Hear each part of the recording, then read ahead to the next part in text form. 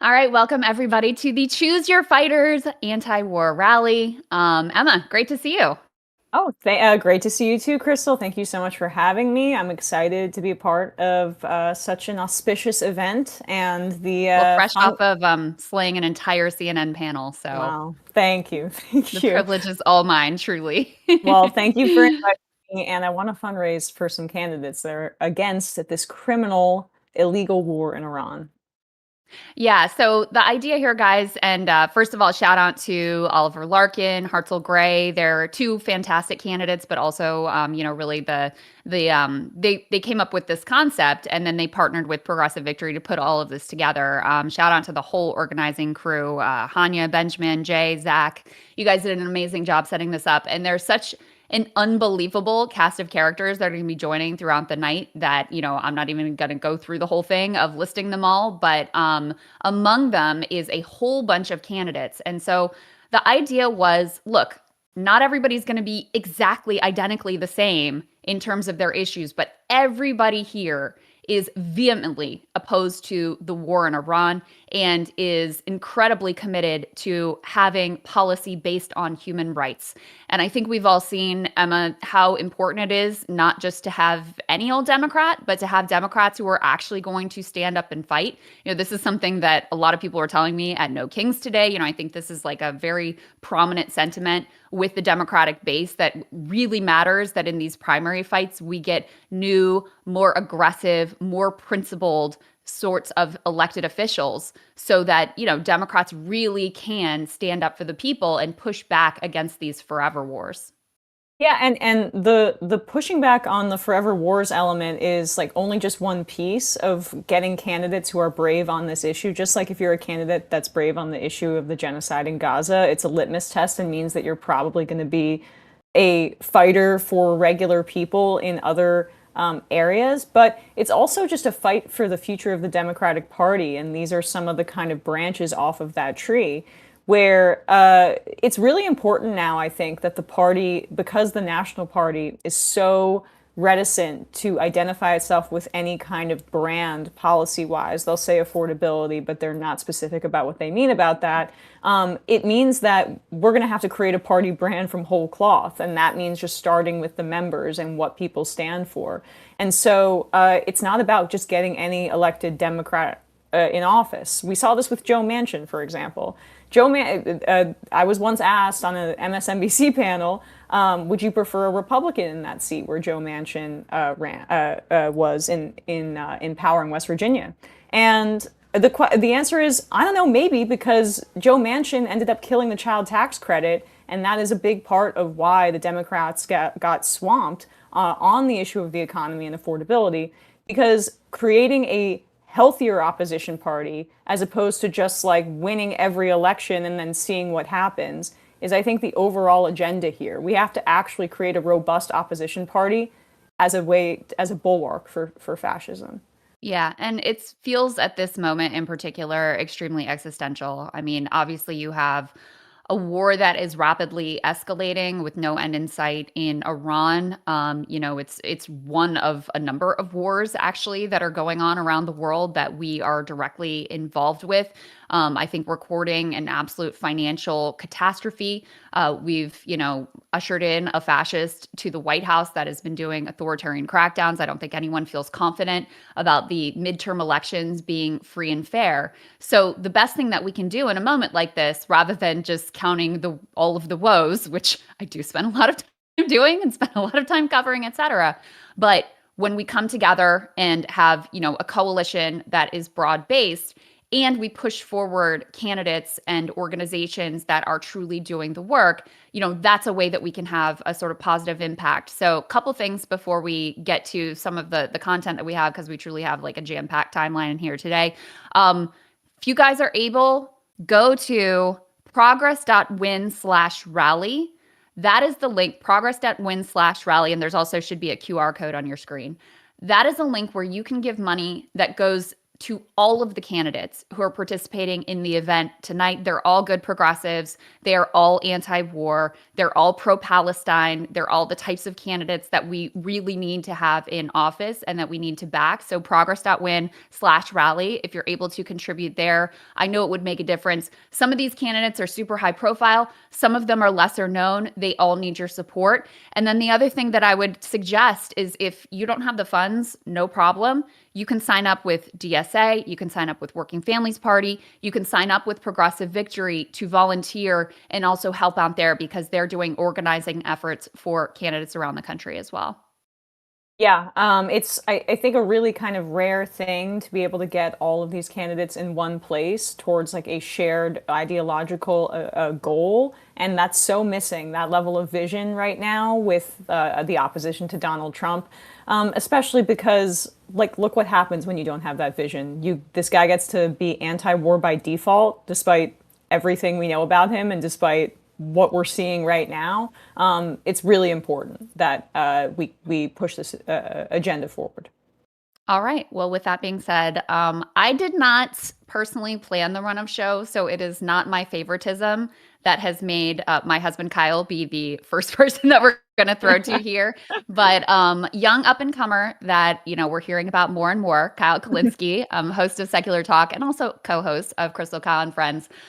He put together a video that lays out the reasons why he thinks we're at war with Iran and what the stakes are. So let's go ahead and take a look at what Kyle had to say. What's up, everybody? Kyle Kulinski here from Secular Talk. Before I start, I want to give a massive thank you to everybody who partook in organizing this anti-war rally that we're doing here. So much love to Progressive Victory. Much love to all the candidates that are participating in this. It's one thing for myself and Crystal and Hassan to come out here and give our anti-war talking points. It's a whole other thing for candidates who are running all around the country to come out here and lead the way also as activists, not just as politicians who are trying to ladder climb, who are trying to make a name for themselves. And it speaks amazingly of the character of the candidates that are joining us here, that they notice that this is like a historic moment where we need resistance, we need defiance, we need to stand up, we need to push back, and we can't afford silence in this moment. So much love to Oliver Larkin and Abdul El Sayed and Graham Plattner and Hartzell Gray and Shoykat Chakrabarti and, Corey Bush, Claire Valdez, everybody who's, every candidate that's partaking in this. Massive, massive shout out to you. So what I wanted to talk to you guys about is just taking a look at what the numbers were like, the popularity was like going into Afghanistan, Iraq, and this war, and what that tells us about where we're at, okay? So the Afghanistan approval, when that war started, you ready for this? It was 92%. 92. And that's largely because we were just attacked on 9/11, so people felt like, I want to defend my country, like, of course. And we were told this is the way to do it. The Taliban is protecting Al-Qaeda. Al-Qaeda attacked us. We got to go over here, okay? 92%. Then we had the war in Iraq 2 years later, and they did a massive brainwashing campaign and propaganda campaign, lying to us and saying that Saddam Hussein was also responsible for 9/11 and that that's why we have to go into Iraq. And they were able to successfully pull off that campaign as well, but the support at the beginning was 72% for the war in Iraq. Would you like to take a guess what the support was for at the beginning of this war? The answer is between 35 and 40%. I've even seen polls as low as like 25%, 27%, polls as high as like 42%, but the average is between 35 and 40%. Ladies and gentlemen, absolutely nobody thinks this war needs to be done. There is nobody who is truly convinced in their heart of hearts that like this is the right thing to do.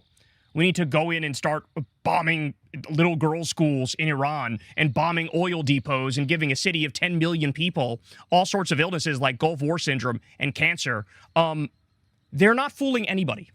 And so where we're at now in this country is they don't even bother to propagandize you anymore. They don't even bother to lie to you anymore. The empire just commits disgusting, vicious crimes right in front of your face with your tax money in your name, and they expect you to sit there and take it and not speak up. Not speak up on behalf of the little girls who were bombed in Tehran. Not speak up on behalf of the double-digit hospitals that were bombed there, and now we're also being attacked in Lebanon. It's actually triple-digit in Lebanon. Israel has already attacked 100 hospitals in Lebanon, and they're stealing all of South Lebanon, okay? So just realize what this means in the grand scheme of things. It means we are governed not by politicians, not by serious people. We're governed by dead-eyed psychopaths and sociopaths and bloodthirsty imperialists, okay? That's what all the evidence points to. So the bottom line is, with this war, there was zero threat. Everybody knows there was zero threat. They weren't going to attack us. There wasn't even a theoretical argument about how they're going to attack us. In fact, a couple hours before this happened, a couple hours before the attack was launched, did you know that according to Oman's foreign minister, Iran had agreed to the strictest terms on their nuclear enrichment? They had agreed to zero enriched uranium stockpile, zero, and they still got attacked anyway. So then that leads to the biggest question, right? The biggest question here is, why? Why the hell are we doing this? Why is Trump doing this? Why is Netanyahu doing this? As I call them, the axis of Epstein. Why are they doing this?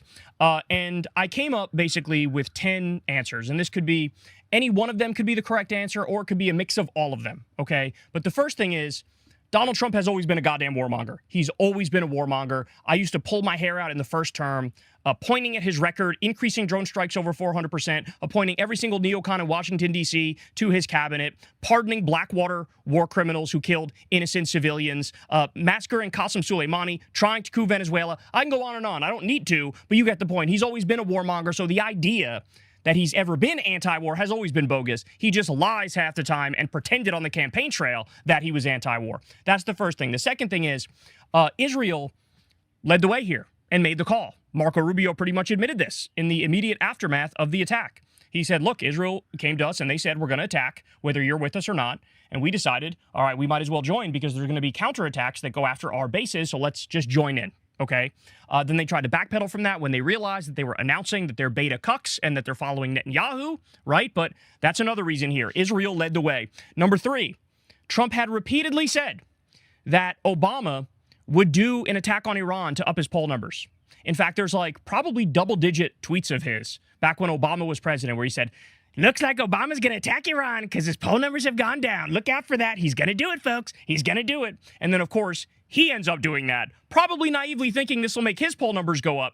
But what he didn't realize is, hey, idiot, you have to manufacture consent for your attack. You can't just do it and expect everybody to cheer you on, right? So the fourth thing is, and this one I think is the most under-discussed, Trump is certainly blackmailed by the Epstein files and Mossad. We all know about Epstein's connections to Israel. Like, it's very obvious at this point. In fact, you're the conspiracy theorist if you don't acknowledge those ties at this point. But there's no doubt that they have pictures and videos of him with underage girls. And so when Netanyahu comes to him and says, look, we could do the regime change, or there might be some tapes that leak, I think he gets the picture, right? The fifth thing could be that, and this is just a fact, he's paid by the military-industrial complex, he's paid by Israel, so he's doubly incentivized to do the war, both because they could hold the blackmail over his head, but also because Miriam Adelson gave him hundreds of millions of dollars to do whatever Israel wants, and this is what Israel wants. We also should point out, the sixth thing, is that Trump was apparently told, repeatedly, that Iran tried to have him killed. I'm not kidding. This is actually out there. And so one of the things Trump said in the wake of this attack was, he tried to get me, but I got him first. The seventh thing is that they want to steal Iran's resources in the same way that Trump abducted Maduro, started stealing Venezuela's oil, selling it on the market, made hundreds of millions of dollars and put it in a personal bank account of his in Qatar. Very clearly wants to do the same thing, set up a similar situation where there's a Delcy Rodriguez type character who runs Iran, who's basically our puppet, and lets Trump and the Epstein class steal all their oil and all of their natural resources. That absolutely is at the top of the list. The eighth thing is they want Iran to be a failed state because they don't want any regional pushback to Israel. Israel has a plan of creating a greater Israel in the Middle East, and basically what this is trying to give them everything they've ever wanted. Right? If Iran's off the table as a regional power, that means Hezbollah can't be funded, Hamas can't be funded, the Houthis can't be funded, like the Shia crescent falls, and then you have nothing but regional domination for Israel. They're well aware of that, and so they've always wanted to not even just do regime change in Iran. They want Iran to be a failed state. They want it to be like Libya with open-air slave markets, okay? And then the ninth thing would be he's surrounded by fundamentalists and religious freaks trying to fulfill biblical prophecy. That's what Mike Huckabee is. Mike Huckabee said to Tucker Carlson's face that, hey, I think that Israel has a right to take the entire Middle East.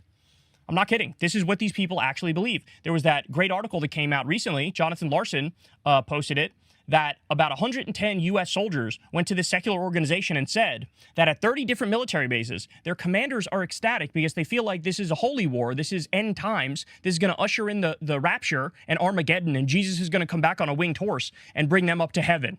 That you have the U.S. military is openly saying these things out loud.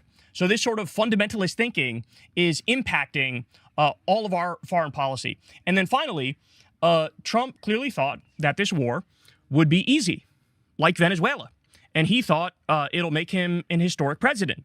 And that, he'll go down in the history books. He'll be known for generations. He, in the same way that Israel wants to create a greater Israel, right, and expand through the sovereign territory and borders of other countries, Trump wants to extend the footprint of the United States. That's why he's always threatening to steal Greenland. That's why he repeatedly threatened to steal Panama. That's why he's talking about bombing Mexico, overthrowing Maduro in Venezuela, starving Cuba to death as they're doing right now and not allowing in any fuel and trying to put a puppet leader in there. Trump desperately wants to do our version of a greater Israel. And in fact, Elon Musk's grandfather was part of this movement called the technocracy movement, I believe in the 1930s. And the whole idea behind that was expand the footprint of the United States of America and basically dominate our hemisphere. And that's what Trump wants to do here as well. And so those are the 10 reasons why Trump is doing it. It could be any one of these things, or it could be a mix of all of them. I, of course, am inclined to believe it's a mix of all of these things that led to his thinking on this. But the bottom line is here, and this is the most important thing to take away, guys. There's a reason why I call Israel and the U.S. the axis of Epstein, okay? There's a reason why I've said repeatedly that they're in the midst of creating the Fourth Reich, because that sincerely is what they're doing. These are genuinely repulsive, disgusting, wretched, depraved human beings, okay? They enjoy the pain and the violence and the suffering and the death and destruction that they inflict on the rest of the world. And there's not a humanitarian bone in their body. They would rip up the Constitution and use it for toilet paper in an instance. And it is absolutely accurate to compare these people to the worst criminals in history, to Mussolini, to Adolf Hitler. And so just understand what the goal here is. And people need to come to terms with the fact that in this instance, the U.S. government and the Israeli government, they are the terrorists. They are the terrorists. They are doing terrorism. MAGA is an imperialist, terrorist, fascist death cult. And it's time to take them down. It's time to fight back against this war. It's time to finally, for once, course correct this country and get it on the right path. We need to follow in the footsteps of the civil rights movement, of the women's rights movement. We need to follow in the footsteps of people throughout history who have dragged this country kicking and screaming to be a slightly better version of itself. But right now, everything's on the line because we have descended into fascism. And so it's time to fight back now, and that's what all you awesome people are doing here. So thank you guys for having me, and I could not endorse the candidates that are here enough, because anybody who's taken their time to do a big anti-war rally, you're a real one.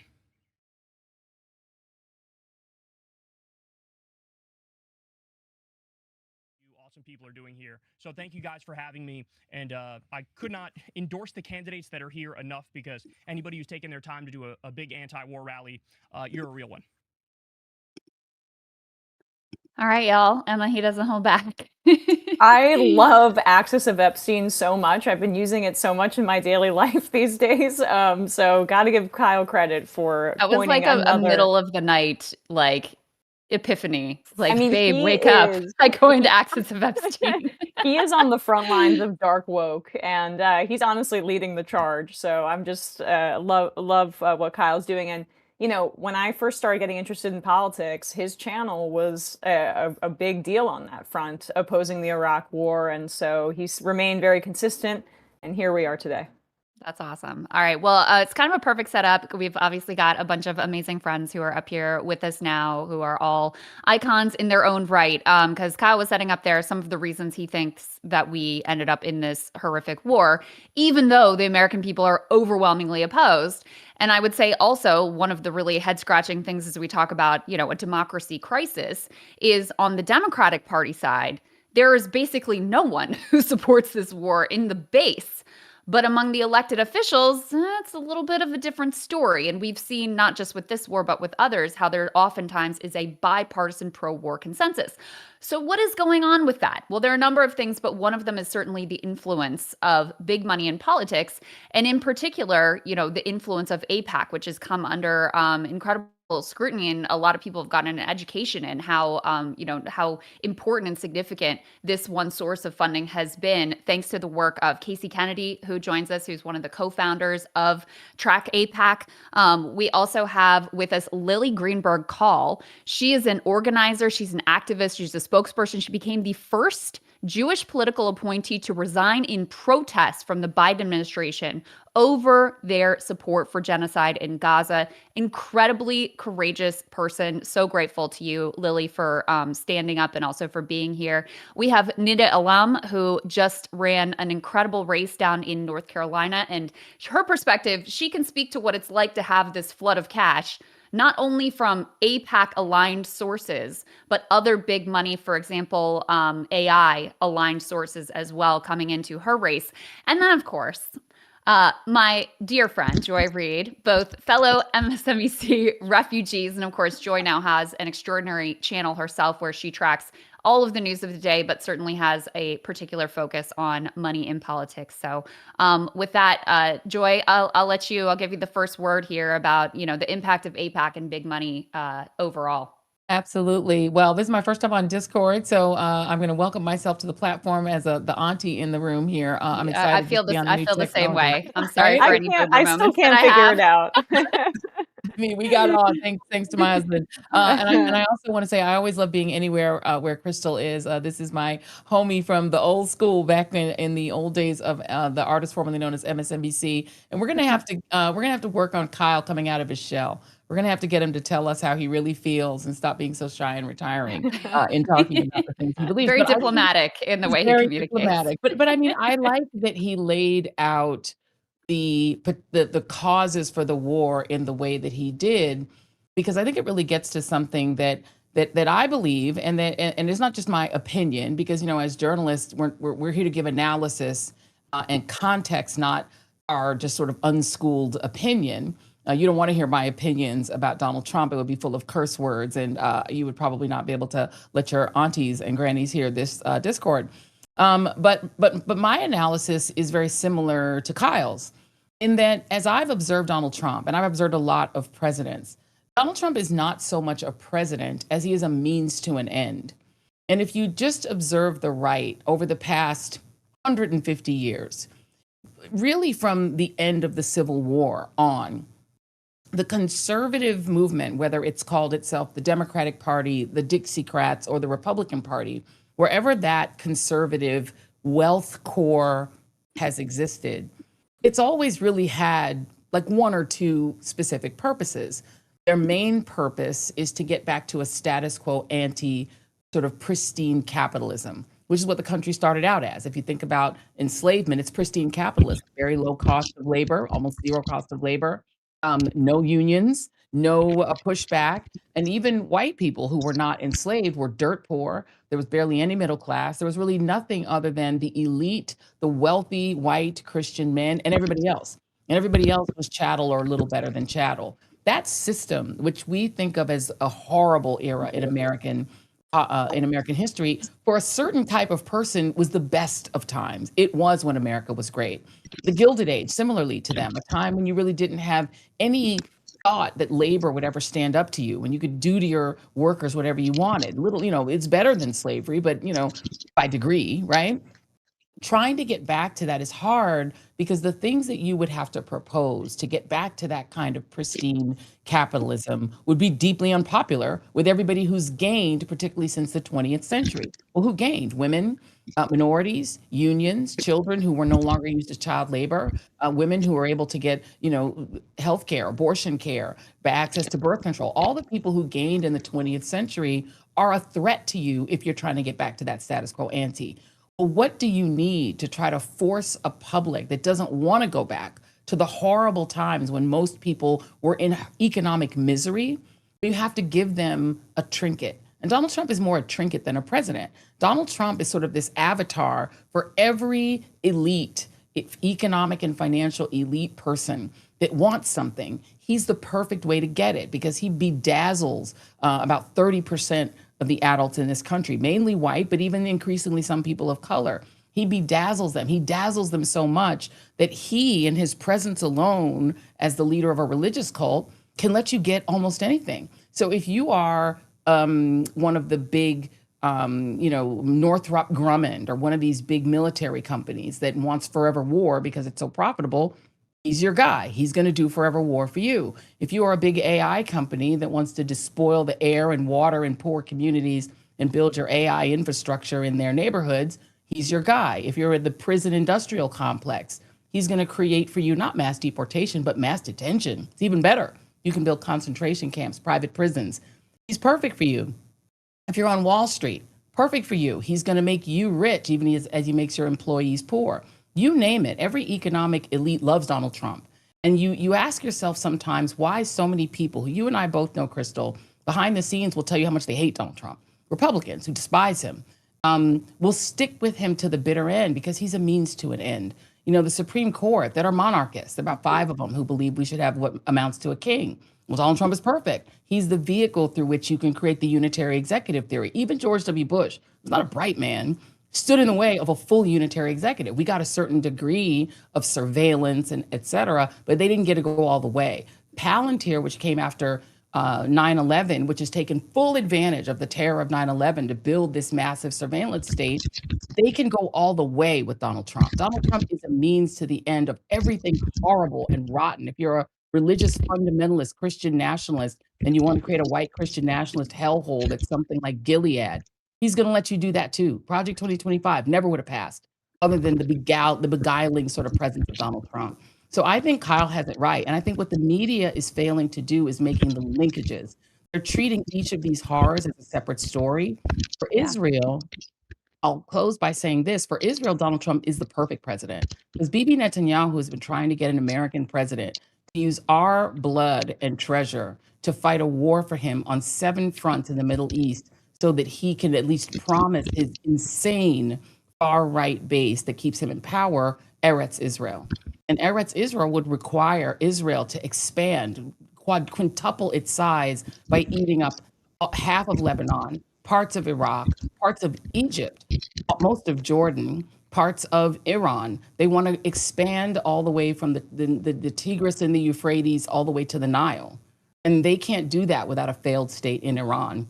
And they can't be the hegemon in the region, a sort of European outpost hegemon in the region without a failed Iran. Same with Saudi Arabia. Works for them. If Iran fails and the whole region is destabilized, that's good for them too. So I think every bad guy on earth, and particularly as you said, the Epstein class, what did you call them? The Epstein cadre or whatever they are. Axis of Epstein. The axis of Epstein. Donald Trump, if you are a serial pedo that's in the Epstein files, you can guarantee that as long as Donald Trump is the president of the United States and Pamela Joe Bondi is running the Justice Department, you will never go to prison.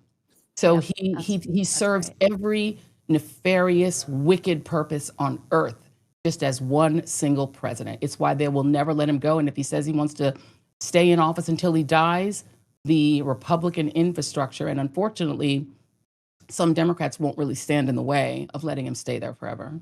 Yeah, well, that's part of what we gotta do tonight is to lift up some Democrats who will stand in the way of those things.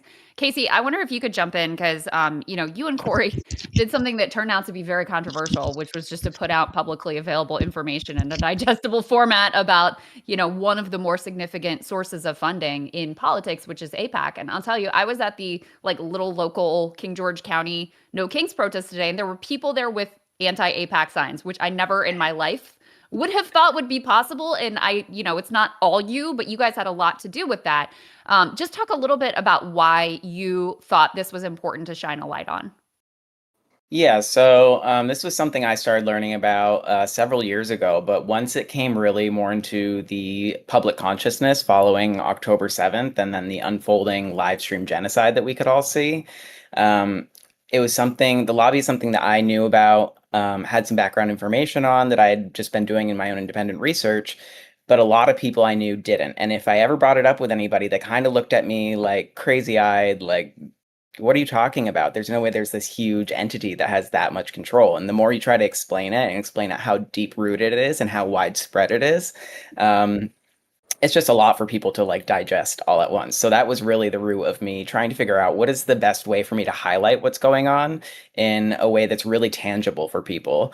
So obviously everybody knows how corrupt our government is. Money in politics is a huge issue that is like really at the forefront of why our elected officials are acting the way they are in an array of sort of things. So like all the different issues, not just on Palestine.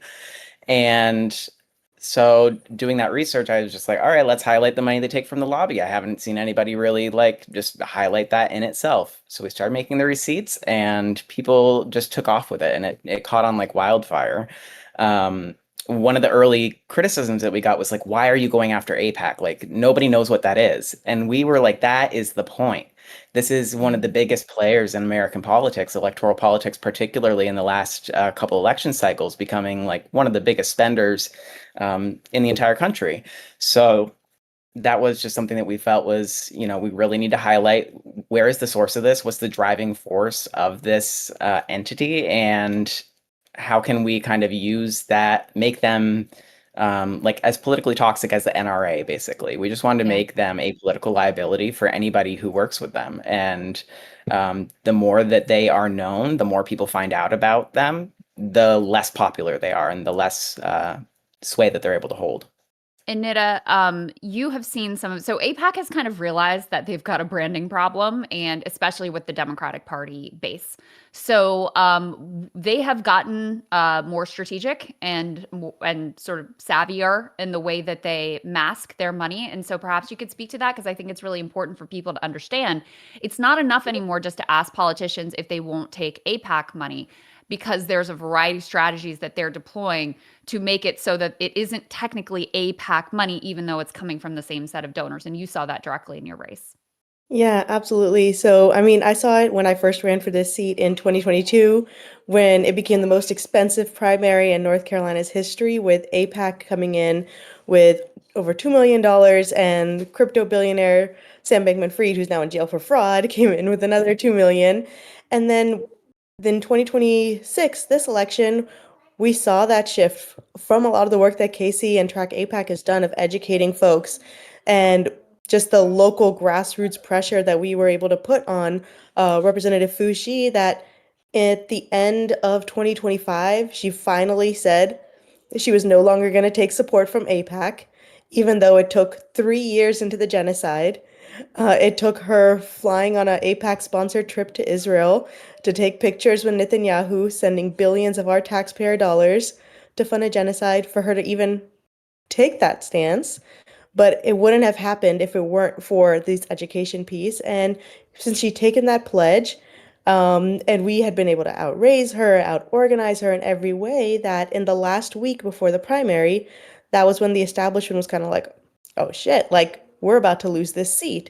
And we saw over $2 million dumped in the last 5 days of this race from the AI lobby of Anthropic, whose technology has been used in the strikes on Iran, whose technology was used in the illegal invasion of Venezuela to kidnap their president, as well as through these shadow PACs, where essentially AIPAC is setting up, or AIPAC-aligned donors are setting up these PACs to funnel in their donors into races that the candidate has said disavowed AIPAC, or that they know that it's going to cause backlash. And we saw what they did in Illinois with the Elect Women, the progressive change PACs, the way that they were spending on behalf of another candidate to take votes away from Kat Abu Ghazali. The way that they were working, but also it backfired for them there because we saw that their preferred candidate of Fine didn't make it through. We saw the same PAC that was used in my race. It's called Article 1 PAC. Is the same group that spent in against Ana Lilia Mejia. Mm. And what's unfortunate is that within our Democratic Party, is that our establishment doesn't seem to realize that the base is just against war in general. Like the narratives that we hear from folks are like, oh, well, we're against Trump's war. We're against Trump's invasion. And it's like, yes, we're against that, but we're against any war. Just if the president was a Democrat, we wouldn't be for the war then either. We wouldn't be for us using our taxpayer dollars to bomb children. And unfortunately, and this is one of the reasons I run, is that there's such a deep disconnect between our elected leaders at the federal level to the people and the human beings of the West. And that's why they're able to just send these billions of dollars, write these blank checks to send bombs, to destroy hospitals, destroy schools, tear apart families, and then turn a blind eye. You know, my opponent, Representative Fushi, and there were several forums when she was asked about her funding and support from AIPAC. And in one of the forums, she was questioned about why did you take this money, and her response was, "Well, I didn't know who they were." How do you take over $2 million from an organization and not know who they That are? is so As incredibly dishonest.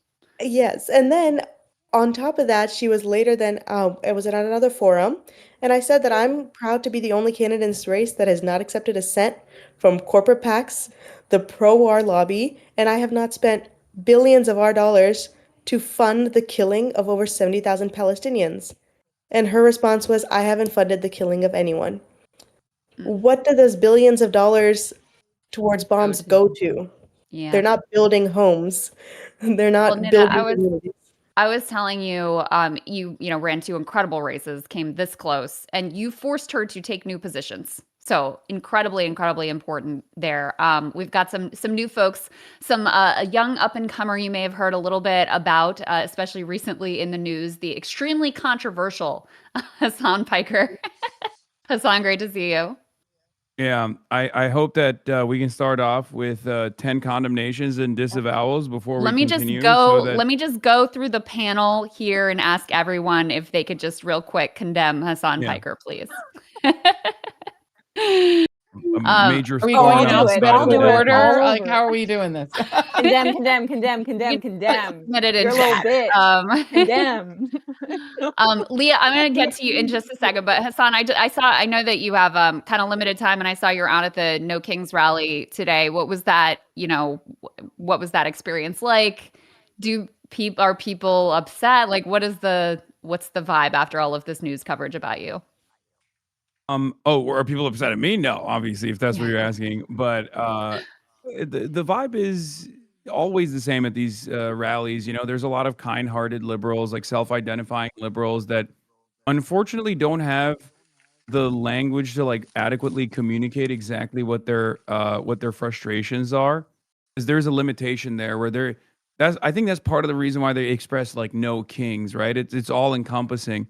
But they're very clearly agitated with not only the Republican Party, not only with Trumpism, MAGA, but they're also somewhat frustrated with the Democratic Party due to the Democratic Party's feckless indifference to all of these problems that are taking place from the domestic issues, the issues around the economy, but certainly the endless wars that we are waging for no discernible reason. But yeah, what's always interesting to me is the demographics. It's always like older, somewhat well-to-do white liberals that are primarily attending these sorts of movements. It's very diverse. It's much more diverse this time around, and there were a lot of Yeah, I people. noticed that too. But I do see it as somewhat of a pressure valve where like clearly people are frustrated and they just don't really know what to do, and that is born out of the fact that the options the more productive, historically, the more productive forces of pressure have been totally eradicated in this country. And I'm of course talking about like labor militancy. Hmm. Um, so that's why there's no political education to be able to properly express these desires, and there's no real like uh, pressure point that they can lean into that revolves around organizing. So we just kind of walk around the street a little bit, bang some drums, and feel a little bit better about ourselves. Now, to say all of that doesn't mean that this is utterly unproductive. I'm not criticizing it at all. I think it's always great when people go outside and show that they have the numbers and show this administration that is somewhat responsive to big crowd sizes, as we know, that there are a lot of people who hate them. So it Yeah. was good. I think it's also just like gives people some courage to see the numbers out in the streets too. And Yeah. hello also to Oliver and Hartzell here, two fantastic candidates who've stepped up to run. And Hassan, I don't know if you know Lily Greenberg Call. You probably remember she resigned from the Biden administration over their policy of pursuing genocide. And so Lily, maybe you can speak to some of what it looks like from the inside and some of the, the reasons why, the Democratic Party did fund a genocide and didn't, refuse to put Palestinian American on the stage at the DNC, and why the leaders have been very tepid in particular. And, they'll say, oh, well, Trump isn't consulting with us about the war or isn't planning the war properly. But to get just a full-throated condemnation seems to be pulling teeth. Um, yeah, I mean, actually, I think folks at this point are really like everything that Joy said, everything that Kyle said. I think the public is really aware of the reasons why Democrats are unable to truly condemn the war and also, truly condemn and then use their power and leverage as representatives of the U.S. Congress or folks in the administration, leadership, American government officials to actually try and change anything on the ground in Palestine. I mean, I, one of the reasons why I think my story made the splash that it did was unfortunately that I was the only Jewish official to publicly leave. There were some folks who left privately, and I wish that they had shared why they left and used, what felt like an important role that Jewish Americans have to play, and especially Jewish Americans in government. But also because that I grew up very pro-Israel, and I used to be involved with AIPAC when I was young, because that was just what my community did. If you cared about politics, which I did, because I was a nerd, and if you cared about Jews, in particular, you were pro-Israel. It was whether you were a Democrat or Republican, it didn't matter. And for me, also growing up I grew up in San Diego in a more conservative community with a lot of Republicans. Israel was kind of the one thing that we could agree on. And so I spent a lot of time in that space and started to change my mind as I got to college and got to actually meet Palestinians and, be confronted with the reality of the history of the state of Israel that I was only told, very, very very propagandized, very whitewashed history of. But also as Trump was elected and it became very clear to me, like I was like, why am I sharing space with white nationalists and with Christian evangelical right wingers who, and why do these people feel empowered to tell me what to do, right? To tell me not to walk out of an AIPAC conference where Trump is speaking, which is something that really happened. This guy with a giant wooden cross looked at me and said, "This is really not polite of y'all."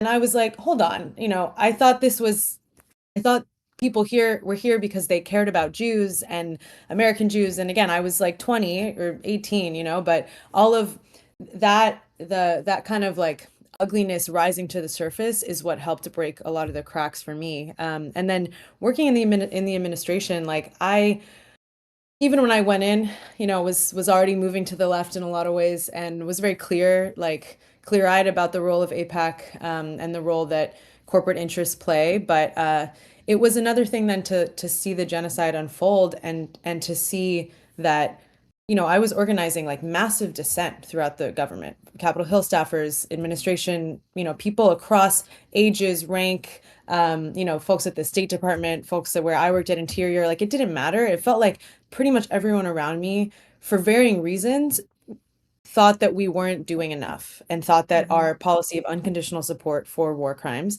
that was in violation of our own laws, and was also going against, both the expertise of people in government and the majority opinion of American voters. We were all on the same page, but our bosses wouldn't listen, and people just were incredibly boxed out.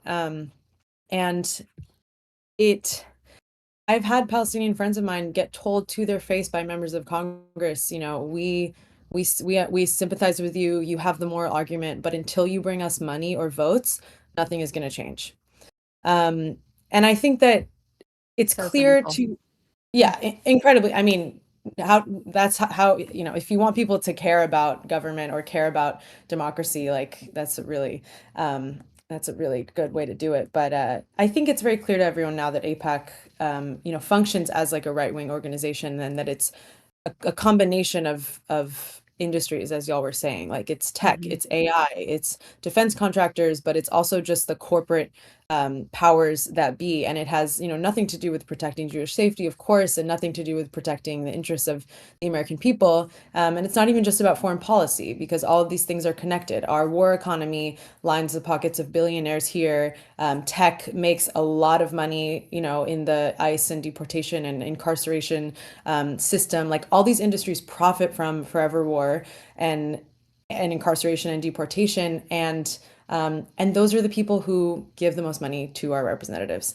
And because of the way our political system is set up, which needs to be fundamentally changed, the people who give that kind of money are the ones that people in power listen to.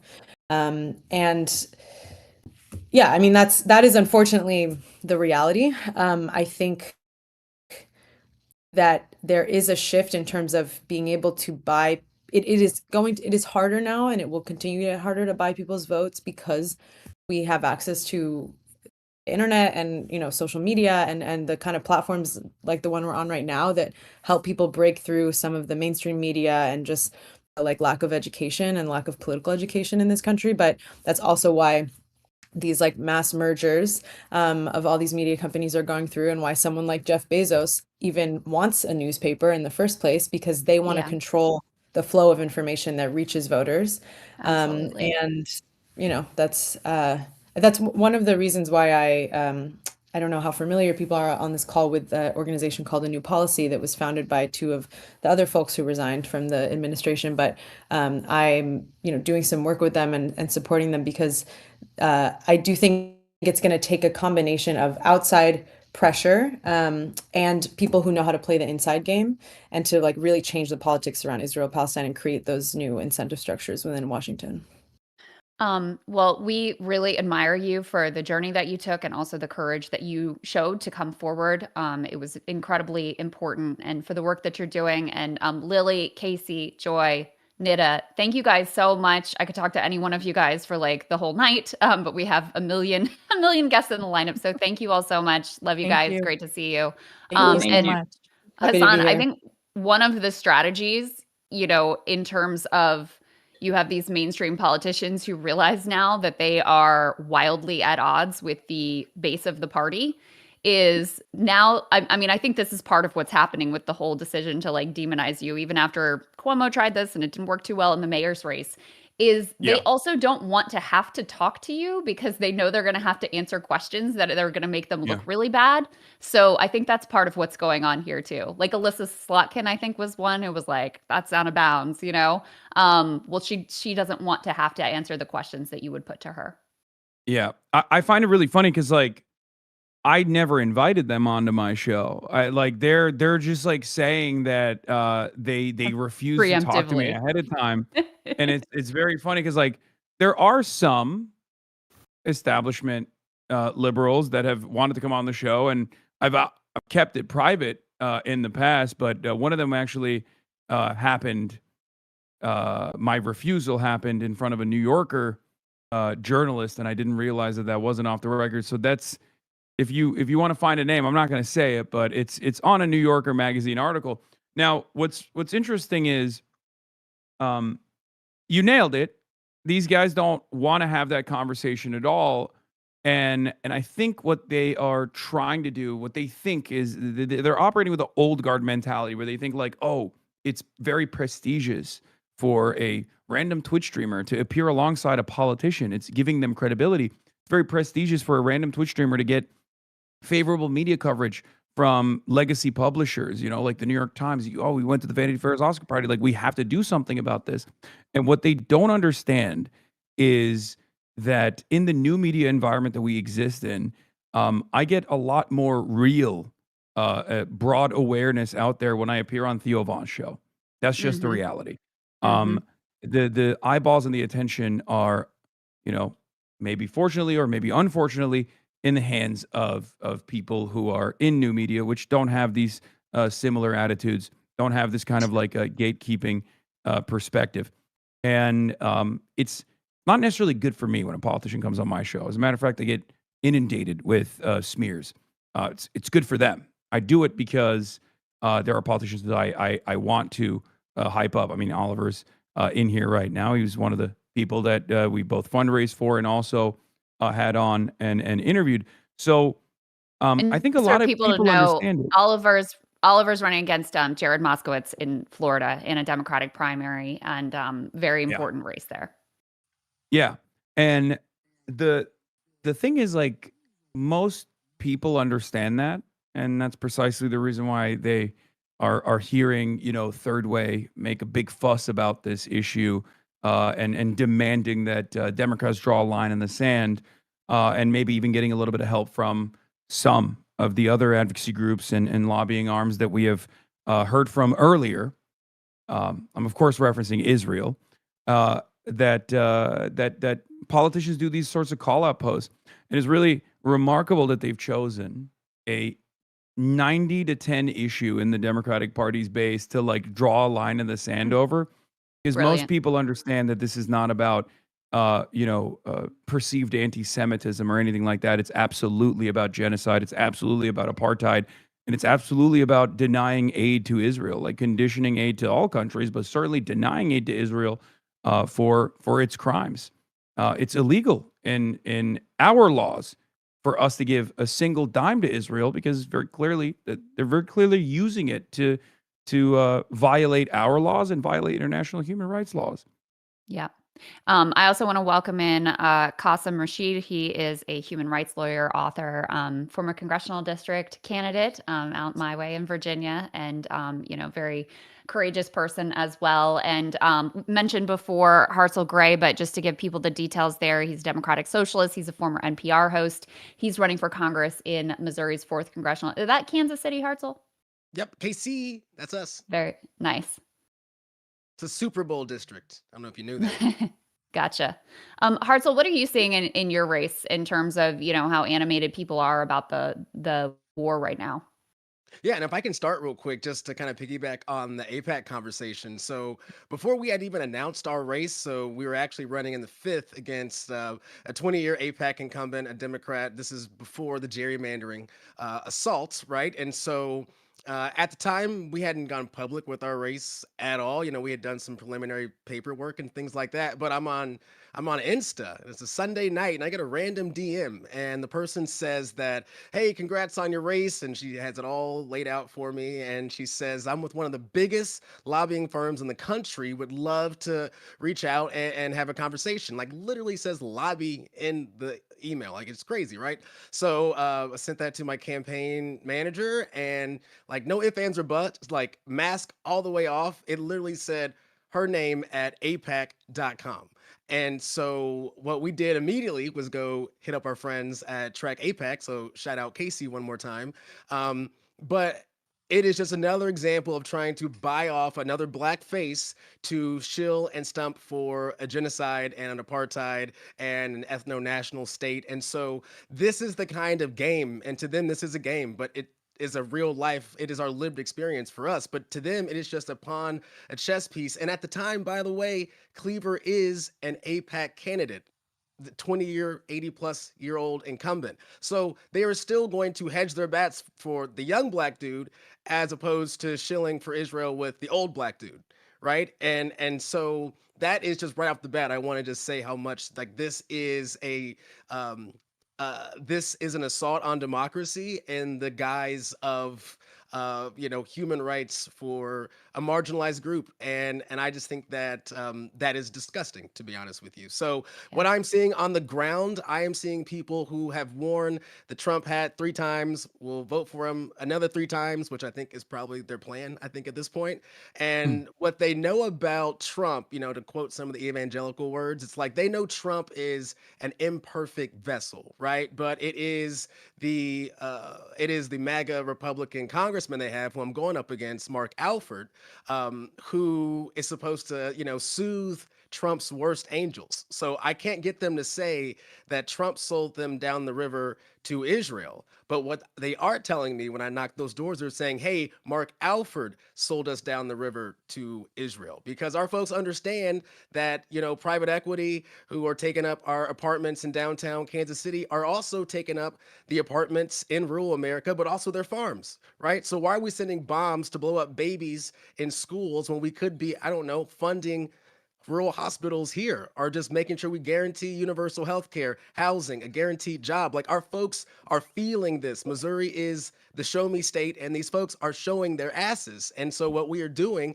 is we are coming after theirs. And that is a populist strain. Like, this is a red state that also voted to raise the minimum wage. This is a red state that voted to get rid of right to work. They gave paid time off. Now, the Republicans, they of course have fought us at every turn. We codified abortion. Now it's back on the ballot. Make that make sense. So again, like, this gerrymandering fight is happening now, but it's something that us working people, we have been under the thumb of the empire. We understand what this is. Our folks who are profiting off of our pain, right? Profiting off of genocide. What we should be doing when it comes to domestic security, or whatever we want to call it, let's actually make sure that the global south is going to be around for a while. How about we make sure that we fund UNRWA? How about we make sure that we do peace through peace, because peace through strength doesn't make any sense. Well, Hartzell, I mean, that's a great way for us to kind of turn our conversation to Kasim here. You're a human rights lawyer, obviously. There's like this kind of, I would say, ignorant understanding within some Democratic Party consultants that nobody votes on foreign policy, and then if it doesn't affect their pocketbook immediately, that it's not going to be a motivating issue at the polls. What has your experience been in relation to that kind of theory? Well, the short answer is that it's a crappy theory that's been disproven repeatedly.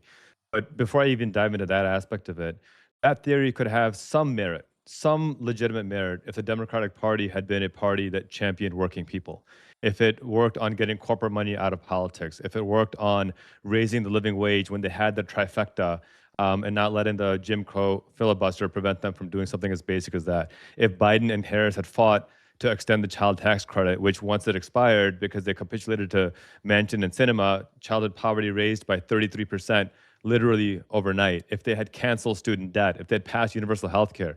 So they make this stupid argument, but then in the meantime, when you ask them about working families issues, they're abysmal. People forget that under Biden and Harris, forget the inflation part of it, that was tied to COVID, and the US did actually better than most of the developed world on the inflation side. But on just sheer wealth and income inequality, the United States continued to be the worst in wealth and income inequality in the developed world. 60% of Americans can't even make ends meet. So this argument that they vote with their paycheck, if the Democratic Party, if the establishment actually believed that, then pass some goddamn policies that reflect that.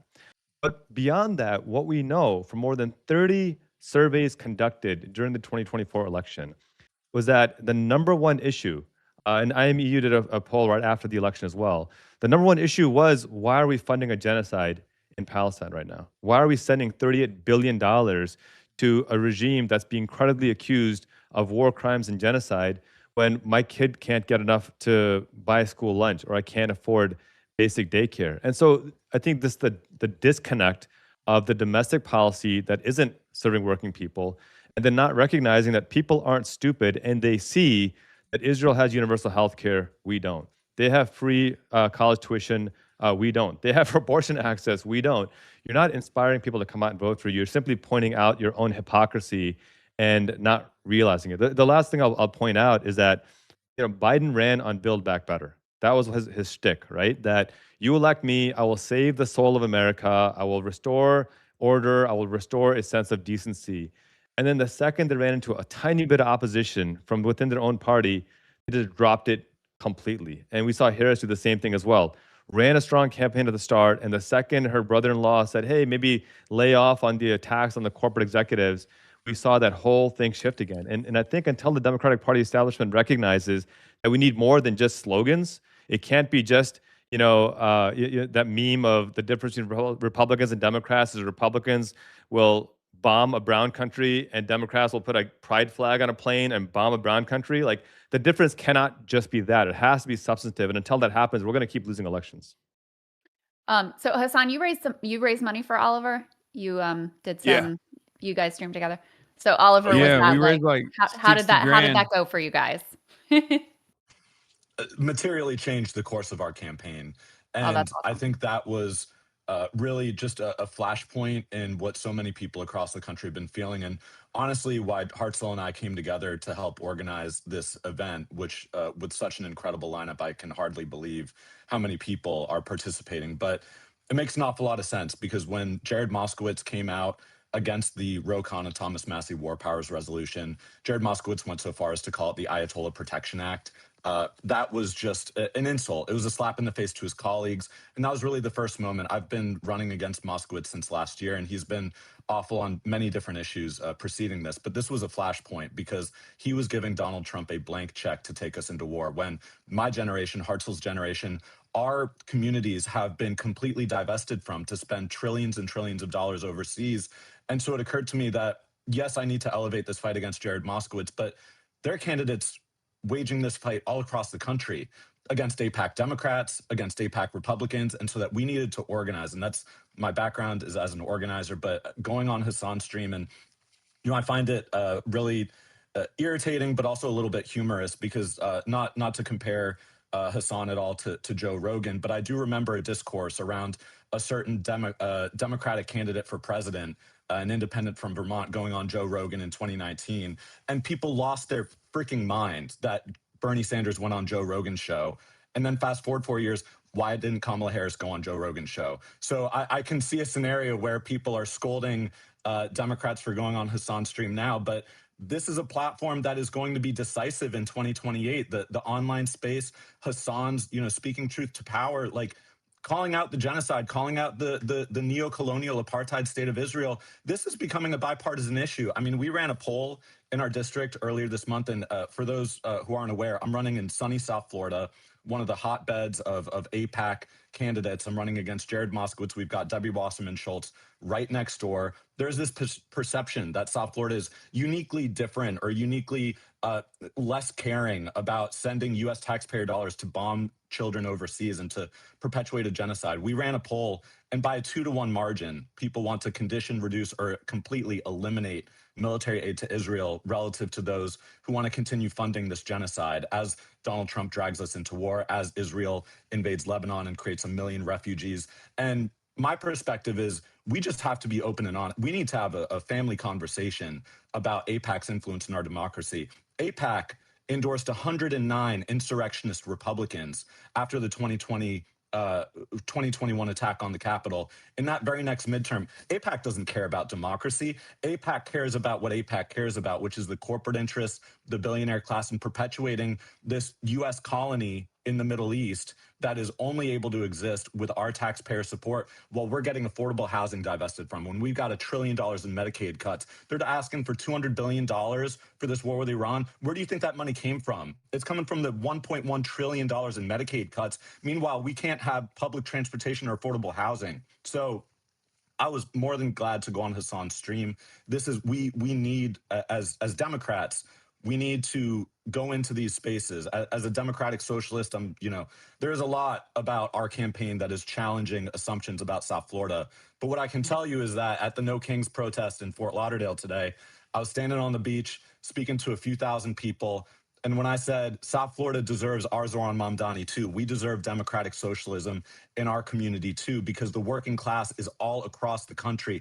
The working class exists in blue, districts, in purple districts like ours, and in red districts. And if we just speak to that, if we speak honestly and authentically about our experience as working people.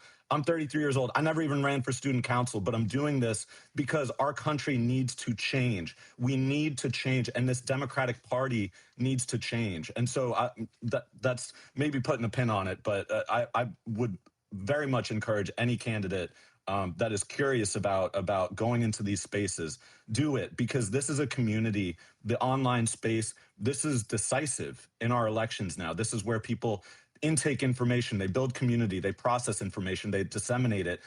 And if we're not engaging in these spaces, then Qasim's right. Democrats will continue to lose. We have to be honest, and we have to be bold and unafraid of the attacks of anti-Semitism when we know we're just standing up for human rights.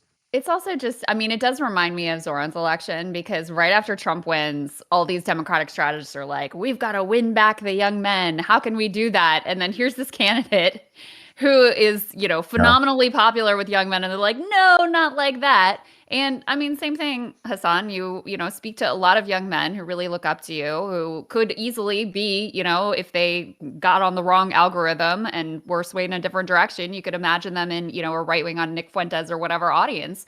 So quite to the contrary of you being some raging anti-Semite, I would be hard pressed to think of someone who has done more to combat anti-Semitism than you, because you're always extraordinarily careful to say, I'm not talking about all Jewish people the way that Zionists want to, like Netanyahu, want to conflate all Jewish people with the genocidal actions of this, apartheid state.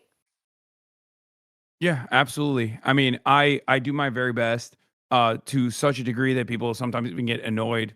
I mean, even Kyle was like saying, you have to do so much throat clearing every single time you talk about Israel. Like, we get it. It's just, unfortunately, the media environment that we're in. And I will say a big part of this is actually Islamophobia too. The idea that like any Muslim, no matter how white they are, like me, is automatically anti-Semitic. The suspicion that they're always, of course, going to be anti-Semitic is totally ridiculous. And we saw this with Zoran. Not only just like my association being used or being weaponized against him in some way, even though it was a spectacular failure, obviously, but also tying Zoran back to like religious extremism, tying myself back to religious extremism. And we're now seeing that happen with Abdullah al-Sayed in his race in the Democratic primaries in Michigan. It's very cynical, but I think people are recognizing exactly what the issue is about. They just don't want to have a conversation around Israel, because you can't have a real conversation around Israel on moral terms. They've lost that argument. So they try to say anyone who speaks out against Israel is an anti-Semite. And in this circumstance, they're heavily leaning into the Islamophobic associations by claiming, Abdullah al-Sayed, he's a Muslim guy. What does that mean for you? How does that make you feel? And what's really remarkable about that race is that this is the exact same issue that took place in the 2024 election. This was the exact same problem, that they chose not to associate with the Palestinian cause. They did not recognize that this wasn't simply some sort of ethnic or sectarian tension, that there were people of good conscience that came from every different background that understandably saw the horrifying violence that was unfolding on our timelines and wanted the Democrats to put an end to it, because they still had this notion that the Democrats actually do represent humanitarian values in the way that they claim that they do. And they lost that election because they didn't want that tent to be so wide that anti-Zionists could be a part of it. They wanted to expand that tent, as they always do, to the Liz Cheneys of the world, to Bill Clinton, to bring Bill Clinton and Richie Torres to Michigan only a month out from the general election. What a spectacular failure that was. So it's remarkable to see Haley Stevens, who was already an AIPAC stooge, obviously, but then also Mallory McMorrow now trying to like move into that lane in this like very not so subtle way by drawing a line in the sand on a 90-10 issue. I said this to you yesterday, Hassan, donations. but I don't, donate if you guys can to combat some of this money that's flooding in. But I think that was McMorrow auditioning for the Zionist money that Haley Stevens had previously been getting. So like, she doesn't want to go after Abdul in an openly Islamophobic way. So like we can go after Hassan because we can scare the boomer donors that may or may not be Zionists, but like they're rich, so more than, again, wealthy donors and the Zionist project do overlap. But like they're also basically saying like, hey, this is an alternative to Abdul al-Sayed, the scary Muslim guy that we don't want to have in office. I'm attacking Hassan. Look, you can trust me. J Street or AIPAC. And I'll add to that really Yeah. important point about, because we just had the Illinois primaries here and we saw the way they functioned. $22 million AIPAC spent in this primary, 22 million. The number of times they mentioned Israel, 0. The number of times they mentioned AIPAC, 0. They know that they are so toxic and disliked by everyone across the board that they actually set up 2 PACs, one called Elect Chicago Women, and then while slamming Kat Abu Ghazaleh as a progressive, Chicago Progressive Caucus, just a complete fabrication. And so when you see these dog whistles of attacking Hassan, it's actually, I mean, Hassan said it perfectly, it is pure Islamophobia. And Mehdi Hassan just put out this really important point on his social media that, people like Booker and Slotkin and Gallagher talking about how they would never go on Hassan's show, but they've been on Maher's show, who drops the N-word like it's no problem at all. He's, had the most grotesque, compared all Muslims to ISIS, says, I don't want that desert culture here. But they have no problem going on his show. So it is a grotesque double standard. It is Islamophobia. And it's important that we lean in at this point. Instead of shying away, lean in, because they're already on their back foot. They're not even able or have the confidence to mention AIPAC or mention Israel, because they know that people are associating the Israeli government with genocide, rightly so. For us to back off now, I think would be a disservice, and it would enable them to win elections that they shouldn't win otherwise.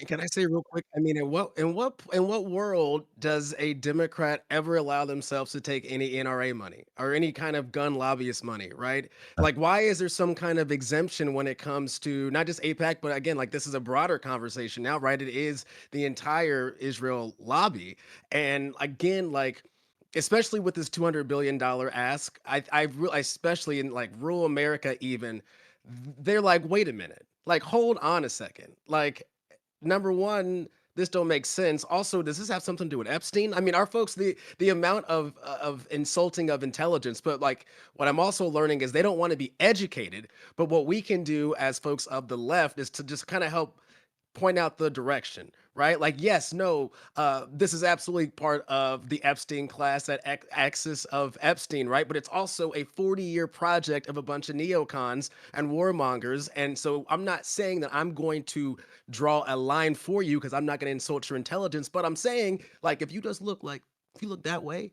like you see all this checks, right? And I think that this moment, the window's open. Absolutely. I think that we might be bumping up against the this segment. Crystal, are you there? I can't see you for some Just reason. click on But try again try on your again. screen. If I you just have an did it. issue with seeing Chris, yeah, it'll fix it. That's what I did. Okay. All right. Well, I think with I can hear you, I that. can see Crystal. you. Oh, Yeah. I cannot hear Crystal for some reason. I don't want to talk over her. Okay. So, Crystal, take the lead. I don't know. Hold on.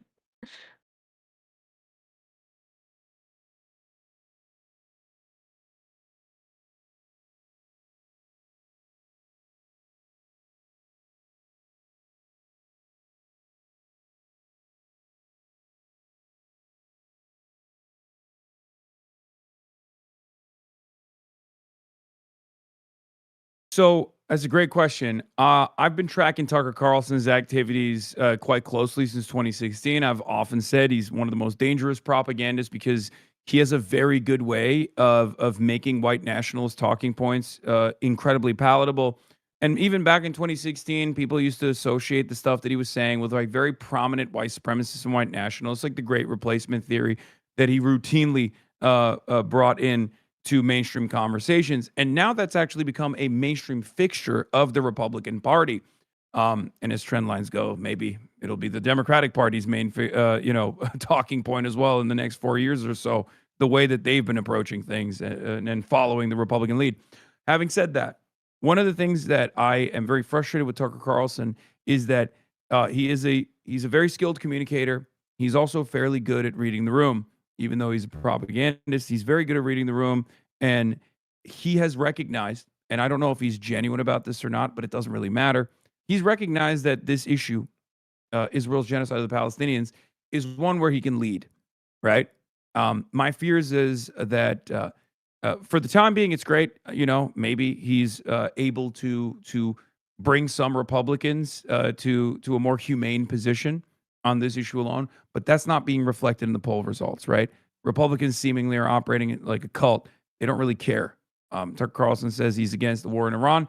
Well, 100% of MAGA says they're for it. And overall, I believe, what is it, like 85% of Republicans are approving of this this bombing campaign that's destabilized the entire world. So my frustration and fear is that if Democrats don't lead on this issue and lean into their base on this issue, because that's, like I said, a 90-10 issue where 90% are in support of decoupling from Israel and only 10% want more support for Israel.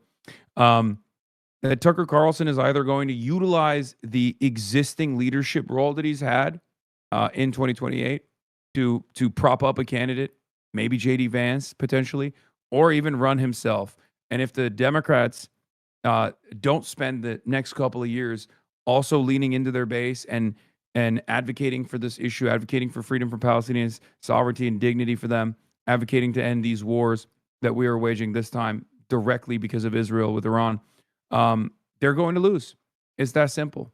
They're going to lose because Tucker Carlson will have had tremendous credibility on this side. And what are the Democrats doing? They're actively trying to attack me and perhaps maybe you guys as well eventually.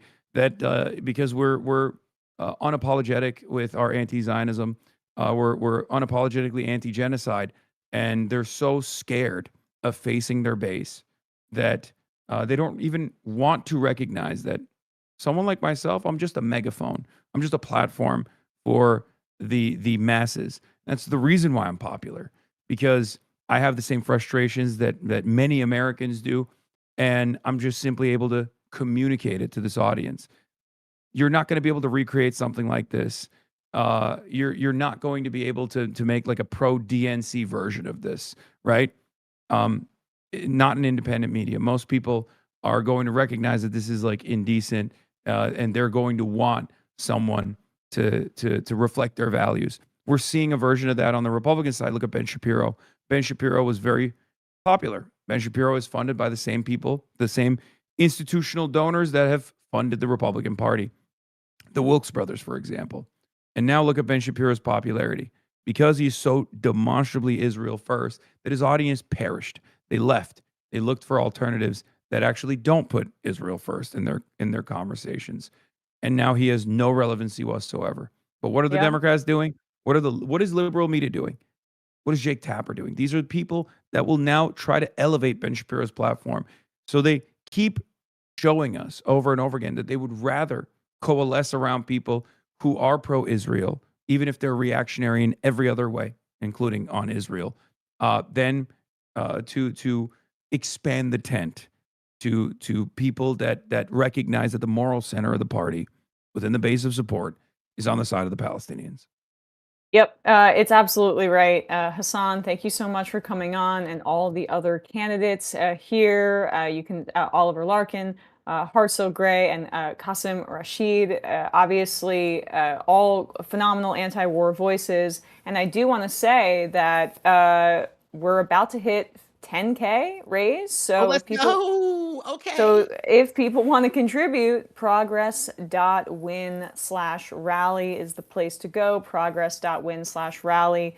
You can help contribute there. Thanks to all the phenomenal candidates, and of course, the #1 terrorist supporter in the country, Hassan Piker. I condemn you once again. Everybody leave me off your terrorist watch list.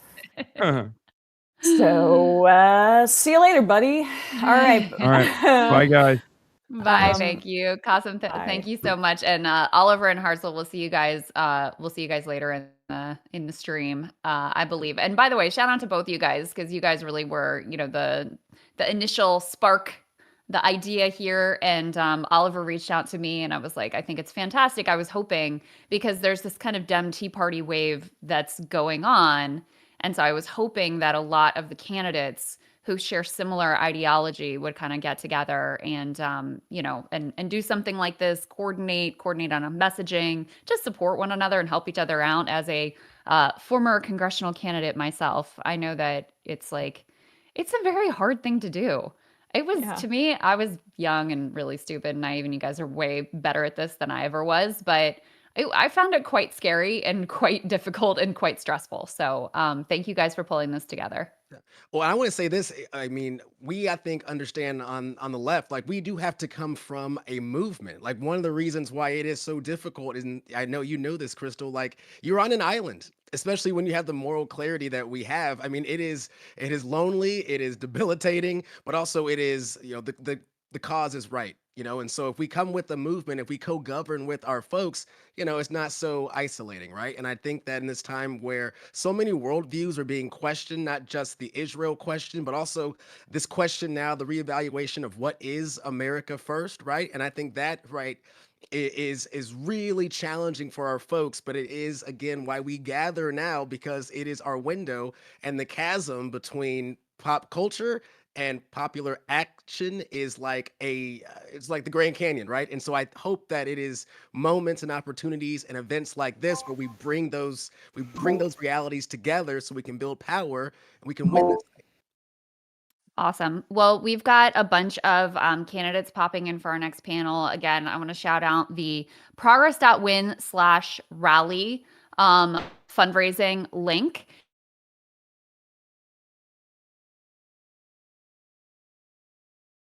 Of Jack Cocciarella, who's joined, of course, a very significant creator that I'm sure many of you guys know. In any case, I was wondering for the candidates, do you guys just want to do like a 1-minute quick introduction, where you're running, who like a little background, like very short, because want to be able to get through to everyone. Shoykat, you want to start? Sure. Hey, I'm Shoykat Chakrabarty. I'm running in California's 11th district, where Nancy Pelosi was our congressperson. She's not running again. But in the past, I worked on Bernie's campaign. I started a group, Justice Democrats, to recruit people to run against not just Republicans, but also primary corporate Democrats.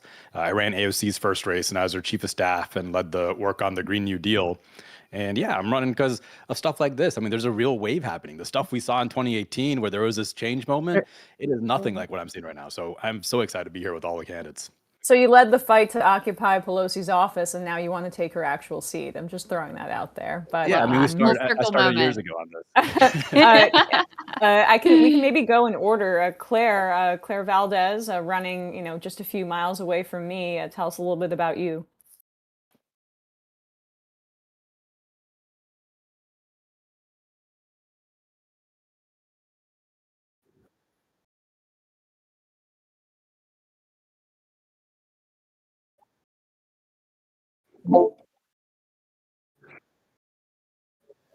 Amazing stuff. We also have Milat Kiros, who is running in Denver.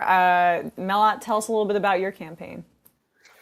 Yeah, we're running here in the 1st District. We are challenging Diana DeGette, who has been in office for 30 years, longer than I've been alive, taking millions of dollars from big pharma, big energy and oil, defense contractors. And the 1st District is one of the most progressive districts in the country. It's also the 5th least affordable city in the country, and it's the youngest district in the country. So we deserve to have a representative who actually reflects our values, where we already have things like term limits and universal pre-K and publicly financed elections. We need someone who's going to bring that over to the federal level. So.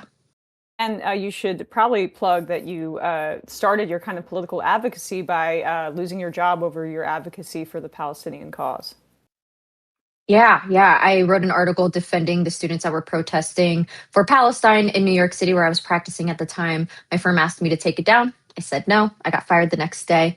And I moved back home because that's where I wanted to be anyways. And it's probably the best thing that ever happened to me. Would do it all over again. Salam Bati, tell us about your campaign in Virginia. Hey, we are standing on the shoulders of giants. We're running in the 1st District. Crystal was our predecessor. Qasim, who was just on, is our predecessor as well. And now, based on that fertile ground they've tilled, we're going to finish the job. My name is Salam Bati. I'm a public interest lawyer. I used to work at the Virginia Poverty Law Center, where I worked with and against the state assembly. Ultimately, for 25,000 families with a unification between Republicans and Democrats. We got every single Republican to to vote to expand a welfare program. We expanded free school meals for tens of thousands of kids. The grandfather of SnapScreener.com, which has helped over 2.5 million families unlock over $100 million in SNAP and WIC benefits. And that's the energy we're going to take into Congress. We're fighting for the ABCs, Medicare for all, tax the billionaires, and campaign finance reform. Claire, really quick, I think you were muted during your first introduction. So if you don't mind, we liked it so much, we want to hear it again. Okay, can you hear me now? Yes, I think so, Brilliant. everybody. Yeah. Okay, wonderful. Hey, Claire Valdez, running in New York 7, that's Western Queens, and Northern Brooklyn in New York City. I'm a former union member, proud union member of UAW Local 2110. We need more unionists in the halls of power to fight against this fascist administration and build on the momentum of the Zoran Mamdani election last year to fight for universal childcare, to taxing the rich, winning Medicare for all, and unions for all, putting workers back at the heart of our agenda. Amazing. Daria Lisa? Hi, thanks for hosting this. This is an incredible panel of people. I'm so excited to be here with all of you. Daria Lisa, running in New York 13, uptown in the Bronx, and I'm challenging Adriano Espaillat, who has been in Congress for almost 10 years, but he's been in office for 30, be that the state assembly, state senate, now obviously Congress, but things have not gotten better here for New Yorkers. And I was actually recruited to run by the Justice Democrats because of my history as an immigration justice organizer and also as a Palestine organizer. I was actually organizing with a lot of those students who you were supporting, and at the Columbia encampments, but elsewhere. And yeah, I'm just really excited about the race that we're building because this is the second poorest congressional district in the country. And our current representative is bought by AIPAC, by the landlords that are pricing us out of the city, by the corporations that are making life harder on all of us. And as a working class person who organizes here, I have felt these things myself, had to worry about whether or not I can stay in the city I love because of these corporate landlords, right? And so running to invest in our babies, not bombs, making sure that we're actually addressing childhood poverty here instead of funding this genocidal war machine, making sure that we're fighting for housing for all and that we're abolishing ICE. Chris Rabb, do you want to go ahead? I saw your interview with my friends over on Breaking Points, and very impressive. So very excited about your campaign. Oh, thank you so much. I am Chris Rabb. I'm currently a state representative representing the bluest legislative district in the Commonwealth of Pennsylvania here in Philly. I'm running to succeed someone who's been in public office for 50 years. It's the first time in 35 years that this district, this ballot will not have an incumbent on it. And so this is a real opportunity for a Democratic Socialist to represent the bluest dot in the entire nation. It is a majority Black district. It is an ethnically diverse district. It is an aggressively young district, maybe not like in Denver, but pretty young. And it's the left side of Philly. And I'm running as an unapologetic troublemaker for transformational change, for collective liberation. And I'm running against two opponents who are supported by AIPAC. And I've never taken corporate PAC money in the 10 years I've served in the largest state legislature in the country. And this is a people-powered grassroots campaign. I'm really looking forward to a collective victory on May 19th. Katie Bansel of New Jersey's own, not too far from where I grew up. Tell us a bit about your race and why you want to take on Frank Pallone. Yeah, absolutely. Why shouldn't I take on Frank Pallone is a better question. But I'm Katie Bansel, proud to run for New Jersey's 6th Congressional District. It is where I grew up. And I moved here from the Philippines when I was 15, and I was proudly admitted to Rutgers the same year. And I saw the very effects of the illegal U.S. intervention firsthand when I first moved here, and I watched my parents struggle to pay for housing and healthcare, all while navigating this country's very broken immigration system. So politics was never really part of my plan. Then ICE started attacking my community, and I just had to step up. And in the middle of a nationwide affordability crisis, elected officials like Frank Pallone sided with AIPAC and their billionaire donors instead of their constituents. So when they say we have no money for healthcare, for childcare, or a living wage, right before they start sending tens of billions of our tax dollars on unjust and unprovoked foreign wars, I can't stay silent. So yeah, I'm very happy to run this race and looking forward to spend the next hour with wonderful progressive people. Thank you for having me. Oh, of course. Rose Penelope Yee, tell us about your race in California's 2nd District. Hey, Emma. So I am so happy, Kate, to find out another Filipino American on this race. So I'm also from the Philippines, and I am in California in the newly redrawn District 2, which is a huge, huge geographic area, which includes like the Marin County, which is like a wealthy suburb of the Bay Area, and then all the way to where I am, which is Shasta County, which Jacat, you might know, is very much MAGA Republican. And with Prop 50, I thought that we would have now a Democratic representative in Congress, only to find out that he is actually a wolf in sheep's clothing. I was dismayed to hear that, to learn rather, that he voted for the Israel Supplemental Appropriations Bill, which, as you all know, gave $26 billion in military funding to Israel. Not only that, it also prohibited any appropriations of that money towards UNRWA. So not only is it greenlighting the military, the genocide in Gaza, but it was also, in effect, greenlighting the use of famine as a weapon of war. I grew up in the Philippines under the martial law dictatorship, so I'm much older than Katie, and and it is to me just like almost like having PTSD going through what we're going right now with the war in Iran. And I am so happy and so excited to be with this group of change makers and really progressive leaders, because we are needed right now. I know what it's like to live in a fascist dictatorship, and we need to stand up. It is only people power that will change our country. And so we're the ones that we need to take it back with the support of everyone who's here, who's listening. So thank you, Emma. Absolutely. Let's turn to Effie Phillips Staley, running in New York 17 on human rights, healthcare, childcare, and housing. Thank you so much. I'm so glad to be here with everyone. Really grateful for this. I'm Effie Phillips Staley, running in New York 17. It's just north of New York City. It's if you know it, it's Westchester County and sort of surrounding. And it's currently held by a Republican, Mike Lawler.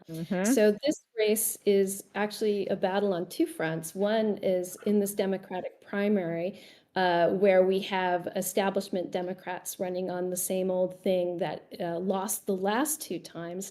And then it's the battle against Mike Lawler. And it's an interesting district in the sense that somehow this guy won twice in a district that's usually blue.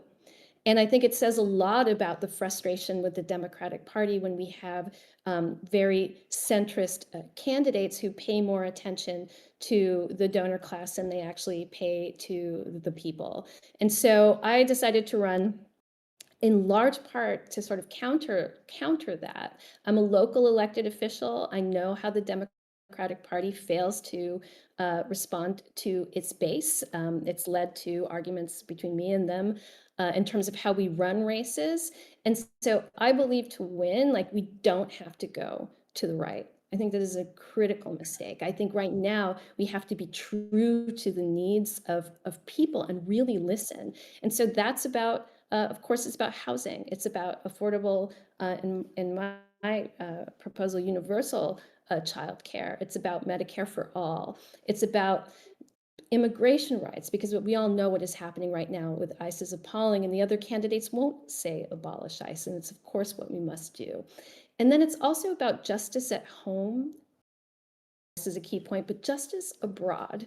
We cannot have our tax dollars go to fund apartheid states or genocide. We simply cannot. And it's not just me saying that. When I am out in the community, people demand it. People want it, and they see that as a litmus test for honesty.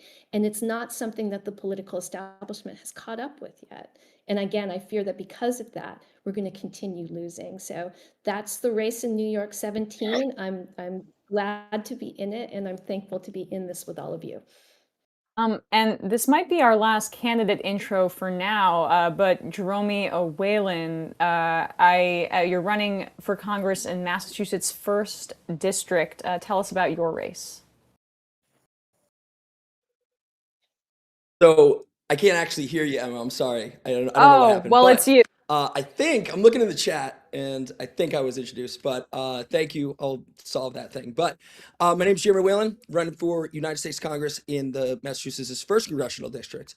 And for the last 11 years, I was a high school teacher, and I'm coming from outside of politics. And so how does a no-name teacher with no networking of politics take on a 37-year incumbent and percentage-wise the #1 recipient of corporate money in all of Congress? Well, you get your ass out there with a whole bunch of people and you knock doors. And from the get-go, we built this on relationships. And I thank PV Mass, and showing up and standing up for what we really need in Massachusetts and beyond. And what is that? It's Medicare for all. I can say that. My opponent is taking hundreds of thousands of dollars from the healthcare lobbyists and pharmaceutical industries. It is looking at education comprehensively, from universal pre-K to paying teachers and paraprofessionals more, tuition-free community college and vocational trainings. And in Massachusetts, we have the Fair Share Amendment, which is a 4% surtax on incomes over $1 million. And so we have this example that we can extrapolate to the national level, and we could get the job done by actually taxing billionaires and breaking up the oligarchy. And so we have the messaging, we have the branding. We're a scrappy young bunch that is intergenerational, taking a lot of people from an older generation that has been here from the civil rights movement to now, and coupling them up with PV and the likes. And we're making waves over here, and we're going to continue to do that. And again, can't thank PV enough. They've been showing up en masse, and we are just doing a great thing together. So appreciate to be here. Yes, progress.win/rally if you want to contribute. Our last candidate will be William Lawrence, who I think we have here, and then we will throw to our two.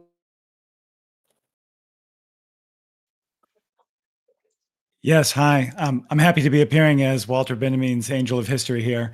I'm running in Michigan 7th District. I'm a founder of the Sunrise Movement and the Michigan Rent is Too Damn High Coalition. I worked with Shoykot on the Green New Deal. And I'm running in a swing district to unseat first-term Republican Representative Tom Barrett. You haven't heard of him because he hasn't done anything in office. He hasn't held a single public town hall or unscripted event. He's very vulnerable. This is a true swing district, and it's one of the seats that's going to flip the House this November.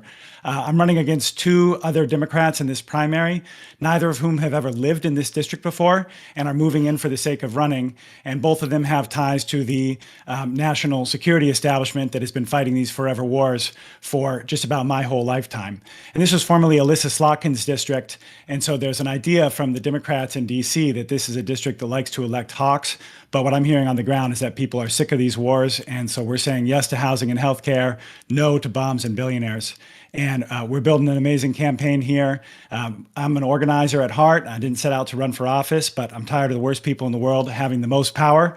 And so I'm running to get a little bit more of it so that I can be a better friend to my friends and a better enemy to my enemies, who are very few, but they have names and addresses and billions of dollars. And I want to take some of that away from them.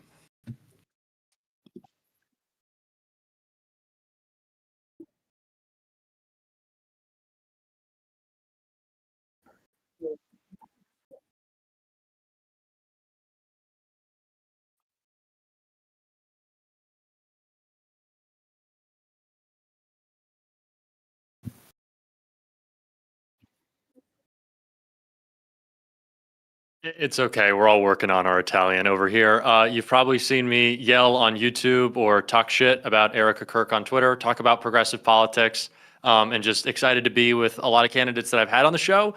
Those who I haven't, very excited to have you on the show. And my goat, Mr. Beat, who I've been watching since middle school. So what's up, man? Wow, nice to meet you. An honor.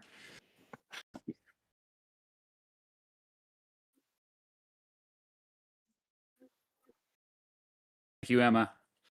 Yes, Jack, you want to get started? Yeah, Or- absolutely. I think this is kind of just an open question to everyone. So I guess whoever has the best story from today, if anyone has been out in their district during No Kings, what have you been seeing on the ground? I know there are people who have kind of qualms with the, if Kamala was president, we'd be at brunch nature of some of the protests that we've seen in the Trump era. But what have you seen from folks on the ground who are energized in your districts that has gotten you excited today with so many folks out and about? Yeah, one of my volunteers is our neighbor from across the street, and he's been a supporter from day one. But he was tabling at one of the No Kings rallies with me, and he's like, "Salam, I had no idea you were so active. So many people came by to say that I wanted to sign your petition because I heard you speak at this event, or I saw you on Reddit, or I saw you do this or do that." So when he shared that with me, I honestly got emotional because these are emotional times, and I miss my wife and kids who are away for spring break. But this is like, people are inspired. People are fed up with what we have right now. They're ready for this progressive victory. And just stay out there, y'all. Just keep getting out there. Be annoyingly present every single day in every way you can, and you'll move mountains. So I thought the direction you're going was. So I thought the direction you're going was someone's out there just petitions collecting for you, and they didn't realize there's no kings. They thought everyone showed up just for you. Salam is king. Awesome. Like I didn't realize this campaign blew up. But I thought that's what today was, right? Yeah. This is just a campaign rally for all of us. But I mean, it's been amazing. I'm in San Francisco, and it's pretty amazing because it's the third one, and every single one just keeps getting bigger and bigger and bigger. It's like the thing that's exciting to me is this is creating the infrastructure for to turn this into a real political movement that gains political power. That's what I really hope this heads into, and also. I know it should be like the infrastructure for when we do a general strike or when we really use this power to like hold this administration back. It could be that, but yeah, it's been exciting to see on the ground. Sorry, Jeremy. I cut you off. Shoika, right there. If you can hold a sign out at a protest, you can mobilize and knock doors and hold palm cards. And we need to translate all of that energy into translation into the ballot box come September. Or for me, September 2026 midterms. But today, we went to 9 of these fucking things today. And we were at 25. We had 25 going throughout the district. We had people at each one of them collecting signatures, handing out palm cards, doing all of that. And that is the power of what we're seeing. Because the story that sticks out is guy comes up to me and he goes, "Thank you. I was speaking at one." He goes, "That really moved me." He goes, "This is the first one I've ever been to." And at the first one, I saw people out there and I drove by. And at the second one, I was like, that's interesting. And I thought about it, but I didn't. And on the third one, what we see what going on in the world, he goes, "I couldn't stay home anymore." And that's what we're seeing. We're seeing average people who never thought they were politically, they were going to be political in any situation, coming up and getting together. And that's how we win this. I want to give some credit to, the people with those signs, because I saw those signs, the brunch signs. I'd be at brunch right now. No shade to the brunch people. It's an important funnel. You're right. Yes. It's an important funnel, but I will say I watched someone literally walking with that sign past a group of people that were actually having brunch on Saturday this morning. And so there are people that are coming in and this is their introduction. And I think the most important thing that I've seen from our experience with No Kings is that we're having conversations with folks to make sure that they understand that this is not just about Trump, right? Like Trump is not the cause. He's a symptom of this greater problem. And we have to be having a conversation about the billionaires and the corporations and the influence that they have in our governments and giving them permission to actually kind of join some of these other movements that we have here on the left to realize that there are so many other things that we need to be focused on to get to the structural mess of this right now, so that we can get some real progress done. Yeah, I just want to jump in because you never really forget your first rally. And then it ramps up from there, right? And we were at Highland Park today. We also have a bunch, and while we were out there, we got this really hard question, like, why challenge Frank Pallone? Like, why are you going after an experienced Democrat when you should be focusing on Trump? And like, I like what Mailat said, because this is not just about Trump. But when I asked them, what does that experience really look like? What has he done for you? Can you tell me a couple of things that you can think on top of your head that he has done. We explained the influence of AIPAC and how it has led to our financial and military support of genocide and war. And when we told them that Frank Pallone was just named to the House AI committee, but he's never heard of Palantir, then they start thinking like, oh, okay, let's think about this guy a little more. Then they were willing to listen. And we continued the conversation from Gaza to universal healthcare and childcare, and progressive viewpoints are going very mainstream. And now they're more pumped to go to more rallies because they start realizing that this is very, very prominent. This is a thing. And this is not just a one day I show up, but it's an every day I show up for my community. Yeah, I just think wanna for me, follow up. here in New York, sorry, did I cut someone? No, go ahead. Sorry, here in New York, something that has been really exciting to see is that people have gotten a taste of winning in a way that has been really exciting. Last year, like, folks were like, oh, like, he's never gonna win. And I was like knocking on doors in early February being like, hey, have you heard of this guy? Like, and folks were like, I love the ideas, but like, it's Cuomo. So, but by the end of it, we had so many people showing up to our canvases that like we had this problem where we were worried we didn't have enough literature, we didn't have enough turf cut. We were like, where are we going to send them? How many, we're not prepared because there were so many people who were signing up last minute. And, thankfully it always worked out. We always ended up having, we were over prepared, but the point being that like as people showed out, right, more and more, they were telling us that they wanted to be organized into something bigger, and that they wanted to keep coming back to something, right? That wasn't just this one race. And so part of why, I think these races that all of us are running are so important is because people are trying to find a way to plug into their politics that goes beyond one election, goes beyond one seat, goes beyond one moment, right? And so we are all hungry for transformational change on a deep structural level. And I think the sizes of these No Kings rallies are indicative of that. The fact that my first canvas that I led last year for Zoran was like 5 people. And then by the end of it, I was like overwhelmed with how many people were coming to these canvases, like is indicative of just how much people really want to be mobilized. They want to be organized and plugged into political homes. And like these spaces are the spaces where people can be absorbed into those political homes, find the issue that they're excited about and do deep transformative work around them. So yeah, that's for me why this is all really exciting. Yeah, and actually following up on that, I think a key one here in my district in New York 17, there was always this perception that it would be impossible to win if we spoke about Palestine.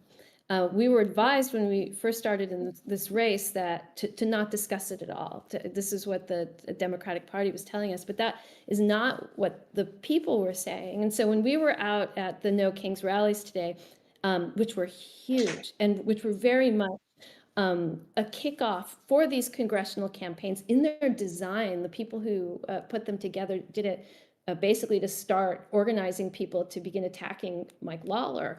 But as I was walking through the crowds, people were coming up to me and saying, "You're the candidate who talks about Palestine." They're like, "Thank you." Like none of the others do it. And and to me, like what I've been hearing throughout the whole race is that until we began talking about the obvious thing, that people felt that there was no place for them.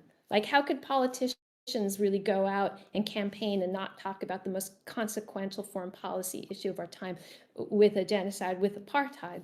And so it was great to go out into No Kings and to have people come up and say, "You're talking about it, keep doing it, keep talking," because we have to kick this door open in our district among the Democrats themselves. So it was really exciting to see people coming out and and also the petitions got tons of signatures. So that was fantastic too. So Effie, further to what you just said, actually we need to look at like what the liberals, especially the white liberals, are are talking and how they're not connecting the fact that what's happening in Gaza, the genocide in Gaza, and the over funding of the military industrial complex and the Pentagon is actually taking money away from the progressive causes that we so dearly fight for, like Medicare for all, for example. And so when I first, Jack, when I first mentioned to my liberal friends that I was considering challenging Huffman because of his vote for the Israel Supplemental Appropriations Bill and the fact that he hasn't condemned genocide, they were like puzzled why I would do that, because we supposedly had a Democratic representative who was a good guy, who was an environmentalist. And so then how can you be I ask, how can he be an environmentalist if he is for the destruction of Gaza? Well, I mean, think about the environmental degradation that's happening there. And gradually, though, what I am seeing is that people are now connecting it. And thanks to the work of Track AIPAC, that they're able to put up how much these politicians and these incumbents are actually getting from the pro-Israel lobby and the corporate PACs. It really is helping progressives like us show the voters out there that we do not accept money, and these are the people who accept money. So I think we're starting to see the consciousness of people relating what's happening in terms of foreign policy and how we spend our money and why we lack so much of what we need here in the United States. Yeah, So, absolutely. We got to give it.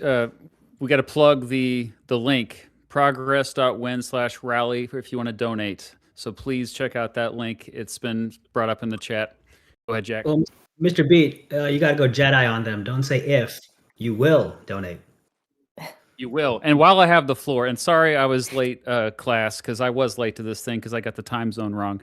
But I did research every single one of you 11 folks running for Congress. And I just got to say, it's just so freaking inspiring because I was just like, wow.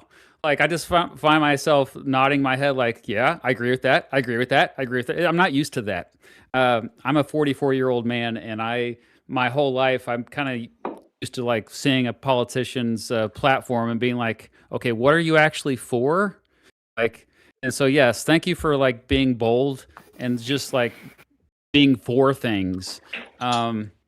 But yeah, like obviously my big issue that I'm passionate about is maybe not obviously, probably my shirt says Y435. I've only recently become an activist, and because I make history videos, political history videos, and becoming an activist in the past really couple years. That's how I connected with Progressive Victory. It's been new to me, but I think I have much more appreciation for it now. I'm trying to raise awareness about uncapping the House, which is a very obscure, wonky issue that no one even knows about.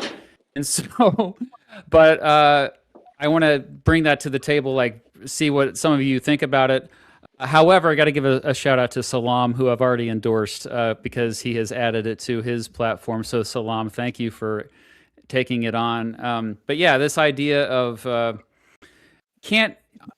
of you mentioned reforms that are great, but we can't really do any of that until we have proper representation. I think representation is the root cause of all of our problems. Everything that is happening right now with the federal government is unpopular. So you'd think that, oh, hey, we're a representative democracy. Maybe unpopular stuff would actually not happen. So unless we change representation, everything else is a pipe dream to me. And that's why I focused on this issue of uncapping the House. So start with Salam. Salam, why did you decide to why was it easy for me to convince you to and actually add uncapping the House to your platform? It's very similar to one of our 3 policy priorities of campaign finance reform, one of the ways that we can kind of dilute how politicians are bought out is by uncapping the House and increasing the amount of representatives. It's a win-win situation because with the current administration, with the current SCOTUS that we have, it's going to be hard to repeal Citizens United, which we want to do, but we just understand it's going to take a little bit of time. So uncapping the House is one way around campaign finance reform. And also the win-win for people is that my district has 820,000 people. It covers suburbia, new suburbia, rural, farmland, and the Chesapeake Bay. So when somebody asks me, what's your priority for the district? I'm like, which part? Every single thing has a different focus point. But of course, federally, Medicare for all is the one big thing that will improve everybody. It really goes down to the thing that this is not fair to the constituents. So we really need to get that number down so that we can have a better, teacher to student ratio, which means that we can all have a better Congress that's representing the people. I think it's about fairness. What about the teacher here, Jeremy? I want to hear from you. I've endorsed a couple other teachers, by the way. So it's funny that you said that you did your research, Mr. B, because I actually had that video sent to me by one of my former students, and he was like, "Oh, you got to get endorsed by this guy." And I was like, "Who is this beautiful Tony Hawk-looking man telling me that 435 is not the magic number?" So then I actually had to go in and do my research, and I think it was 1929 when we hit 435, and then we just left it. Almost 100 years ago, we're talking about. And in my district, just like Salam was saying, 750 plus thousand people. And I make it an absolute priority to give my phone number and email and contact everybody I possibly can. But the fact of the matter is, back then, I think it was at 250,000. And thinking about having relationships with all those people and doing the job, I mean, it's an extraordinary amount of work already. So we need to start thinking about it that. And on top of that, you hit the nail on the head when you said it dilutes the system of political finance and it lessens the blow in a post-Citizens United world. And it creates a more vibrant democracy at the same time. So yeah, I'll be sending you that over, Mr. B. Don't you worry. Awesome. No, I absolutely love that. In my dream world, campaign finance is public finance. So this is a really good point because when we were knocking on doors, we've knocked on thousands of doors by now, and you walk just one town, and it's like, oh my God, we've been knocking on thousands of doors, and we're still in the same side of town. And it's especially in my district where they gerrymandered the heck out of it, where no matter what you do, it's so hard to reach certain areas and certain communities and talk about representation where if I were elected in November, if I win in June and November, I would be the first Filipino American immigrant to ever represent New Jersey in Congress. And that alone is crazy to me because there's a lot of immigrant women that are so politically active and so outspoken out there, yet they don't get that much representation, right? It's the same thing with how the weird shape of my district, where no matter if you go all the way up or all the way down, it's hard to reach that. It's hard to understand every single community unless we expand that. We uncap. I like that term. We uncap the house, where you expand the reach. It's not even just a reach. You expand the understanding of every single part of your district and stop the gerrymandering. No matter what you do, it's not going to help anyone. But yeah, I'm all for it. It's one byproduct of uncapping the House is if you have smaller districts, it's harder to gerrymander. So, and to end gerrymandering, you have to have a constitutional amendment. There's just no ifs, ands, or but about it. The Supreme Court has decided on this multiple times. All right, I'm filibustering here. Go ahead, Jack. Anything? What else? We're already almost out of time. I'm so sorry. It is all good. Everyone got a little chance to jump in, but we are all coming together, and it's obviously so incredible to have this event be organized with so many amazing candidates. But I want to make sure, as we are going to close with a little plug for donation, that everyone. We have just like 3 minutes left before we got to hop into another panel. But if everyone, and Claire, I'm going to start with you, could share the best way to get involved with your campaign, because that is what this is about. If we could keep it to like, now I'm wasting time, but like 20 seconds so everyone could jump in, that would be amazing. Claire, if you could start. Go to clairevaldezforcongress.com to find a canvas near you. We're wrapping up petitioning. We're going to start hitting doors. We've already knocked 15,000. You can join the 1,000 volunteers who are already signed up to get us over the finish line in June. All right, everybody just hop in. I'll go ahead. My name disorganized. heroesforco.com at mail@heroesco. We actually just went through our ballot access process here in Colorado, and for the first time in 30 years, we beat the Congresswoman, and we're going to be at the top of the ticket. So sign up to volunteer. We're launching our field program on April 4th, and we're really excited about it. DSA, Sunrise, everybody's hopping in on this. So let's go into it. So Salam Effie for Congress. VA. Oh, damn. No, hell no. You, ladies first. Sorry, effieforcongress.com. Really the same as everyone. Like, we need volunteers to knock on doors. And I actually have to say very quickly that I was just interviewed by Hassan Piker, and the local Democratic committee is trashing me right now, just trashing me. So I would say to everyone, get involved. Please show them how wrong they are. You can sign up on the website. You can find me on social media, and then keep donating to this, right? Because these contributions help all of us, and we all need money when we're fighting against the establishment. Show a little extra love. Salam, hop in. Yo, apparently my last name is now Batty, and it's Batty. So great. It's true. We'll run with it. Thank you, Jeremy. So how can you find me? I'm going to post a link in the chat over on Discord, link tr.ee/salambuttyva, or you can just go to salamforva.com. We've got about 20 different ways to volunteer with the campaign. The form is on our website, so you can do it in district, in state, out of state, out of anywhere in the world.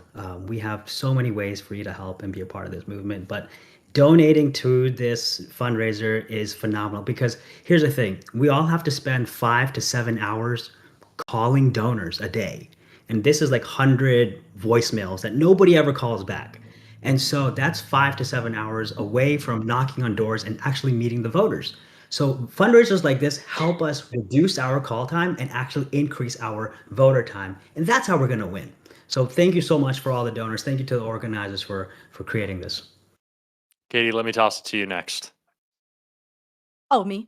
Oh, go to kbunsil.com. Very easy to find a canvas near you. We also just got on the ballot this week with 62% more signatures than we needed and required. So we need you to beat Pallone. It's not an easy task, but we can do it. We can overwork it. And the only way to beat someone with a $3 million war chest is you overwork him. We're going to knock on as many doors, and we can knock doors with you. Come join us. We're a fun group. We also could be baddies. But come join us, kbunsil.com. Thank you so much. Make it happen. Shoykat. Yeah, go to shoykat.us. I'll put it in the chat. We've knocked about 250,000 doors into the district so far. We've got over 3,000 people who've signed up to volunteer. It is a massive operation, but even if you don't live in the Bay Area, you can sign up for a phone bank. We're doing out-of-state phone banks every week as well. What we know is when we talk to voters, tell them about the campaign, tell them about our ideas, they go our way. So it's all direct voter contact. Incredible stuff. Jeremy, want to hop in? All right, I just got my jacket on because I have a whole bunch of patches that mean a lot to me. Right there, PV, right there, because y'all show up. So how do you do that? I just put a thing in the chat, whalenforcongressma.com/volunteer. Fill out that form. Our field director, Lizzie, will get there. We got lawn signs in, y'all. That's right there. We're collecting signatures. When we go out and canvass, we go and we have food and we have drinks and we celebrate after. We're building community because that's how you build a movement. So whalenforcongressma.com/volunteer, and much love, PV. You show up all the time. Special love to PV Mass. Let's rock. Incredible. Rose? Hi everyone. So roseforcongress.com, California's 2nd district that's been redrawn. I'm the only Democrat that's challenging the AIPAC funded incumbent. And there are 4 Republicans that are also in the race and 2 independents. But California has a jungle primary, and this is a Democratic district now. And so the chances are that I will be the one moving to the general, and that is what my opponent, the AIPAC funded incumbent, is afraid of. So please join roseforcongress.com. And Crystal, I don't know if you remember, but my husband Timothy and I were like founding donors to Breaking Points. Thank you. Oh my gosh, that's amazing. Thank you, Rose. Yes. We'll definitely go to, what was it? Rose for Congress, guys. Go Yes. support her, and everybody else too. All right, we got 2 more folks. Need to make a quick plug. Yeah, hey, this is Will Lawrence running in Michigan 7th District. The website is wewill2026.com because Will is my name. We the people come first and we will win. We're building a movement on the ground here in Michigan. You can volunteer in person or online. We got members of the PV community who are amazing volunteers and are here in the office right now. So we'd love to have folks involved and a part of it. Wewill2026.com. Shout out to PV. This is an awesome event. Is there anyone I'm missing? I don't want to be a bad host here. This reflects poorly on my podcasting. Oh, and Chris. We need Chris. You want to go first? Perfect. Hey folks, Chris Rabb here, chrisrabb.com. My primary is on May 19th, Malcolm X's birthday. So that's a good omen for me. And you can sign up to volunteer, to give. I'm so excited to be part of the PV community. Justice Democrats endorsed, Working Families Party, Sunrise, all the baddie lefties out there. And I really appreciate you all amplifying all of our races. This is so important. We're going to have a collective win. Best for last. And yeah, thanks again for having us all on. This is incredible. And as folks were saying, this is so important because it really is what gets us out to the doors. I'm grateful that our team's already knocked on 14,000 doors and we're excited to knock on so many more. So, go to progress.win to sign up to knock on some doors yourself. You can also visit us on our socials at DariaLisa4NY on Instagram, Twitter, or I guess X now, or anywhere else. That's our handle. And yeah, thank you all so much. I'm really grateful. Thank you. And before we hand it off to the next panel, I got to plug one more time, www.progress.win/rally. The last time I checked, I think it was like a scooch above 18,000 raised, goal of 20,000 right now. I'm going to be donating 1,000. So somebody match, because we have less than 1,000 left. With that said, we got to hit that goal and go donate, go get involved, go help collect petitions, go do it all. We got to organize together. And I'm so glad that we were all able to make this happen. Thank you, everyone. Thank you, Jack. Thank you guys so much. Thanks, Thank you everybody. also, you Jack all. and Mr. Beat. Mr. Beat, my son you. loves Thank your you, Mr. videos, Beat. and I love watching them that's with amazing. him. So, yeah.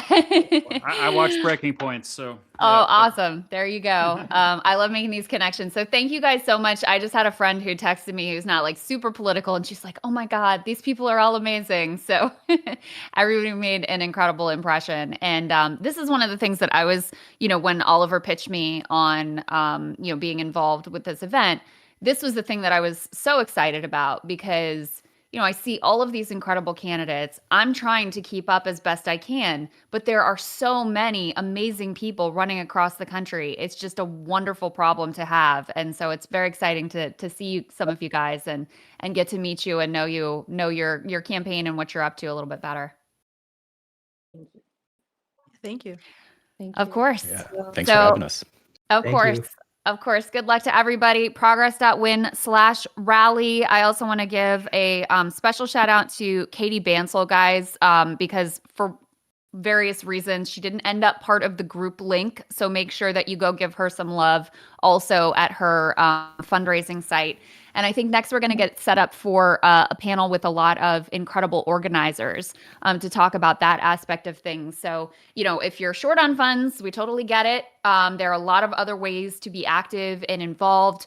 Our next panel is going to give us some sense of, ways that you can do that. Working Families Party, DSA, of course, through Progressive Victory as well. I'm hearing some echo from somebody here. There we go. I think we got it taken care of. So let me go ahead and start introducing our next panel. I see we have Ashik Sadiq in. He is with DSA. Let me see. Who else have we got here? We've got Hanya Jodat. She is with Progressive Victory. She's Global Director of Progressive Democrats of America, Middle East Alliances, Partnerships Director with Roots Action, and founding member of the Women's March in LA. Let's see who else we have. Megan Romer. Megan is a national DSA co-chair involved in organizational strategy and chapter coordination across socialist organizing networks. We have India Walton. India, great to see you always. Community organizer, former Buffalo mayoral nominee, known for democratic socialist policies, including housing, public safety reform, and economic equity. We have Benjamin Gilbert Leaf. I asked him if it was Gilbert because I was trying to break out a little bit of my high school French, but sadly it's not. Anyway, Benjamin has been such an incredible part of the organizing team here. He is deputy executive director of Progressive Victory. He's a community manager, political strategist, and organizer. He's also a prominent member of Vosh and TYT communities. We've got Alexandra Rojas in the house as well. She's executive director of Justice Democrats. Has you guys probably see her all over the place doing political commentary and repping her values. And who else? We've got Mike from PA, who's going to handle this, moderating this conversation. He's a progressive live streamer, commentator known as Mike from PA, covers U.S. politics, policy analysis, and progressive electoral strategy. You can find him on Central_Committee. And we also have Howard Chu joining, who was a founding member of the Working Families Party. Did I get everybody here? Did I miss anyone? I don't think so. I think that's everyone. I think we got it all. All right. I'm going to step back and hand it over to you, Mike, to lead this conversation. Can't wait to listen. All right. Well, welcome to everybody. I'm so pleased to be here with so many great organizers. If you're a longtime viewer of my stream, you've seen some of these faces before, and there's some new faces. So thank you guys so much for coming on. I think... I think I would love to start with, do we have a Sheik on here? All right, because this is... Oh, I think a Sheik is broken. Oh, no. Oh, no. Okay, well, we're going to... Quite literally, oh, no. Oh, no. Oh, no. Wow. Yes. Well, geez. I would say that... Okay, Sheik, do we have you? Okay, Megan. I'll throw it to Megan. Basically, one of the things that I've really been excited about this cycle is the fact that so many people are feeling ambitious about, what we can accomplish in politics. And I think the thing that has been missing for the left is like actionable campaigns that we actually are working on where we are challenging for power. And, the big elephant in the room right now is, Hassan Piker is currently being attacked by the mainstream Democratic Party, especially those that are associated with Israel. And there is an attempt to kind of tamp down on this kind of progressive grassroots energy because it's starting to bear fruit in actual political races, the formation of groups like ESA and the increase of our importance in the political space, and places like my live stream or Hassan's live stream or other live streams. We are creating our own, media apparatus, our own way of going around the traditional media gatekeepers. There's an old organizer saying that, the Republican Party fears their base and the Democratic Party hates their base.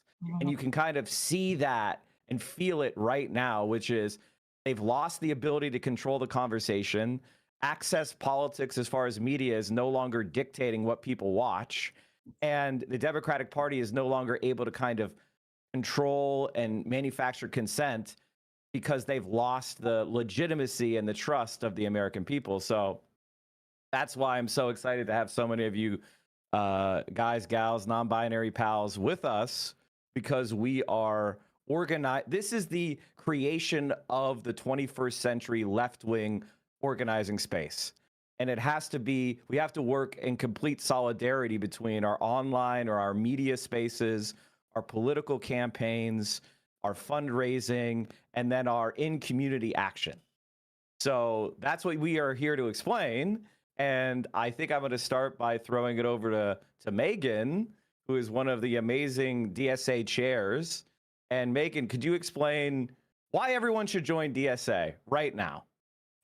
Yeah, I mean, the big frustration, I think, and an extremely reasonable frustration that people have with the Democratic Party is you can't really set the tone of how things are run. You can't set policy. There's no democracy in the Democratic Party. What the decisions that are made by a handful of large donors and patronage networks. And for a regular person, that's extremely discouraging, right? Like, these are supposed to be our fighters and I can't even participate. I can't even move anything. So what DSA does is real democracy on the ground. The way we make our decisions, the way we organize, we do it democratically. What campaigns we decide to fight, where we decide to show up to organize, those decisions are made collectively and with a bunch of people. And we are explicitly socialist. We're not shy about it. We're not the Democrats who are like, no, we're not. Right. Stop calling us that. Like, yeah, no, you can call us that. It's fine. We're socialists. It's cool. Really kind of fighting against. We're not fighting for a kinder, gentler capitalism. We're not fighting to soften the edges. We're fighting to have worker control of every aspect of our lives, of our housing, of our workplace, of our communities. So yeah, get involved because you can. You literally can, Right. which is such a different thing to just sort of, to get involved in the Democratic Party means to vote in a primary, which obviously you should do. But that's the pushing you're going to do because clearly they don't listen, right? Like Right. if we've ever learned that before, we definitely learned it this November. They do not listen to their constituents. They're still, we've got all those leaked documents that people are like, we had no idea they were mad about Palestine. Like, what are you talking about? We were at your house with a megaphone. What do you mean you didn't know? Who are you lying to? It's not going to be me. So, yeah. One of the things that I've had I was radicalized through my contact with the Democratic Party, which I feel like a lot of the people here are the same way, right? Because, India Walton, your race is one of the perfect examples of what I'm talking about, right? Which is you did everything the right way. You joined the Democratic Party, you organized locally, you fought in a primary, you won. And then all of the institutional power of the Democratic Party went against their nominee. And that is kind of the reality I think all of us need to face and be prepared for. We have experienced that, and we have seen that the Democratic Party establishment that we have has to be ripped out. And it's one of those things that, that I'm glad we have spaces to talk about this openly, where the idea that we're going to play it the right way, go by the rules, win, and then the Democrats are going to say vote blue no matter who for a progressive or a socialist is just not the case. We now saw that in New York City again. So they did a test run in Buffalo against India, and they were able to unfortunately prevail through allying with the Republicans. They tried it again in New York. They ran another sore loser campaign with Andrew Cuomo. And who did he get endorsed by? Donald Trump. Who did he get money from? Republican billionaires. And so the reality is that we have one party. It is the billionaire capitalist party. And if we are going to fix this country and steer the course in a different direction, which we desperately need, we're going to need to go into these battles bloody-minded and aware that the primary is not the end of the intra-party fight. They're going to immediately backstab these Democratic candidates. And so, India, would you kind of explain, your experience and what you're doing now to carry the fight forward, and what, recommendations or advice do you have for all the, bright-eyed, bushy-tailed young candidates running their first election? Yeah, I think that you're exactly right. Is that in a city or a state that is solidly blue, the primary is the election in most cases, Right. unless you are a progressive. In which case, I think that the lesson for me is don't let up. Keep your foot on the gas. Like, we don't have time to relax.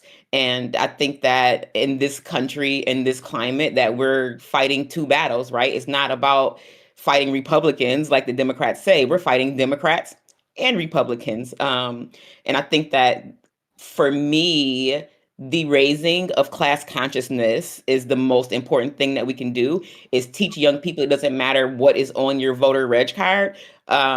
The fight that we have is against racialized capital, is against genocide and perpetual war, is against exploitation of workers, of extraction, and the death of our planet. And our fight is just so much bigger than what is what we classify ourselves as. Our fight is about humanity, and our fight is about love and care and how we're going to continue to live on the blue planet. Yeah, yeah. Thank you so much for that. And obviously, this organizing panel is really about how do we take our principles and our ideals and the outrage and anger and frustration that we feel, and how do we turn that into actions that bear fruit in the real world? For some people, they think of of politics almost as like a consumption entertainment product or like a sports team or something. And I think that what we need to do with this grassroots energy is tell people that there are no heroes coming to rescue you. You are the hero, or you are the victim, right? And so you are the quarterback, and you have to throw the ball. We're all quarterbacks.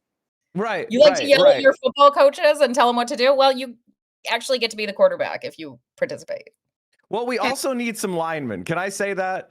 I think all of us like to be calling plays, but sometimes we just have to stand in the trenches and knock doors and make phone calls and do things that aren't sexy or fun, but rather like hard work. And it's like working out or getting in shape. One workout doesn't put you in shape. It's about the continual application of effort and habitual mentality over time, right? Like that's how you become in shape. And we need to take our political movement, which is very flabby, to continue the narrative and whip it into shape. And I think anyway, go on. Yeah, no, I was just going to say something that will always stick by me and to me is what India said one time. She was on an interview and we were all, in Chicago together. And she said that while the Republican Party was putting their 2025 agenda, where were the Democrats, right? So I think us coming together, organizing this way, whether you're in the anti-war movement, whether you're a part of DSA, whether you're, organizing and picketing against, wars that are happening, this is exactly how we're setting our agenda. We're saying enough is enough. We're not buying your BS anymore. And again, exactly why we need the help that we need to get to be able to build those infrastructures in places where the Democratic Party just doesn't invest in any of the candidates. I mean, I work with two now, right? And God forbid you go up against establishment Democrats in your city and or try to flip a seat, right? They're very careful and picky about who they invest into. And when they do invest into a campaign, it comes with so many guidelines and restrictions. And I think a lot of us here, and I can, I can't speak for everybody, but for me, I became radicalized and a socialist really from the Iraq War, right? When we saw so much of our money be invested into forever wars, and now my home country getting blown up to pieces, where my auntie has to call me, 1 minute because she can't really connect to the internet. If we're not at the table, we're on the menu, and some of us are very sick and tired of being sick and tired and being on the menu. So here we are building our own infrastructure, bringing our own chairs and building our chairs and bringing it to the table. And I just want to mention that Justice Democrats Alexandra was not able to stay on a little bit longer, but we wish her so much love. And so I'll hand it back. I'm sorry. I'm sorry. I was gonna throw it to her. Somebody should have yelled at me and interrupted me. I'm sorry about that. I was Wait, we can interrupt. Here. I didn't know that was a thing. I would have done that earlier. Yeah. See, I'm an East Coaster, so we're used to this. West Coast. I just keep talking until someone has something to say, and then they talk over me, and I stop talking. Well, I have something I'm not to used say, to this so polite. I'll talk over you. It's fine. Yeah, go ahead. Because there was something that you actually said that really resonated with me, but there was also something you said that I kind of disagreed with. So because I'm a leftist, I'm going to focus on the part that I disagree with. And one of the things that you sort of said was like, we really need to almost like view organizing, view electoralism as like eating our vegetables almost. Like we have to hold our nose. It's hard work. It's like working out. You need to do the hard thing to build the muscles day in, day out, and make it a grind. And the truth of the matter is, one of the experiences I've had, and one of the things that I think makes Progressive Victory so particularly unique, is that in my experience, it actually hasn't been that much of a grind, and it actually hasn't been that much of a slog. I mean, if you're a leader in these organizations, I can tell you it's fucking brutal, and it absolutely is. But from the perspective of just like a normal everyday volunteer and community member, it's actually really fun and really rewarding and really enriching. And one of the things that really resonates to me about orgs like DSA and like PV is the either for PV online community or for DSA, the offline community. And I think that community building in this era, it lets you have this thing, this like actual pearl of unique, like precious friendship and socialization, absent from the TikTok or YouTube algorithms that we are all inundated with every day. And it creates an environment where you can have real organizing, where you can have real conversations, where you can have real like relationships that can grow, and relationships of the people that you're with. It also changes your relationship with government and institutions itself. People are anti-institution when they live in a world where there aren't any institutions that work. And in my experience, I can't think of a single fucking institution that works, including PV. So it's like,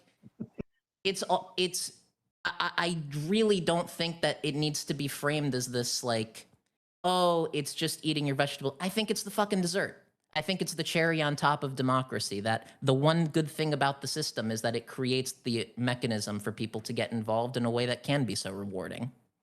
No, I think I'll agree with you, but I will also say that it's like a runner's high. You know, there is work to get the output, and I have to tell you, for me, some of the best feelings I've ever had in my life is those moments of solidarity when you win. Like, for example, you win an election, or you win a union contract, or you win an organizing battle, or you raise a bunch of money for a cause, or you pass a ballot measure, or you get a landlord to cave to a tenants union rent strike. Like, those feelings are unmatched, and that feeling when you're with people of all different backgrounds and races and jobs and life experiences and genders and you name it, and you're pulling together in solidarity, there's no feeling like that. So I agree with you, but I want to be transparent with people that I need you to work too, because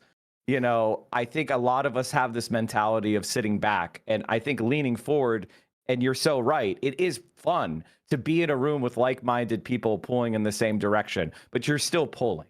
So I agree with you. I'm just modifying it slightly. It's like really delicious vegetables. Like, they can be delicious. Like, you make good vegetables. Like, wow, who knew that Brussels sprouts could sing in my mouth like this? I knew you were going to go for, everyone goes for Brussels sprouts. Is this have you had Brussels sprouts with a balsamic glaze, roasted? No, lots of garlic. I'm 26 years old and terminally online. I've had chicken nuggets and Coca-Cola. That's about it. Mike, I add vinegar and I add a little bit of honey to it with Parmesan cheese. Well, yeah. Okay. I mean, balsamic vinegar. Yeah, exactly. Well, I think you'll find that your palate, challenging yourself a bit, trying something a little bit new, not just the nuggies, or at least instead of barbecue sauce tomorrow, why don't you try some sweet and sour, Live a little. Shave them very thin. Uh-huh. Put some pomegranates in there. A little bit of vinaigrette. Eat them raw. Some walnuts. Makes a great salad. Mike, so not only do we on this panel get to talk about politics, and how to organize, we talk about recipes and how to make chicken parmesan. But to everybody, well, what are you organizing for? What are we organizing the community for? Right there. That's the whole point. It's been massive. Look, let me just share with it. First of all, it was an absolute honor of a lifetime. It's just an honor to be in community with all of you here. A lot of the work that you all do, we look up to, because our campaigns need you desperately. From the time where we met with PV, me and Hartzell, to the point where we were on your show just recently, Mike. And thank you for the beautiful, wonderful opportunity for us to be on your show. And of course. really building closely with KCDSA, who has been, in terms of sometimes, we don't have the finances to really hit the ground running and expand quickly. So they send their best volunteers, and all of their volunteers are incredible and amazing, right? And KCDSA is one of the fastest growing DSAs right now, from my understanding, in the nation. I want to say, Megan, please correct me if I'm wrong. I know they're going to yell at me later in the chat later. Oh my God, you didn't, but I mean, we need everybody and we need each other. We're at a critical time right now where we need all the volunteers in the world. We need all the organizations to back each other and support, the candidates. I know there may be one or two sentences we may disagree on, but the plan is for us to get our country back to where it needs to be. And I don't know if it's ever been where we envision it, right? But God damn it, we're working towards that vision, right? And look, with the organization that me and, and India, you can speak to this as well, with Roots Action, where we build a lot of these anti-war initiatives together. They're the ones that are carrying right now this social justice and the racial justice, in addition to the anti-war movement, on their backs, right? With very limited budget. So all of this, all of the organizing, whether it's the money, the volunteers, being able to get on podcasts to just showcase talent, movements, initiatives, all of this is not only a blessing, but it just has to work together, united. Right. So I don't know, India, if you want to talk maybe a little bit more also about Roots Action and what we do with that as well. Yeah, I think that in a time where we're seeing like this sort of like enclosure of information, right, and the merger of a lot of media companies, I think that independent media is super important. And one thing that Roots Action does for me is gives me a platform to say things that might be unpopular, like Chuck Schumer should retire. So it's vitally important, though, like in all seriousness, that we have platforms to be able to talk about things that are important to us. And the interesting thing is that it's not things that are just important to us. It's actually the dominant thought, but not the dominant narrative. And I think that a part of our organizing effort has to be to turn our issues into not only the dominant thought, but also the dominant narrative, and have people talking about things that are important to us. Yeah, I couldn't agree more with that. I feel like we already have that. I look at polling, or I look at the information that we have available on issue after issue. And then and they all seem to be aligning with the left of center position, whether it is anti-war movement, or whether it is, Medicare for all, whether it is having a pathway for humane immigration policy. The masses are actually with us. They just don't have a mechanism to extract those demands from their politicians. And I feel like we are in a breaking point, or we are in an inflection point, where we can actually start to grab hold of the ship of state and steer it in our direction. But it's going to be a violent process, a confrontational process, in my view. You guys are free to disagree with me, but and that is what I want to see. And organizations like PV, or organizations like DSA, what I would like to see is almost like a group of specialists who recognize and can identify opportunities for us on the left to challenge politicians, who, especially those that are significantly out of touch with the base, and then kind of assist those people that are on the ground that want to take advantage of the opportunity, but maybe they don't have the skills or experience, and we can kind of bridge that gap. We can provide that backbone, that's the bones and sinew, to help build up the structures that ultimately result in a politically active left that is a challenge and a threat to the Democratic Party establishment, and that's power. A good point. We talked about, we need quarterbacks, we need linemen, we need coaches, right? We don't want to gatekeep the information we have. We want to teach people how to run for office. What we don't want is spectators. Like, this is not a spectator sport. We don't need fans in the stands. We need boots on the ground to make this whole thing work. We're 250 years behind the apparatus, so we got some ground to make up. Yeah, absolutely. Okay, so who hasn't had an opportunity to speak yet? Ashik! Okay, he's back. Ashik's back. Oh, Can you hear me now? Okay, great. Okay, I tried to throw it to you right off the rip, and that was a I fumble. appreciated it. This was a great conversation, though. I'm just getting the hang of Zoom or Discord. Yeah, wrong platform. That's why But it's not working, actually, because he's using Zoom. I was just pressing the button. It wouldn't work. But really the strength of our movement that's growing so quickly is just we're distributing all these roles, like the Democratic Party, like both parties work with all these consultants, all these very specialized roles that depend on money, right? But the power of DSA, like all of our organizations, is that we're able to distribute the work that happens. So for example, when one person has technical difficulties, there's a lot of people playing backup, who can keep things going. Like the way we run electoral campaigns, some of the folks you talked to in the previous panel, like Claire Valdez is such a good example. Like she started out as a DSA organizer. She was actually the membership coordinator of New York City DSA for years and learned how to build a collective organization that's based on the power of membership, right? So all the campaigns that New York City DSA ran, like so many of our DSA chapters, we're not dependent on consultants. We don't have a ton of money. We're really scrappy. We're able to pool the resources we have, including our money, but distributing the work to volunteers and to people who develop the skills through the democratic process of our organizing. That's what makes it so powerful. So the point of failure is not just one person, or you don't have to depend on one person or a few people in a top-down way telling you what to do. There's a whole bunch of people who are helping make the decisions together, shape the strategy together.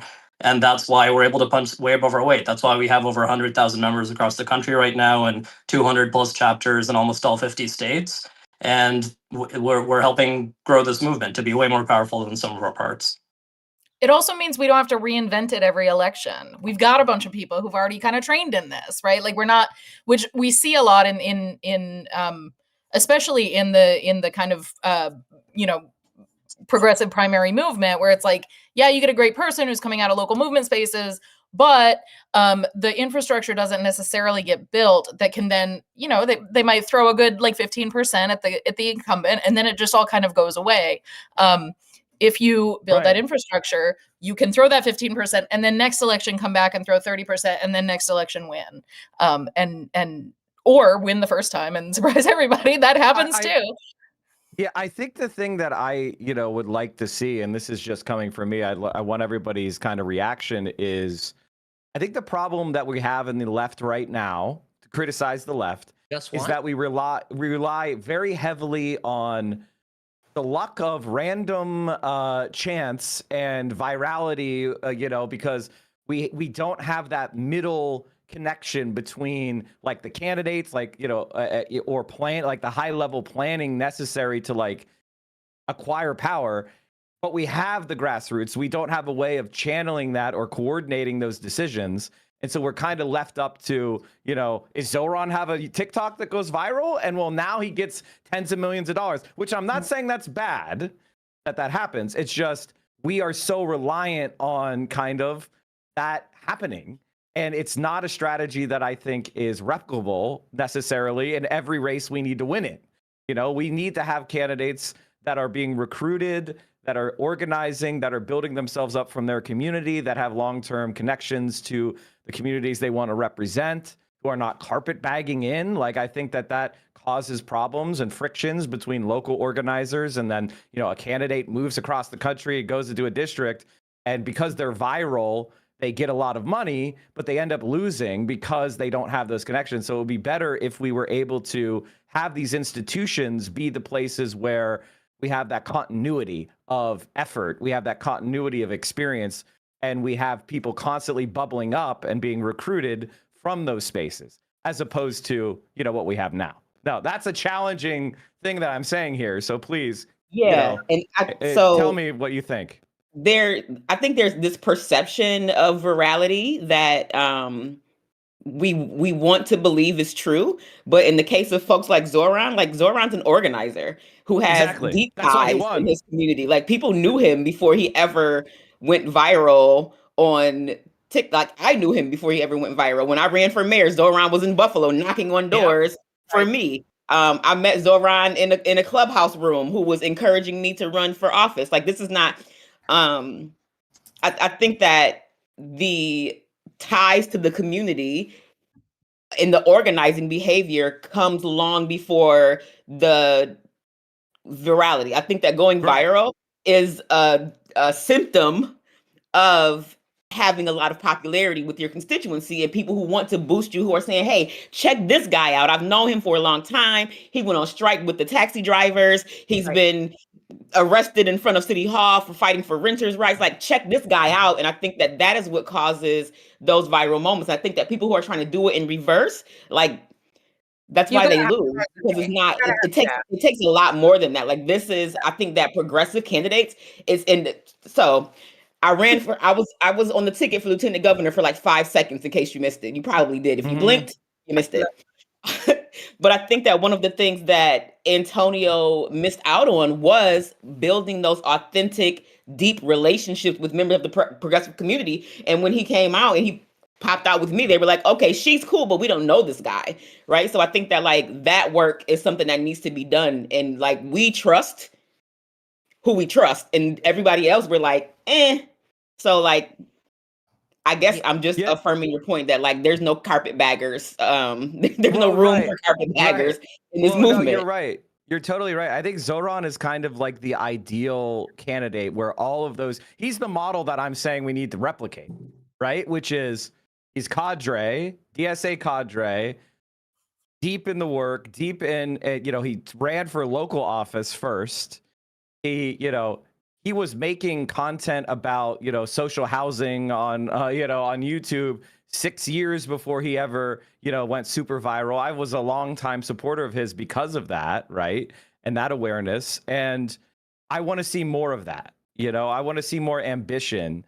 And then I feel like places like this, or, my stream, Hassan's stream, whatever, we can then provide some air power that the left previously lacked, in the sense that we can direct some national attention. We can boost people that are, need that little bit of effort, a little bit of backup, and then we can become truly a threat nationwide. But it requires like coordinating all those things. I think it also requires. Oh, sorry. Go ahead. Well, I was just going to say, and I'll leave some space for you, but I do think it's a little bit more complicated than that, because I think we've also lost something on the left that I fear that we're going to go too far the other way. I completely agree with what you're saying, Mike, in India, but I do think that as in the broader Democratic Party, and I think I've seen this tendency in the left too, to almost move away from the bully pulpit, to almost move away from the power of persona. And I don't think that it should be the thing. Like, I don't think Bill Clinton with a trumpet or whatever the fuck that was is like the thing that's going to make the difference. Saxophone, Urdu. Were you born yet? But here's the thing. He wasn't. No, but it's that it has to be a piece. It needs to be made into a system. Well, the thing about that is, like, at the time, that was the hip thing. Like, going on those late night talk shows with your saxophone, that was being in touch in the early 90s, right? The equivalent today. Well, he did like being in touch. That is something Clinton did. Well, yeah. Well, this is the perfect time for us to move on to our next panel. There was no other way for me to interject. There was no other way for me to interject. I feel like that is the debate that can happen at another time, right? About like how media strategy in previous campaigns.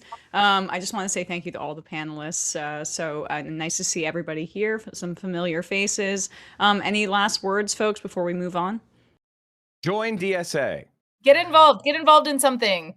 Join DSA. We need you. We need your more than just your money. We need your time. We need your energy. We need your story. We need all those things.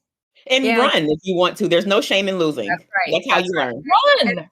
And in addition to that, make sure that the person you're supporting is supported all the way. Send our way your volunteers. Send our way whatever. Senator Nina Turner always says, your talent, time, and treasure. We need all of it. We need all of it. And look, any Justice Democrats, Progressive Victory is also here. Just want to give a quick shout out to Progressive Victory also for putting this together and bringing this together. So, like, share the love. We need you all. We need you on the ground. We need you, talking about us, writing about us. So, and here we are. Oh, look, Rokan is here. Yeah. Yep. Join PV, join DSA, join WFP too. Justice Democrats, they do fantastic work. Oh, Justice Democrats. Sunrise Movement. all of these orgs in the space provide so much value. I think a lot of people think that they're mutually exclusive, but I really think that we all build on each other. So don't just join one, join all of them, and then be annoying while you're there. That's the way. Yes, be annoying is the #1 recommendation here. Thank you to everybody, and we will bring on our next panelists now, if they can filter in. Hello to all of these lovely people. So next up, we have a great panel, and also some of the guys from the Vanguard podcast who are going to be joining and helping with this one. If anybody here is familiar with some sort of like leftist infighting YouTube drama, you'll be quite familiar with the Vanguard, but they are way more than just that. And we are joined now right away by Representative Ro Khanna from California's 17th District. Representative Khanna, thanks so much for coming on the show. Emma, thanks for having me. Great to be on. I'm so excited about this and all the other great panelists. Yeah, so I mean, I guess if you could just talk a little bit about what the past week or so has been like in Washington prior to this recess with the vote over the war powers, the war powers vote being punted for a few weeks. Is it your feeling that the Democrats that are sponsoring this are not necessarily that eager to get it over the finish line?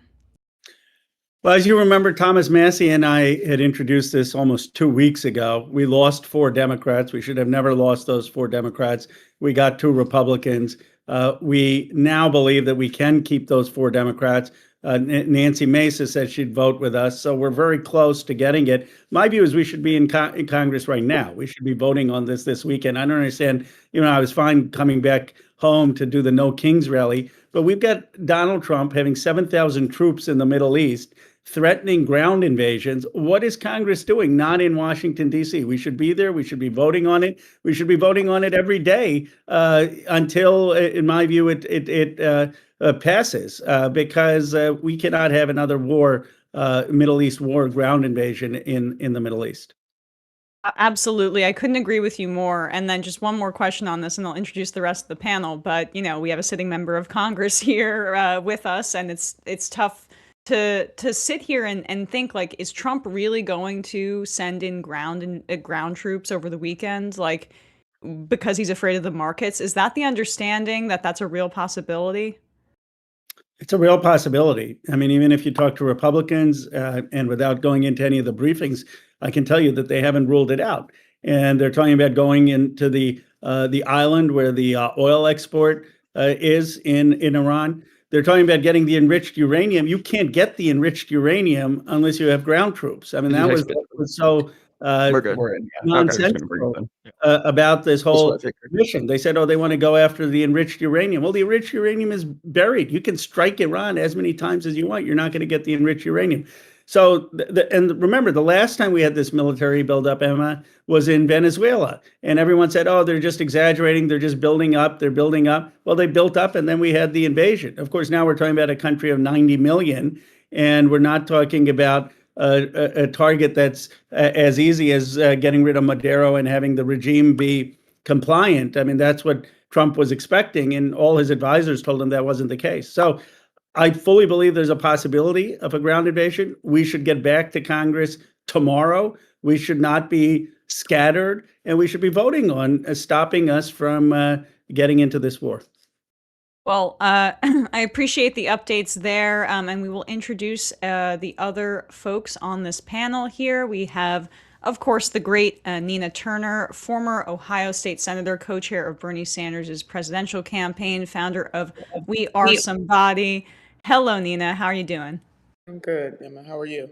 I'm doing well. Good to see you. And then we also have on the panel Howard Chow, a digital political commentator participating in online policy discussions and live stream panels. Howard, thanks for coming on. Thanks for having me, Emma. I appreciate it. Of course. Big fan of your show.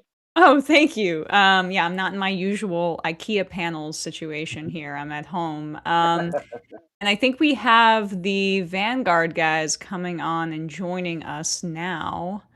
Yeah, I think we might have a quick hiccup Zach here and over Gavin of the Vanguard podcast. Do you guys see them? Because I'm having Do a you hear us? failure on Yeah, my we're end. getting a failure message over here, Emma. I'm going to pop out and All pop right back in. right. Sorry about that. Figuring this out in real time. I guess while here we have, I'm sorry, back in. Do you mind introducing yourself, this other panelist here? Yeah, sure. Hi, Nia Jodat. I just wanted to give a quick update that Representative Bush is going to be joining us soon as well. So okay, wonderful. Of course. Wonderful. And now we're joined, there they are, by Zach and Gavin of the Vanguard podcast, a prominent political commentary and leftist drama channel within the left, well known for bringing light to progressive influences. Zach and Gavin, always good to see you guys. Thanks for joining us. Hey, thanks for having us. Really quickly, going to throw this up on screen. I don't and make hear sure you that... guys, but maybe here. Hold on. Unmuted now. Go ahead. Hey, can you hear us now? Are we good to go? Yes. Oh, you guys could hear them? Yes. Yeah. Okay. Yeah, I'm very confused by this, but I'm happy to have everybody. Zach and Gavin, introduce yourselves, if you don't mind, to the audience.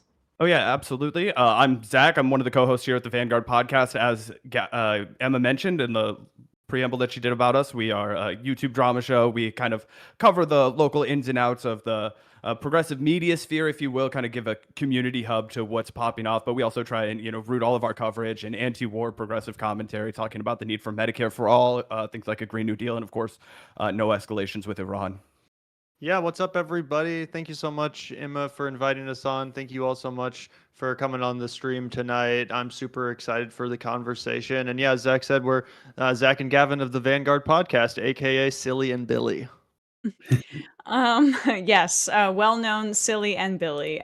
Senator Nina Turner, can you reflect a little bit on the past maybe 10 years of the anti-war movement kind of being dissipated, really, I would say, or maybe not 8 years, 10 or so years. Like, I remember voting for Obama in 2008, or supporting Obama in 2008. I couldn't vote yet, because of his stance on the Iraq War. And it did feel like the Bernie Sanders movement was a big part of, co-opting that energy as well in 2016 and bringing young people into the fold.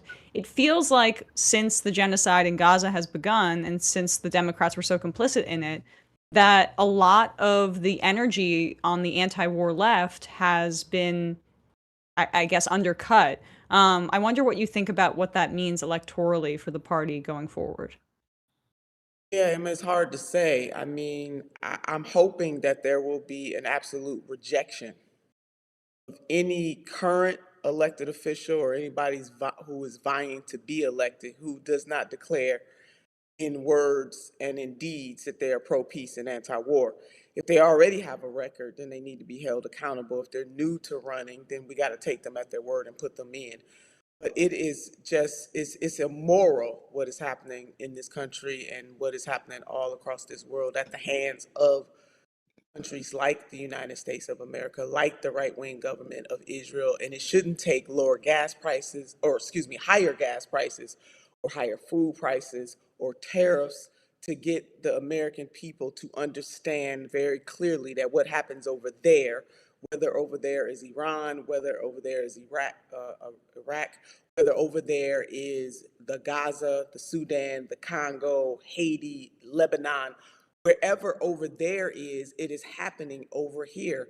And the Reverend Dr. Martin Luther King Jr. was very clear when he said that what happens to one directly happens to us all indirectly. And certainly those of us who are alive today and get the benefit of technology, we understand that the world is a lot smaller than it was 10 years ago, Emma, 20 years ago, 50 years ago, even 100 years ago, that you do not have to have a PhD in geography or understand the mechanics of geopolitics to understand that we are all intricately connected, whether it is our oil supply, our food supply, air, water.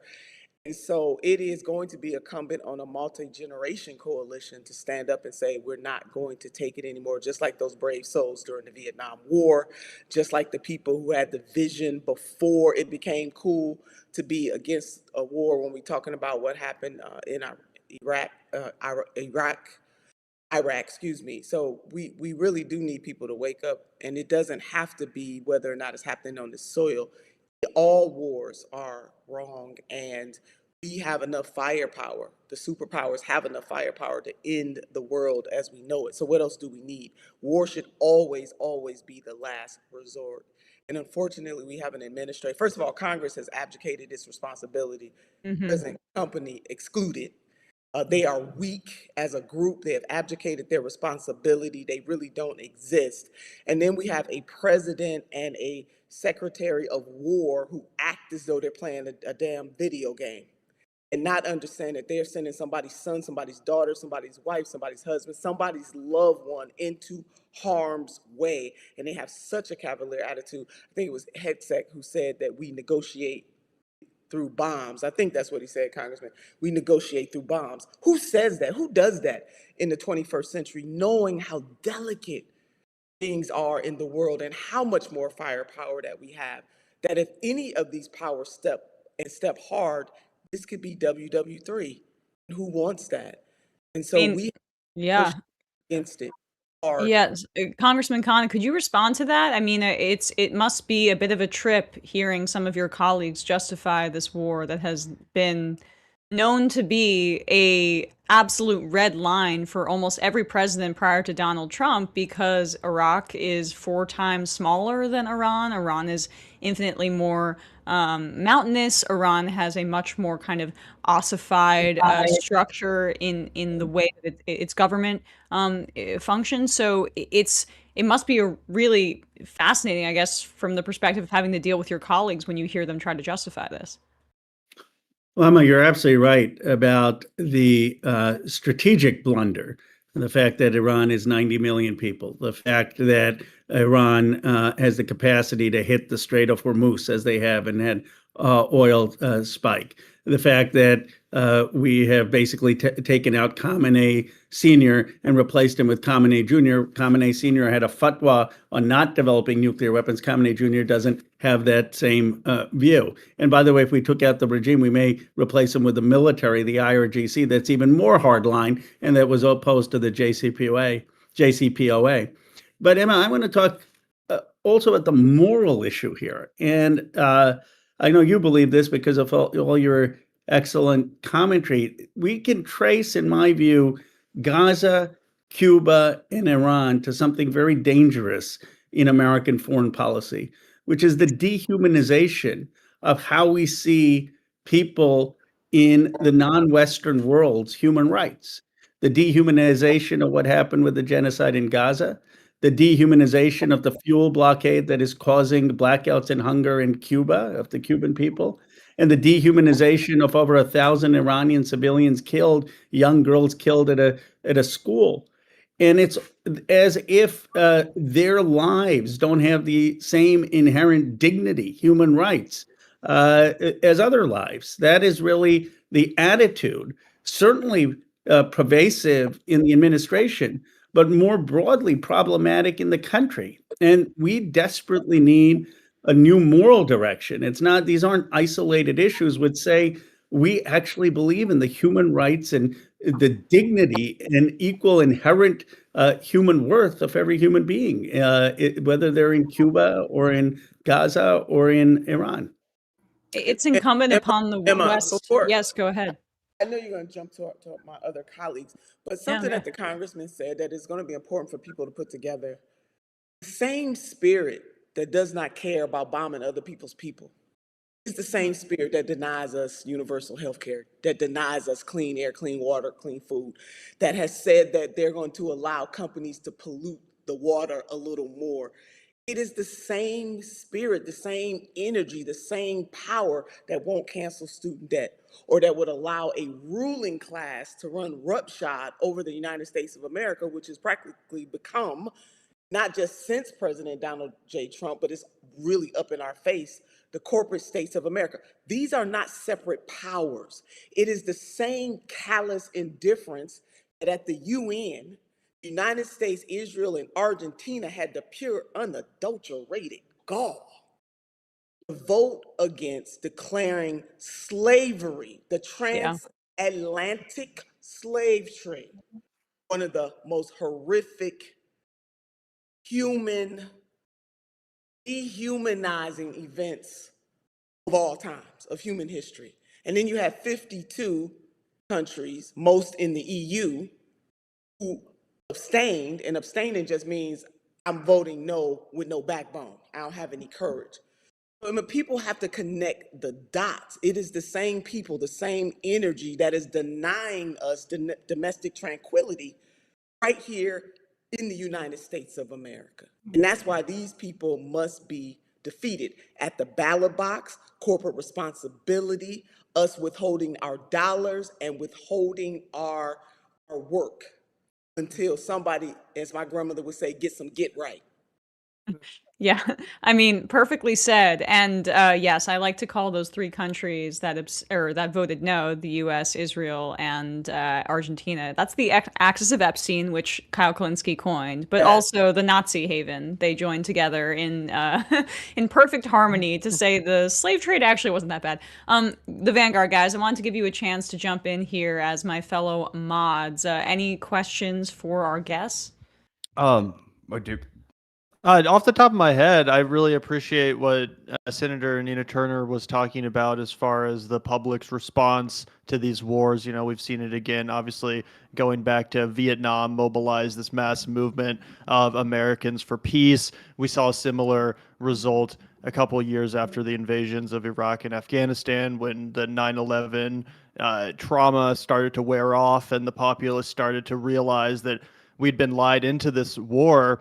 And I guess my question would be is like, how can we make sure that people understand that this is the same bad deal before it's too late, you know, before thousands of Americans are coming home in caskets? Because it seems like that's when people really start to wake up, right? When their sons, when their fathers, when their husbands start, you know, coming home wounded or coming home dead, right? And I'm just wondering if anybody has any ideas for how we can wake the people up before it's too late, before there's a horrific result like that. And everyone, of course, realizes later, hindsight is 20/20, as they say. Well, I think Senator Turner touched on it pretty well. You know, we shouldn't take high gas prices. We shouldn't take higher grocery bills. The bottom line is we need to take money out of politics. It is an oligarchy system, you know, like Senator Bernie Sanders said.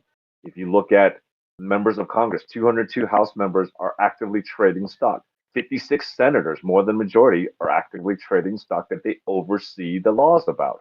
How do we ever stop anything if we don't know where your service lies? Is it in service of the corporate donors or is it to the voters? I'm all about voters, not donors. And so Senator Turner said it best. We should not be even looking at why this war. It shouldn't take the gas prices. It shouldn't take all this economic injustice to get us to understand what Congressman Khanna just said. The moral impact of this. This is morally wrong, and we just, no one has the backbone. As Senator Turner said, they're abstaining because they're getting pockets filled, and so we need to stop this massive amount of money coming through politics. The amount of, I think, is 84% of the people that outspent their opponents are in Congress right now. And that's just got to stop. We have to obviously overturn Citizens United. That's hard, but we have to do things like, you know, federally funded elections. We have to have a spending gap on elections. So that's, I think, before we even get to the point where, you know, people are coming home in body bags, I think we need to address the big elephant in the room, is getting money out of politics. And can I just add something here really quick to this? I think as someone who grew up during the Iran-Iraq war, we have to understand that war, the trauma that war leaves on children and the next generation is what creates the hate towards other nations, right? I cannot tell you how many times when the sirens went off in Iran during the Iran-Iraq war, we had to seek shelter in our basement, and I would just hold my grandmother's hand in my hands, and you know, she would read the Quran, or you know, she would connect with that higher power to just say, hey, look, keep us safe right now. And to see these images come out of Gaza, to see these mothers in pain, giving this war a name and humanity, and talking about the human cost of war. We always talk about, Senator Turner, I think we always talk about this is, our grass is dry here. We have to water our own grass. And I just kind of, I always wonder, how much money that's being spent, billions of dollars on war, can actually help secure funding for our social programs here, and how many children must die for us to say enough is just enough, looking at it from a human perspective, right? Yeah, But no, I totally agree with that. And I think another issue is that people are really desensitized. I mean, you talk about children being harmed. What did we all just have to watch unfold as a nation and as a world, quite frankly, is the crimes of Jeffrey Epstein and his associates being exposed. So I think a lot of people are just horrifically desensitized. That being said, I will say I was very happy to see when Zach and I were at the Kansas City No Kings protest this morning, there was a lot of fierce anti-war energy. We talked to a lot of veterans that were there to show up and speak out against another senseless war. And, we heard over and over again just people that were insanely frustrated and that were really excited and eager to be out there making it known where they stood. And that's in Missouri. Obviously, Zach and I are from Kansas City, and the crowd was really thick. And that was one of the most prominent aspects of the, protest. So that definitely gave me some hope, but it's still really depressing. And it just seems, in a sense, like a hopeless mission, to try to raise awareness and get people to understand what's happening and what's coming, when there's ultimately not much any of us can do, and we're battling this desensitization as well.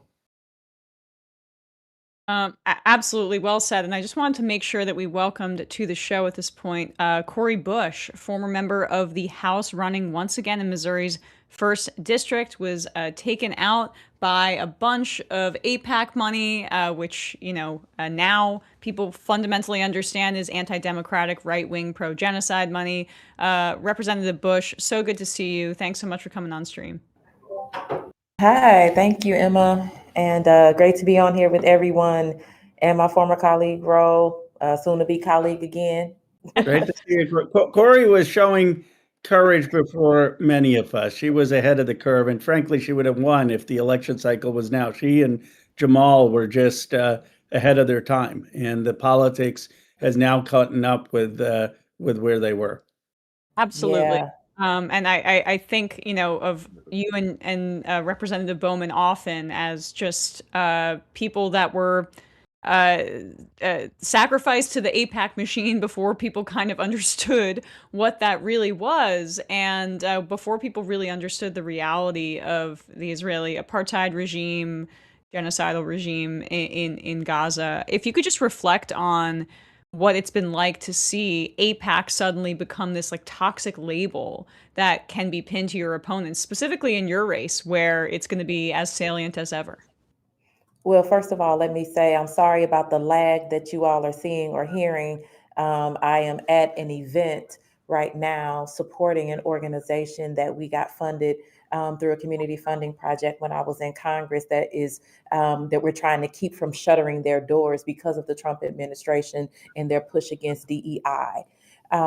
Your audio is quite good, so don't worry about it. Yes. Okay, excellent. When I think about what happened in 2024 and what we're seeing now, AIPAC plus their friends, their allies, big crypto, big real estate, all of these folks came together and spent $15 million to unseat me, and $15 million worth of lies and misinformation to discredit me. Just to be able to secure a seat for someone when they first started to say that they were looking for someone to challenge me, they said they were looking for an empty vessel. That's what they wanted. And so now what we have is candidates all around the country that since Jamal and I lost, and look, the thing is this, people, was it devastating to lose? Absolutely. Was it devastating to lose to someone who does not know our issues, doesn't care about our issues the same way that we do, that has not been deep in the work like us? Absolutely. But what happened out of that, which, I have to look at it and say, I'm so thankful about is the fact that people are now woke to this. People now understand what happened. People see, people now connecting what happened to my sister Nina Turner. People are connecting, all of these pieces. Who is AIPAC? Who is, United Democracy Project? Who is DMFI? Who are all of these different groups, and they're seeing what they're doing. And so what we're going to do, and I said it, the night that I lost on that stage, I said, AIPAC, we're coming to tear your kingdom down. I said I wanted to make them as toxic as the NRA for Democrats, and that's what we meant. And so we have these groups, Reject AIPAC, Track AIPAC, and all of these other groups that made the decision that this is our work. Let me tell you, if we can make sure that these MAGA billionaires are not the ones that are deciding who our representatives are, if we can get that right this time, before the end of 2026, if we can get this right, we will have a different Congress come in 2027. We will have such a different Congress. We will have, I believe, a good Democratic nominee for president. But we need the people. We need you all to show up. We need you all to say down with the MAGA billionaires. We need you all to show up and say we are anti-genocide. We are pro-peace. We are pro-democracy. We need you to stand up and say it and declare it. I don't care if you march today or not. If you march today and you are for a genocide for some and not a genocide for others, if you can't stand up and say that you care about Palestine and you care about Lebanon, you care about Yemen, you care about Haiti, you care about Cuba, you care about Detroit. If you can't stand up and say that, then you got to get it together and be a part of this movement the right way, and we can help you with that. That's right. Yeah, I mean, I just want to pick up on one thing that you said there, Corey, which is that, Nina, you actually, even earlier in your state Senate campaign, were a target of AIPAC. And I do want to open it up to the other panelists as well, but it's just so rich to be able to talk to people who've been in the belly of the beast and who have dealt with this kind of thing in their campaigns. Speak about your experience. Yeah, it was not my state Senate campaign. It was my run for Congress in 2021. Oh, I'm so sorry. I'm so sorry. No. Apologies. No. And Senator Turner was also ahead of her time, like Jamal Bowman, as well. Cory Bush. Yes. Thank you, Congressman. Yeah, so no apologies. You all were champions. Thank you. So much has happened since then, but my race actually was the very first race. They tested what they used on Congress members Bush and Bowman in Ohio 11 in the special election of 21. And then the regular election cycle of 2022, and they are on record, the Israel First groups, AIPAC, DMFI, as the Congresswoman laid out, and so many others. 4,000 Republicans crossed over in the special election in Ohio 11 to help the current congressperson get to office. She has received more money than all of the congressional members of the great state of Ohio combined from AIPAC and Israel First groups. What I do want our audience to understand is that those people told me that Palestinians had no rights, that the state of Israel must recognize. This was before October the 7th. My race was 21 and 22, and they said those things to me. And they said that I must disavow the squad. Well, certainly among the squad, Congresswoman Cori Bush was, is my BF on the squad. I mean, I love them all, but she and I were the closest. And I'm thinking, why would I disavow though any of them? What have they done? And then you want to hold me accountable though for what you think they have done. I was told that if I didn't disavow the squad and that Palestinians had no rights, that the state of Israel had to recognize, that they were going to come at me with everything that they had, and they did. And it wasn't only them. It was Republicans donating directly to the person that is in the seat right now. It was the neoliberal Democrats, people like leader Hakeem Jeffries, who was not leader then, came into my district. Congressman Clyburn came into my district. I mean, the black parts of the Black Caucus and the neoliberal Democrats. It got so rough in Ohio 11.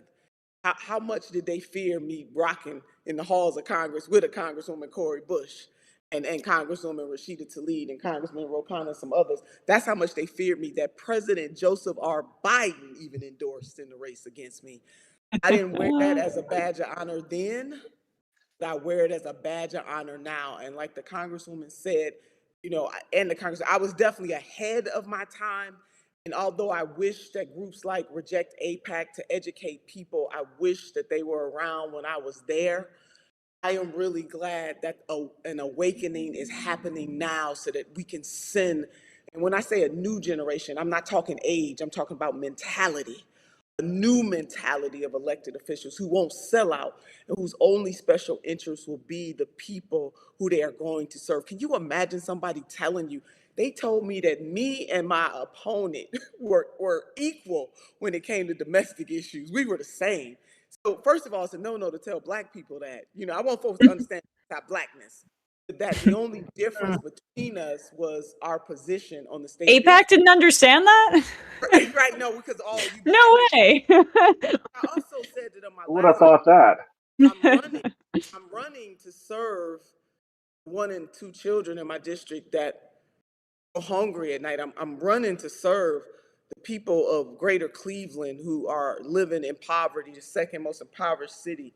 I'm running to serve the people of Ohio 11th, and in Ohio by extension, and the United States by extension. And you are telling me that I got to put a foreign government ahead of my constituencies. I need people to wrap their minds around when those groups come, these dark money groups come for people like Congresswoman Bush, Congressman Bowman, and everybody else that they try. They want people to put a foreign government ahead of who we are supposed to be serving when we are elected. So badge of honor now, Emma. Didn't feel that way before, but I definitely know. I know it now. Emma. Well, honey, I just wanted. She wanted to jump in for just a second. Okay. Sorry, and then we'll move on. Thank you. Emma, just very quickly wanted to actually direct this question to Representative Rokana at the moment, who introduced with Representative Massey the War Powers resolution that did not get the votes that it needed to pass. Just wanted to, for a lot of our anti-war activists who are actually picketing right now and calling their Congress members, can you tell us a little bit about where that stands at the moment? What is the status of the War Powers resolution? And we have hundreds of people watching this stream. How can we get involved? How can we help shift this and move this forward? Well, that's the only thing that will shift us forward. A lot of people give Massey and me credit for the Epstein Act, and we'll take some, but the vast majority was the survivors. And it was people who were coming to the Capitol and mobilizing on their behalf. It wasn't members of Congress inside the building. And on the War Powers resolution, we got so much activism. I know we fell short, but and Senator Turner and Cori Bush, Representative Bush will appreciate this.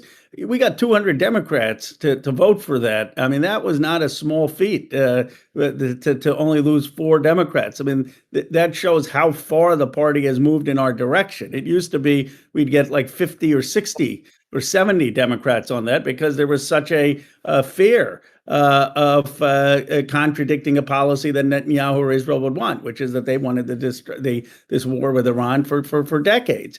And now what can we do now? This is the time not to lose hope, but to say how close we actually are, right? I mean, Mandela said it always seems impossible until it is done. And he said that the difference between successful social movements and unsuccessful ones is the unsuccessful ones quit often right before victory is in sight, whereas the successful ones keep going. We need the mobilization. Look at the people who didn't vote with us in our party. First of all, it needs to be unanimous on our party, so no one can say, oh, we're going to lose a Democrat. And then it's public. Look at the statements of about the 10 or so Republicans who are wavering, who are concerned about troops, and let's mobilize and organize in their districts. And that is the only way we're going to get this passed. The other thing is we need to get the Democrats to be consistently, we're not going to fund the Iran war. I mean, I saw John Kirby the other day on TV saying, well, now we have to be patriotic and we have to fund this for the troops. For the troops? They're being sent where their lives are being threatened. How is this for the troops? That's the same baloney argument they made during Vietnam. That's the same argument they made in Iraq. Keep funding us because otherwise you're against the troops.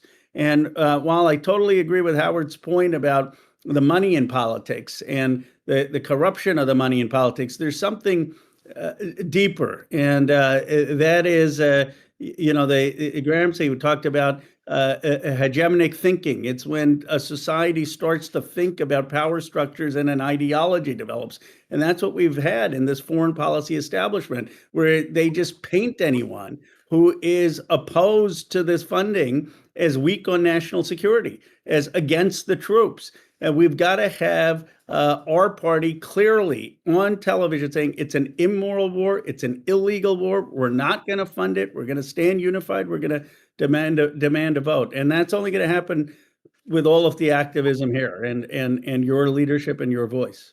Well, Congressman Khanna, I didn't hear anything about process or paperwork in your critique of this war, which I'm joking, I'm being sarcastic, just basically saying that, those are some of the more toothless Democratic critiques that move the conversation away from the actual morality there. So I appreciate your perspective and your work on this in Congress. Zach and Gavin, I know I cut you off earlier, so I wanted to make sure you got a chance to jump in, and if you had a question for anybody in particular. For sure. I wanted to kind of throw this out to the group. One of the things that I think we've identified, right, and I think Senator Turner put it really well, one of the things that keeps our eye off of the ball and away from issues like the fact that children in the Ohio 11th District are going hungry at night is the fact that we're dealing with all this AIPAC spending. We're looking at all of the activity that we're doing from a foreign policy perspective, none of it being good. And we're saying, hey, this doesn't shake out. In addition to that, with the escalations in particular in the Middle East with Iran, we're seeing a close in the Strait of Hormuz, right? Obviously, that's going to lead to a surge in gas prices. Most people have that figured out, but I was actually listening to Professor Robert Pape on Breaking Points the other day, and he was revealing something that maybe I'm a little dumb or naive for not understanding, but petroleum and oil is a key ingredient in making fertilizer, which was something that I hadn't really processed at the time. Well, we're coming up on the month of spring, and fertilizer is very, very critical, or we're going to start to see a shortage in food supplies. And sure, here in America, we're going to be able to get our hands on food and we're going to be able to see it, but it's going to be a little bit more expensive. Other parts of the globe are going to be the ones that are the last to get access to that good fertilizer, and they're going to be battling the worst conditions, and they're also going to be battling all the climate change that the global south and the most impoverished countries are always the first to battle with. So they're going to be starving to death as a result of our carelessness. More children in the Ohio 11th who are already food insecure are going to be at risk of going hungry, as is the case across the country. One of the ways that the Republican Party was able to move people's eye off of the ball with the last election was this idea, this mythology that Donald Trump was going to do something about prices at the grocery store, which are devastating millions of Americans. I'd hate to say, how could we, politically use this hurt that people are experiencing to, mobilize voters, but how can we make them understand that when you put people like this who are going to behave so irresponsibly from a foreign policy perspective, it is going to impact you at the dinner table? Yeah, that's right. Representative Bush, I do want to talk about the DNC, Howard, briefly, if that's okay, about, how, since the war of Iran, how is the conversation shifting amongst the leadership, with regards to discussions about Gaza, resolutions that are being passed, the Iran war? Do you see any shift towards the progressive policies of the DNC, or is it still the same old? I mean, so the one biggest problem with resolutions is that it's just a piece of paper, right? Especially at the DNC level, right? No one really looks at that and says, "Oh, I'm going to adhere to that." I think the DNC requires a complete overhaul. It requires. There's about 40 to 50 of us that are very, very progressive, that believes in pro-peace. Medicare for all, just dismantling a big farm, breaking up big pharma, breaking up big medicine, breaking up big oil and gas. But unfortunately, right now, the key issue that the DNC faces is it's a structural problem. So whoever the leadership is, it doesn't really give you a lot of avenues to really do something. I'm thankful because I met the great Senator Nina Turner at the DNC. I met the great Congressman Ro Khanna. I met Cori Bush, all from DNC events, and I was able to glean their inspiration and leadership to try to push forth a more progressive, agenda for not just us. Like we just said, it's a global issue. I think it's leaning. Yeah, you do see some shifting. I think you can see some shifting that even within our Colorado Democratic Party, we finally they didn't want to put in the abolish ICE. So we were able to fight and put that up in there. We were able to talk about it. There is a genocide in Gaza. We are actually able to say stuff like that. However, I don't know that the powers that be at the structural level are allowing us to really be completely candid for the sake of the future of our country and the future of this globe, for no less. So while it's shifting, it's not shifting fast enough. It's not being expedient in what we need to do. And Senator Turner, I've seen you at many of the DNC meetings. We know that a lot of this is just a big, Friday Night Lights cheerleading session and not enough work. We don't get together. We're going to be in New Orleans next in a week and a half or 2 weeks, and it's going to be another cheerleading session with not a lot of work being done. We don't come together and talk about what's working in our state, what's not working in our state, and the DNC should take that information, aggregate that, and then come back out with their power, with some of their money, and let us organize. Like Congressman Khanna said, we need to organize. We need to make sure that the do nothing Democrats get out of office, and we have people that are impactful. And unfortunately, they're still trying to play nice kind of thing. And so while I see the shift, there's not, I'm not hopeful that it's going to actually amount to anything that can help us structure with getting champions like Cori Bush and Ro Khanna and the squad, Ilhan Omar and the Maxwell Frosts of the world, more of those. I want to see more of that, some kind of action that leads to that, the Greg Kassars of the world.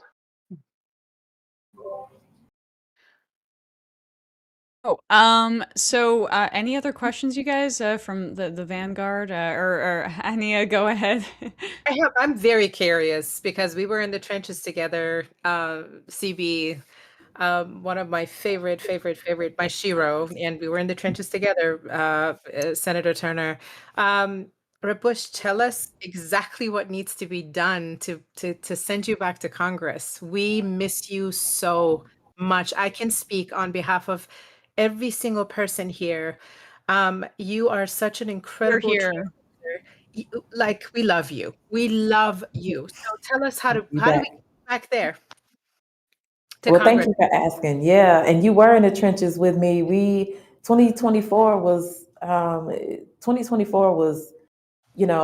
to go from pretty much nothing being spent against you to almost like $1 million a week all of a sudden, and then just over and over again. It was a lot. But this time, you all, we're starting earlier. I'm able to be on the ground, so I'm in the community. I don't have to go back and forth to DC.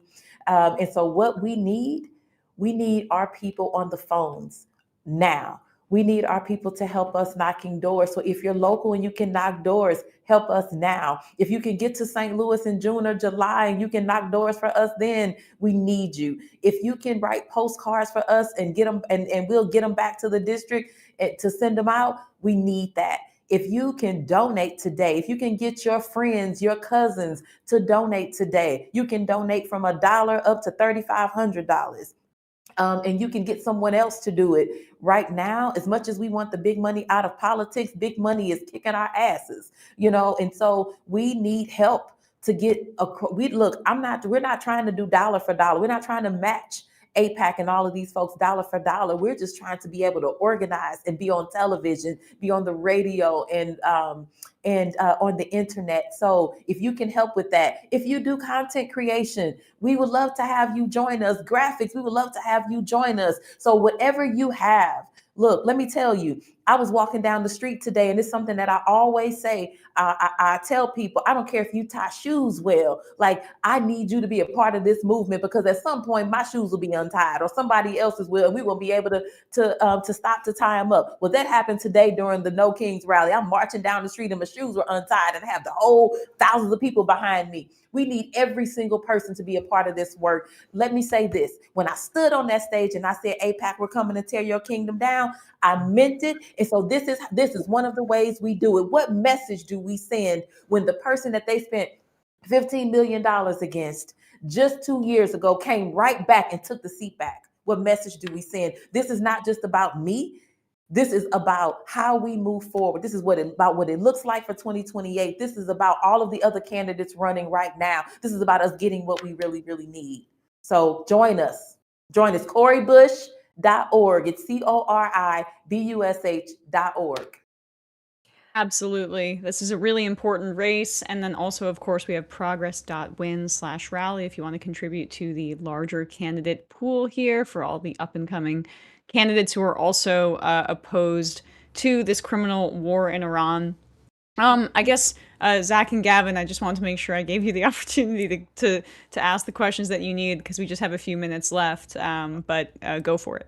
Oh yeah, absolutely. Gavin, do you have any final things that you want to throw away? I mean, I just wanted to say that I've been really inspired to hear all of these great progressive fighters speaking today, in addition to going to the No Kings rally. Hearing from you guys being in community together, it really is inspiring. And this is what we need more of if we really are going to change public opinion in the way that's necessary to pull off the blue wave that I think we all know is coming. But yeah, I totally agree with what Representative Bush was saying. Super excited about your reelection effort, Congresswoman. And yeah, just really inspiring to hear from everybody tonight. Final thoughts, I guess, on where people think that we do have Crystal back, but I guess do people feel more optimistic? And we can go through everybody very quickly about where the Democratic Party base is right now and how activated they were than maybe say 10 years ago. Because we can end on a positive note there. I do feel like we've been saying the people are waking up for a while, but it really does feel like the people are waking up. Oh yeah, absolutely. I feel like if we were 10 years ago right now, we would be all really excited for President Bernie Sanders, right? I feel like where the middle American is right now is prime for the message that we were all discussing. I think every single person on this panel was excited about 10 years ago. Gavin and I were seniors in high school. And now, it feels like we've been waiting for this moment for a long time because people in middle America are excited about, oh, hey, I saw you guys on, this or X, Y, and Z. And we were going through our whole lives as unnoticed figures locally, right? Because nobody cared about progressive politics in flyover country. Now that's starting to change. And I think that is reflective of a broader national pivot for sure. Yeah, totally. I 100% agree with that. I think there's been a real change in the air 10 years later from the Bernie Sanders political revolution that Zach just mentioned. I think that Bernie Sanders was a little bit early, as was Senator Nina Turner, as we mentioned, but the rest of the country has finally caught up. And I do believe that, we've already seen figures like Zohran Mamdani win in New York City. I think that was a real harbinger of what's to come in these midterm elections and beyond. All right. Any final words, folks? And then we'll wrap up this part of the show. Well, certainly, we Yeah, I just wanted to say. Oh, go ahead. Go ahead, Howard. Go ahead. Okay, I'm gonna be really fast. I think it's a testament to see these champions.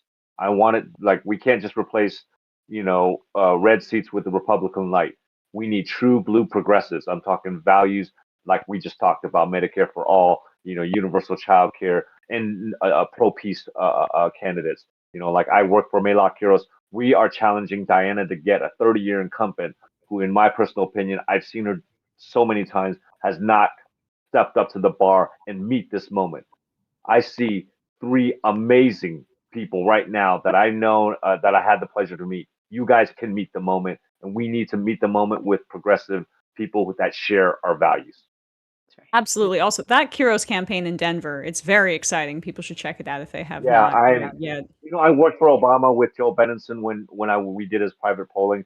I am more proud to actually work with and for Melak Kiros than I am for that. She's that phenomenal. I she is amazing. We need more people there with Roe, giving him backup. Yes, absolutely. I would just say, and then I'll give the other Representative Bush and Senator Turner, also on the panel, a word.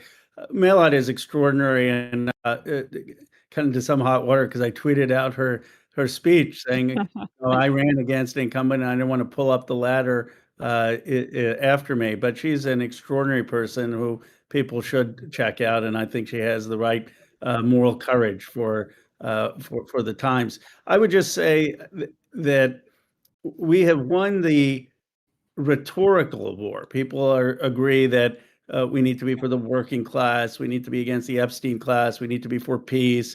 We need to be for economic justice. What we have to be careful about, though, is that these don't just turn into platitudes, because even the establishment has figured out that they need to take the language.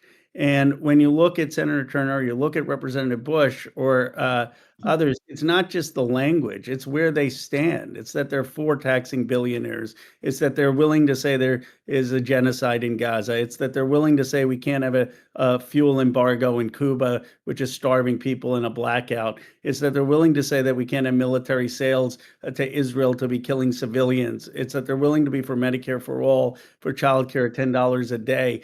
And when you start to take the concrete policies, you simply can't without being attacked by some of the groups. And so the question in my mind is not, are we going to have the language? It's, are we going to have people in Congress, in the Senate, in the mayors and city councils that are going to have the courage that's going to be required?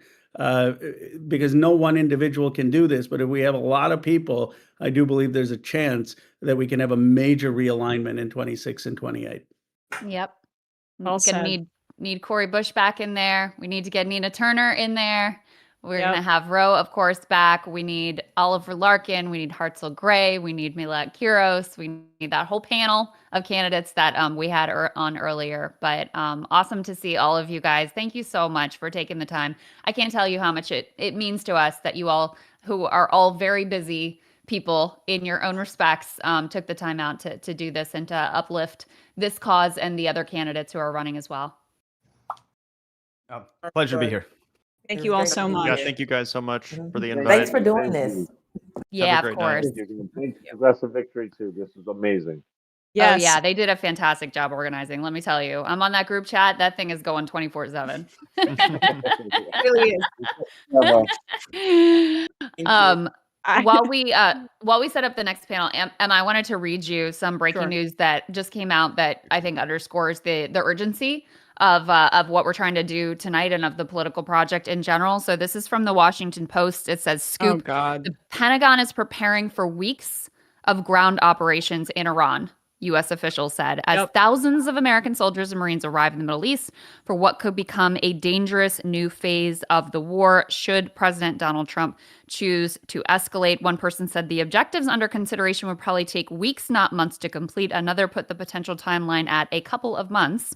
In response to questions for the story, White House Press Secretary Caroline Leavitt issued a statement, quote, "It's the job of the Pentagon to make preparations in order to give the commander-in-chief maximum optionality. Does not mean the president has made a decision." So that's where we are. I mean, I guess because Iran has so thoroughly decimated the bases outside of Iran in proximity, perhaps there is still some off ramp when you hear about this deployment. But I'm literally just like telling myself fairy tales at that point. It feels completely imminent, and it matches with the reaction that we saw from some actual Republicans about troop movements on Friday. So Nancy Mace and others. Yeah, I mean, and even I think it was on the top Republican on the House Armed Services Committee was saying that like alarmed about strategy, which is code for Republicans saying this is absolutely batshit. I mean, you've had Robert Pape on. This is truly the epitome of the escalation trap, and the people that get caught into this are like brute ape militarists like Donald Trump, and it's just unbelievable that the Democratic Party allowed that vacuum to be filled by this individual who committed war crimes habitually in his first term, just because this administration was more committed to ideological Zionism or to protecting some sort of voter base or donor class than they were to actually performing democracy. That's the other part of this, is like the Democrats can't sell that they are the party of democratic responsiveness when they choose not to respond democratically to their own voter base when they scream enough of this. And so people go for the more simplistic answer. That live reaction to my rage about this news. Yeah, I know. I mean, it is disgusting that they were allowed to get away with this like pro-peace ticket framing during the election, and that there was actually a rhetorical effort from Kamala Harris to position herself as being, no, I'm super tough, most lethal military ever, blah, blah, blah. And, there's no doubt when we did focus group, when we interviewed some of the like AOC Trump voters, and over again, they talked to us about war and peace, and not just, and Gaza was a central part of that. But, there's always this garbage analysis that Americans don't care about foreign policy. And I've never understood where this came from at all, or Americans don't vote on foreign policy, because Barack Obama definitely got elected. A major part of how he ends up in the presidency is the Iraq War. Donald Trump recognized that that was a way to, leapfrog and separate himself from the rest of the field in 2016, was incredibly significant. And then obviously you had, in 2024, they were able to cynically brand themselves as the pro-peace ticket, which is just like the most insane thing you could ever imagine. But here we are. And I have no doubt that the Iran war and the already catastrophic fallout from it, not to mention the ongoing genocide in Gaza and the wars that Israel's fighting on 7 different fronts apparently. But in any case, the Iran war and the massive fallout, both economically and in terms of loss of lives and global chaos, that is going to overhang our politics for years, if not generations to come. Yeah, I think it's a relic a little bit of a time when the channels of media were a little bit more controlled, and you had, just a handful of television stations and a handful of newspapers. I mean, our information ecosystem right now appears to be one large funded PR project. When what gets pumped to the top of algorithms is certainly funded by donors and big finance. But at the very end, our newsrooms are being hollowed out. But at the very least, we have like first-person video that can be shared on the internet, and I think like that. What you're talking about, that dynamic where people think you don't vote on foreign policy, is a relic of the 90s. But here is the rest of the crew. So I will save these rantings for later. Yeah, I was enjoying them. Oh, yes. Well, we'll let you continue them, Vosh. Good to see you. Well, I'll be first to say that I too think the war with Iran is a bad idea. I don't know how many people here would agree with me on that. Hot take. Controversial opinion. Hot take on this stream, yes. Thank you for having us. Soy Pill, how you doing? Thank you for doing it, Vosh. I'll just go quickly through the introductions here, and then Vosh and Soy Pill let you guys take it over and sort of handle the overall moderation. But this panel, we've got a whole bunch of fantastic candidates for Senate. So I'll start with our 2 moderators here. Vosh, you guys probably already know him, but he's a YouTube political streamer known for, it says, debate-centered content. I like the way that's described, covering political philosophy, internet culture, and progressive policy issues. Soy Pill is here as well, online political commentator associated with live stream discussion, communities, and internet political analysis. Abdel Al-Sayed is going to be joining us here just momentarily, but we also have Karishma Manzoor. She's a medical scientist, progressive activist. She is running for Senate in New Hampshire. We have Julie Gonzalez. She's a Colorado state senator representing Denver, who has worked on immigration reform and workers' rights legislation, now running for U.S. Senate. And Angie Nixon, who is a Florida state representative and labor organizer advocating for voting rights, education, funding, and economic justice policies, running for Senate in Florida. And I'll go ahead. Abdul looks like he might be having a little bit of trouble with his camera, but he is a public health expert, former Michigan gubernatorial candidate who is running for U.S. Senate, championing a progressive platform with a spotlight on Medicare for all, and is also at the center of a major AstroTurf controversy around affiliating with Hassan Piker. So with all of that being said, Vosh and Soy Pill, I'll let you guys take it away with this conversation. And one more time, I will plug progress.win/rally. I know we've raised already $22,000 plus for the candidates on this stream. So thank you to everybody out there who has donated. If you can give, I'm telling you, it makes a huge difference, because these are all candidates who are not going to have the multi-million dollar, AI PACs and AIPACs and crypto PACs and all of that behind them. So they really, really count on you if you can give. So. And remember, none of the money goes to me or Vosh. It's all for the candidates. If that makes you want to donate more. Don't make people suspicious of that claim. No, it's true. To my knowledge, AIPAC is funding none of the people here. So, we have to make up for that somehow. But AIPAC, if you're listening, I can't promise I'll change any opinions, but my email's open. Yeah, we're open to a bid. No, it's incredible. I mean, Emma just filled us in on the way out there. I mean, apparently we're preparing for limited ground operations over there in Iran. I'd like to open, if I may, because she talks for a little bit about the myth that Americans don't vote on foreign policy. Some foreign policy touches on our lives more concretely than others, right? America felt the Iraq War. There's plenty of things that America's done in the past 30 years abroad that the average American hasn't felt. Israel and its relationship to the United States has been a deeply felt element of American government for the past couple of years. This is just a fact. I think that a careful examination of Israel and their behavior and their relationship to their neighboring states would give one plenty of reasons to disagree with them on moral grounds. But I want to speak only politically for just a moment. Every American now is aware of this dynamic, this idea that we are unnecessarily beholden to Israel, to its weapons, to its funding, to its relationship with its neighbors, that we have to fight its wars. It is at the very least a perception that at this point everyone has come across. It is a fact that more people over time have shifted, especially Democrats, especially young Democrats, have shifted towards an anti-Israel position. The shift from being tepidly supportive of Israel to being very against their behavior in the Middle East has happened so quickly that I think a lot of Democratic politicians haven't caught up to it. There's been a whiplash effect. They don't know what's going on. But it is a fact that there are many young people today for whom like Israeli or Netanyahu, they use them almost as synonyms for bad. This is just a fact. If you go online, you will see plenty of young people who say, oh, that's so Israeli, and they mean like a TV show they didn't like. That is the extent to which this discourse has permeated common culture.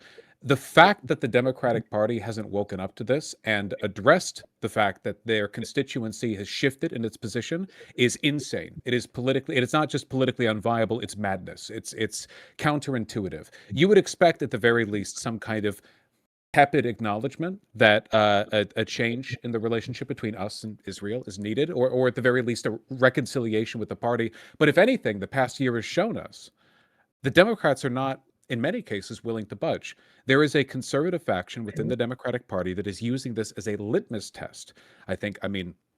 Certainly Abdul, who's with us today, thank you very much for being here, has faced the blunt end of this just in the past week. The idea that criticism of Israel is something that can be used to castigate you, even when the majority of your constituents agree with it.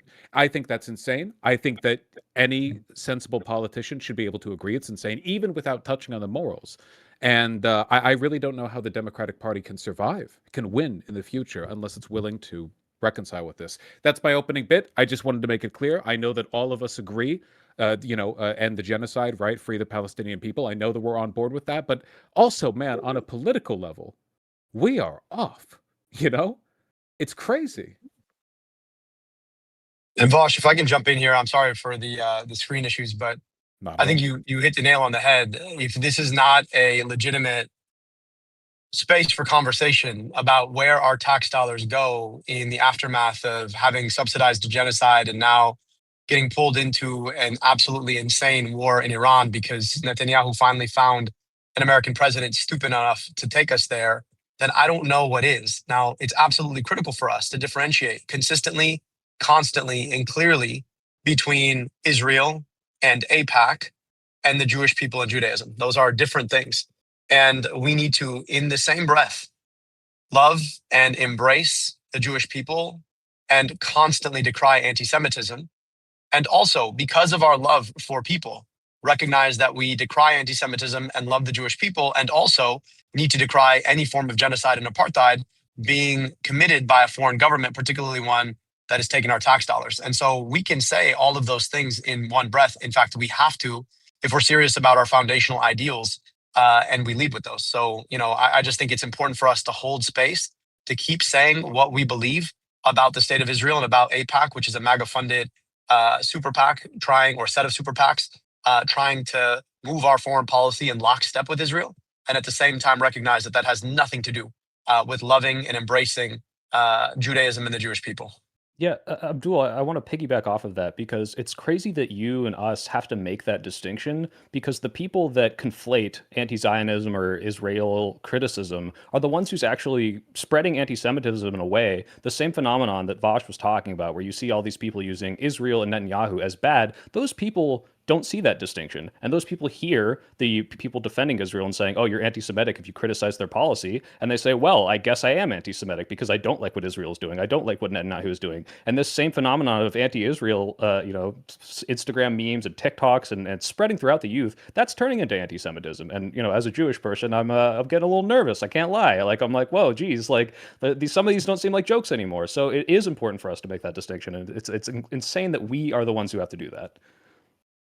And I think, go ahead, jump in. Go ahead. So sorry, Bill. Sorry. I just wanted to say that sort of distinction, it's being, let's see, my opponent is Chris Pappas, and he was asked recently, how come you have taken $2.7 million from AIPAC? And these were the town chairs here in New Hampshire. His answer was, these are not from AIPAC, these are from Jewish donors. So they are, even these politicians are throwing Jewish people under the bus, because we know AIPAC donors are not necessarily Jewish folks. These might be weapons manufacturers. These might be CUFI. There's another organization that we actually don't mention enough, the Christians United for Israel. They are a really dangerous organization. Those are mostly evangelical Christians. So for them, when they see the death and destruction across the Middle East, they're not looking at it as something morally reprehensible. They are thinking of collateral damage, because this is where the rapture is going to happen and Jesus Christ is going to come back. Yeah, so CUFI is a really dangerous organization, but that sort of distinction between Jewish folks as well as AIPAC donors, that merger is being perpetrated by these politicians, these genocide enablers. So this is extremely dangerous. So thank you for mentioning it, and thank you for Abdul for bringing this up. Yeah, and I want to piggyback the thing I came here to say. You talk about witnessing the death and destruction, and I think often, this whole thing, it's anti-war. Everyone here is anti-war. Most people are anti-war, and the problem with that is you get kind of numb. You just hear war is bad. You hear a stat: 10,000 people died, 60,000 Palestinians dead, and you become very removed from what this is, and so.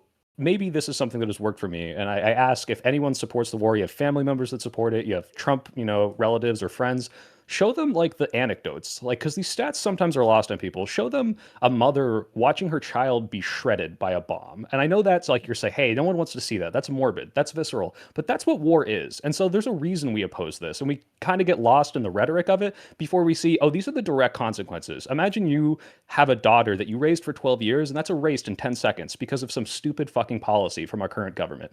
You really need to face that and realize that if you want to justify this, you need a damn good reason, because that is not something that is okay. And the second point that I wanted to bring up is there are wars in the past that we've justified. World War II is the one everyone always brings up, and you can make arguments for other ones.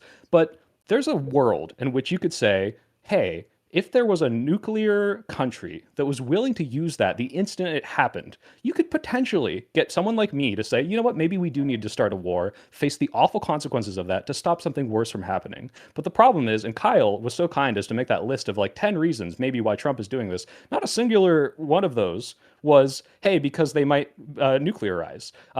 It's insane because one, you have to look at Iraq and say, okay, they lied about this in the past. How are we supposed to trust you now? But two, there is a million things you can do in between bombing innocent people to stop a nuclear war or to stop a country from getting nukes, one of which was the nuclear deal, which Republicans were so ready to completely dismantle, despite the international community saying, hey, this is good. They're following the regulations. They're following the check-ins. And so you look at this and they say, well, this is the only option. Well, it's not. There was negotiations. There were sanctions. There were so many things we could do in between here. And Republicans are so quick, as is their playbook, to tear this down completely and then say, well, you forced our hand. Now we have to go to war and kill innocent people. And that's just not the case. It's the same thing with U.S. aid. Well, maybe we'll need some leverage in Sudan. Well, guess what? Now they're not really so ready to have any leverage with us because we killed millions of their people. It's very frustrating to watch just how Republicans have handled this. I mean, the reason that this is happening is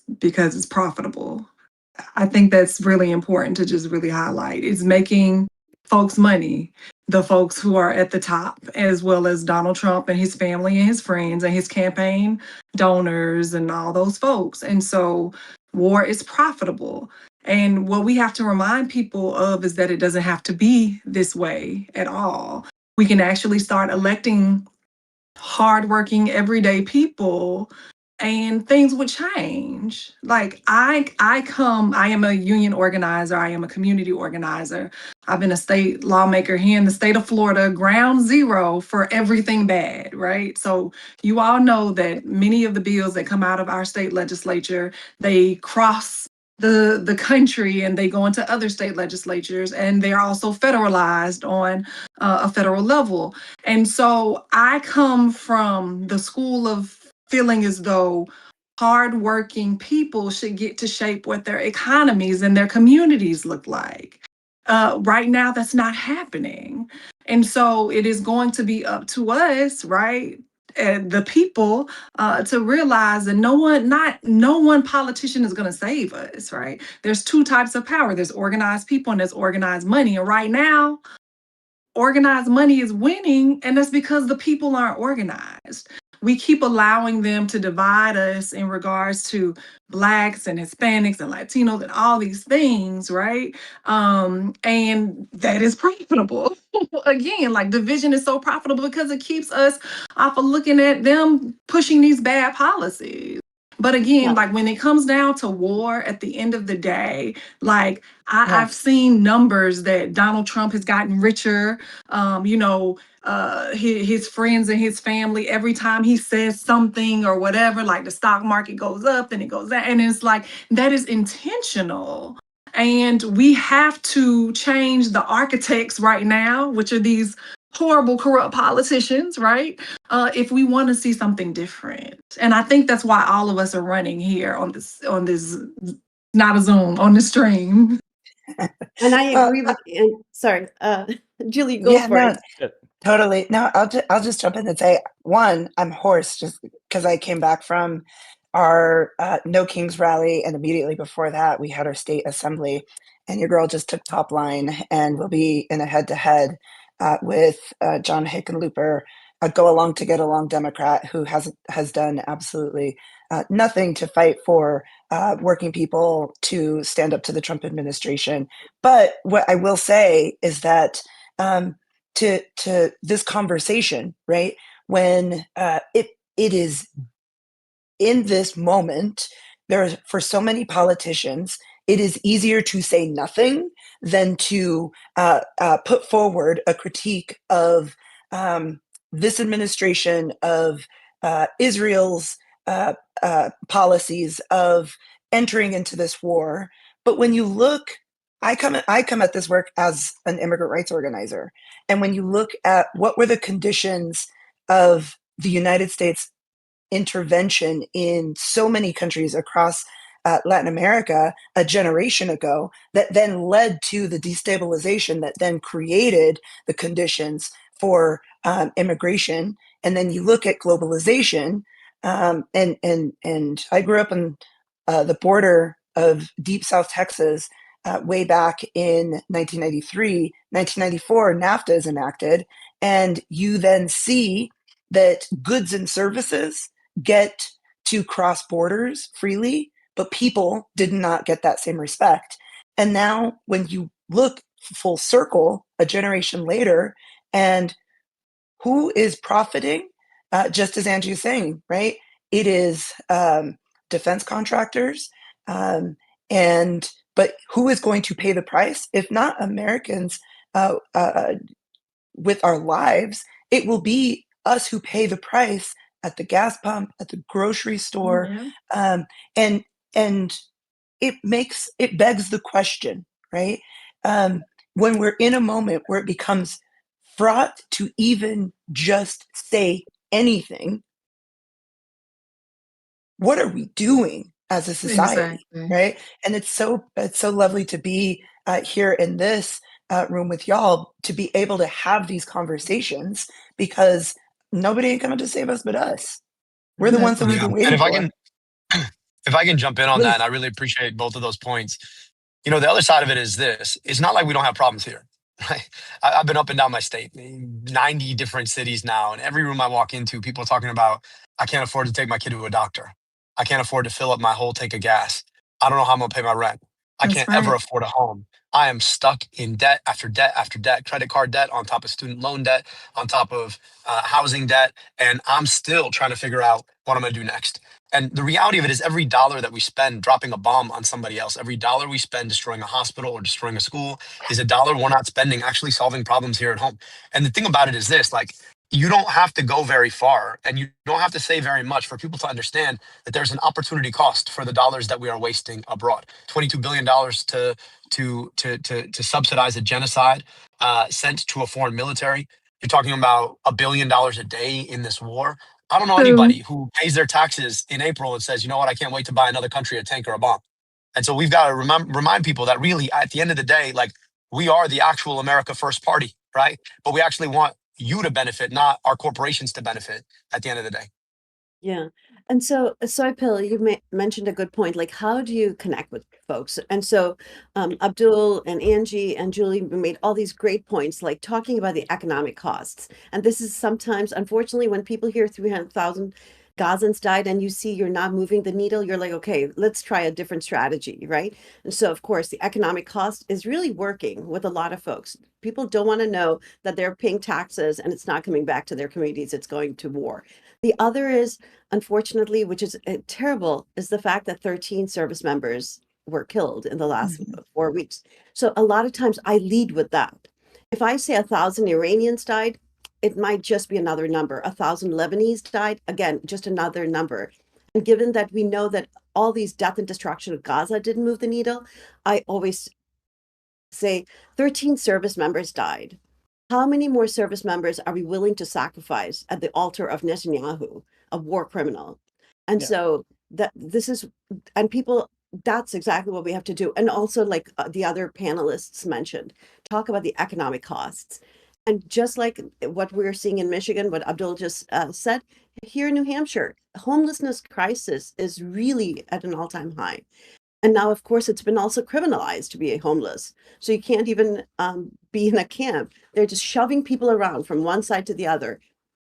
A lot of these people have jobs. They just can't afford to rent an apartment. Yep. Yeah, I want to say the reason the whole troops as an effective strategy works is because for so long the Trump admin's defense was no boots on the ground, it's only air.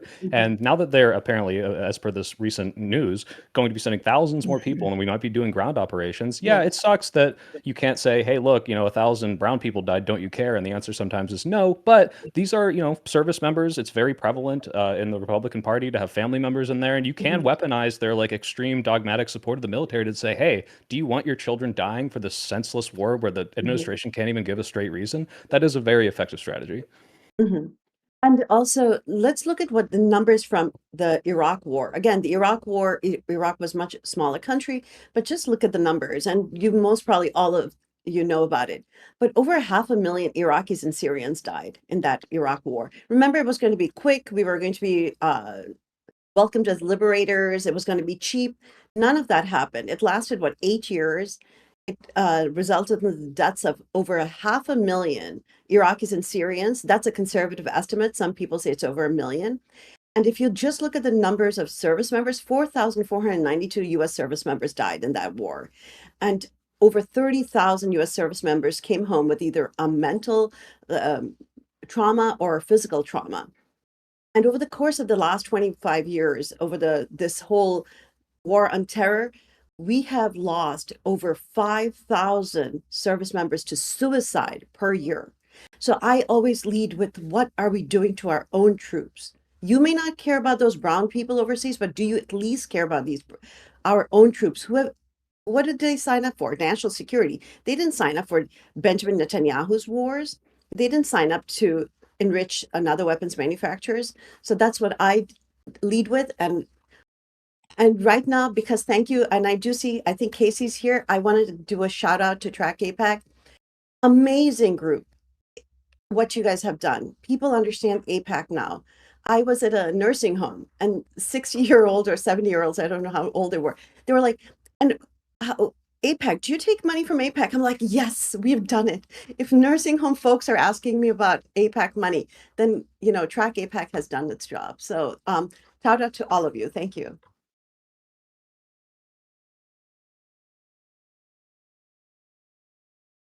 Oops. Am I the only person that doesn't hear Vosh? I guess I can hear. Oh, We dang. can hear him. It's because I just entered. I was coming in to do the moderator thing, but I'll let you go off.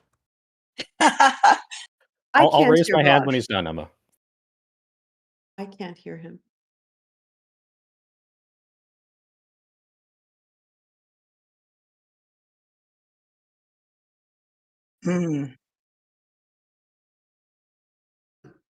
Why can't I hear Vosh?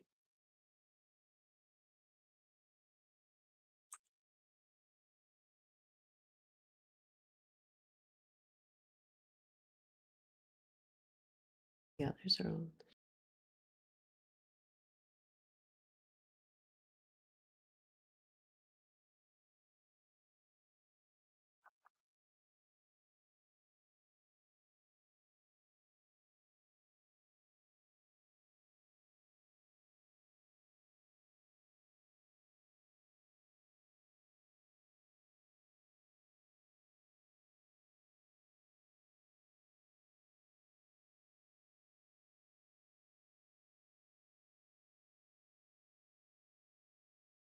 But Let me Vosh, just jump in to say that.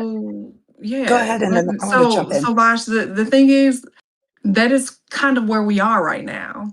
But again, like I stated, it doesn't have to be that way.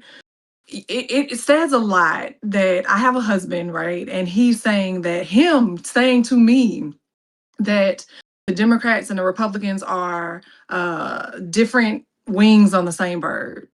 That means we have failed, right? That means we have allowed corporate Democrats to lead our party. And that means that we have to change that, right? And so we cannot continue to elect people who are basically okay with getting scraps, and they're too afraid to speak up and push back because they're worried about their appropriations being cut. Meanwhile, or they're worrying about their bills passing or not passing, right? Meanwhile, they're not even allowing them to pass anything transformative. And I'm speaking from being in a super minority, right? Like, if we are in a super minority, like we are in the state of Florida, we need to be the party of like resistance. We need to let people know that we are here fighting to uplift their lives, right? And what's very interesting to me is that what frustrates me sometimes about our party is that when Obama was in office, right? Whether or not you love him or not, he was cool with me. But when he was in office, the Tea Party movement started happening. And even when they were in the minority and in some super minorities, they always like pushed back and fought hard. There was no compromise, right? And yes, I understand us as Democrats, we need to compromise, but like we cannot compromise our values because our values have compromised people's lives. We see it playing out in what's happening over in Gaza. We see it playing out right now, what Abdul stated, like people are dying here in America because they can't afford their medication. They are dying because they can't afford a roof over their home. There was a woman whose children died in a car. They froze to death. What the fuck? Right?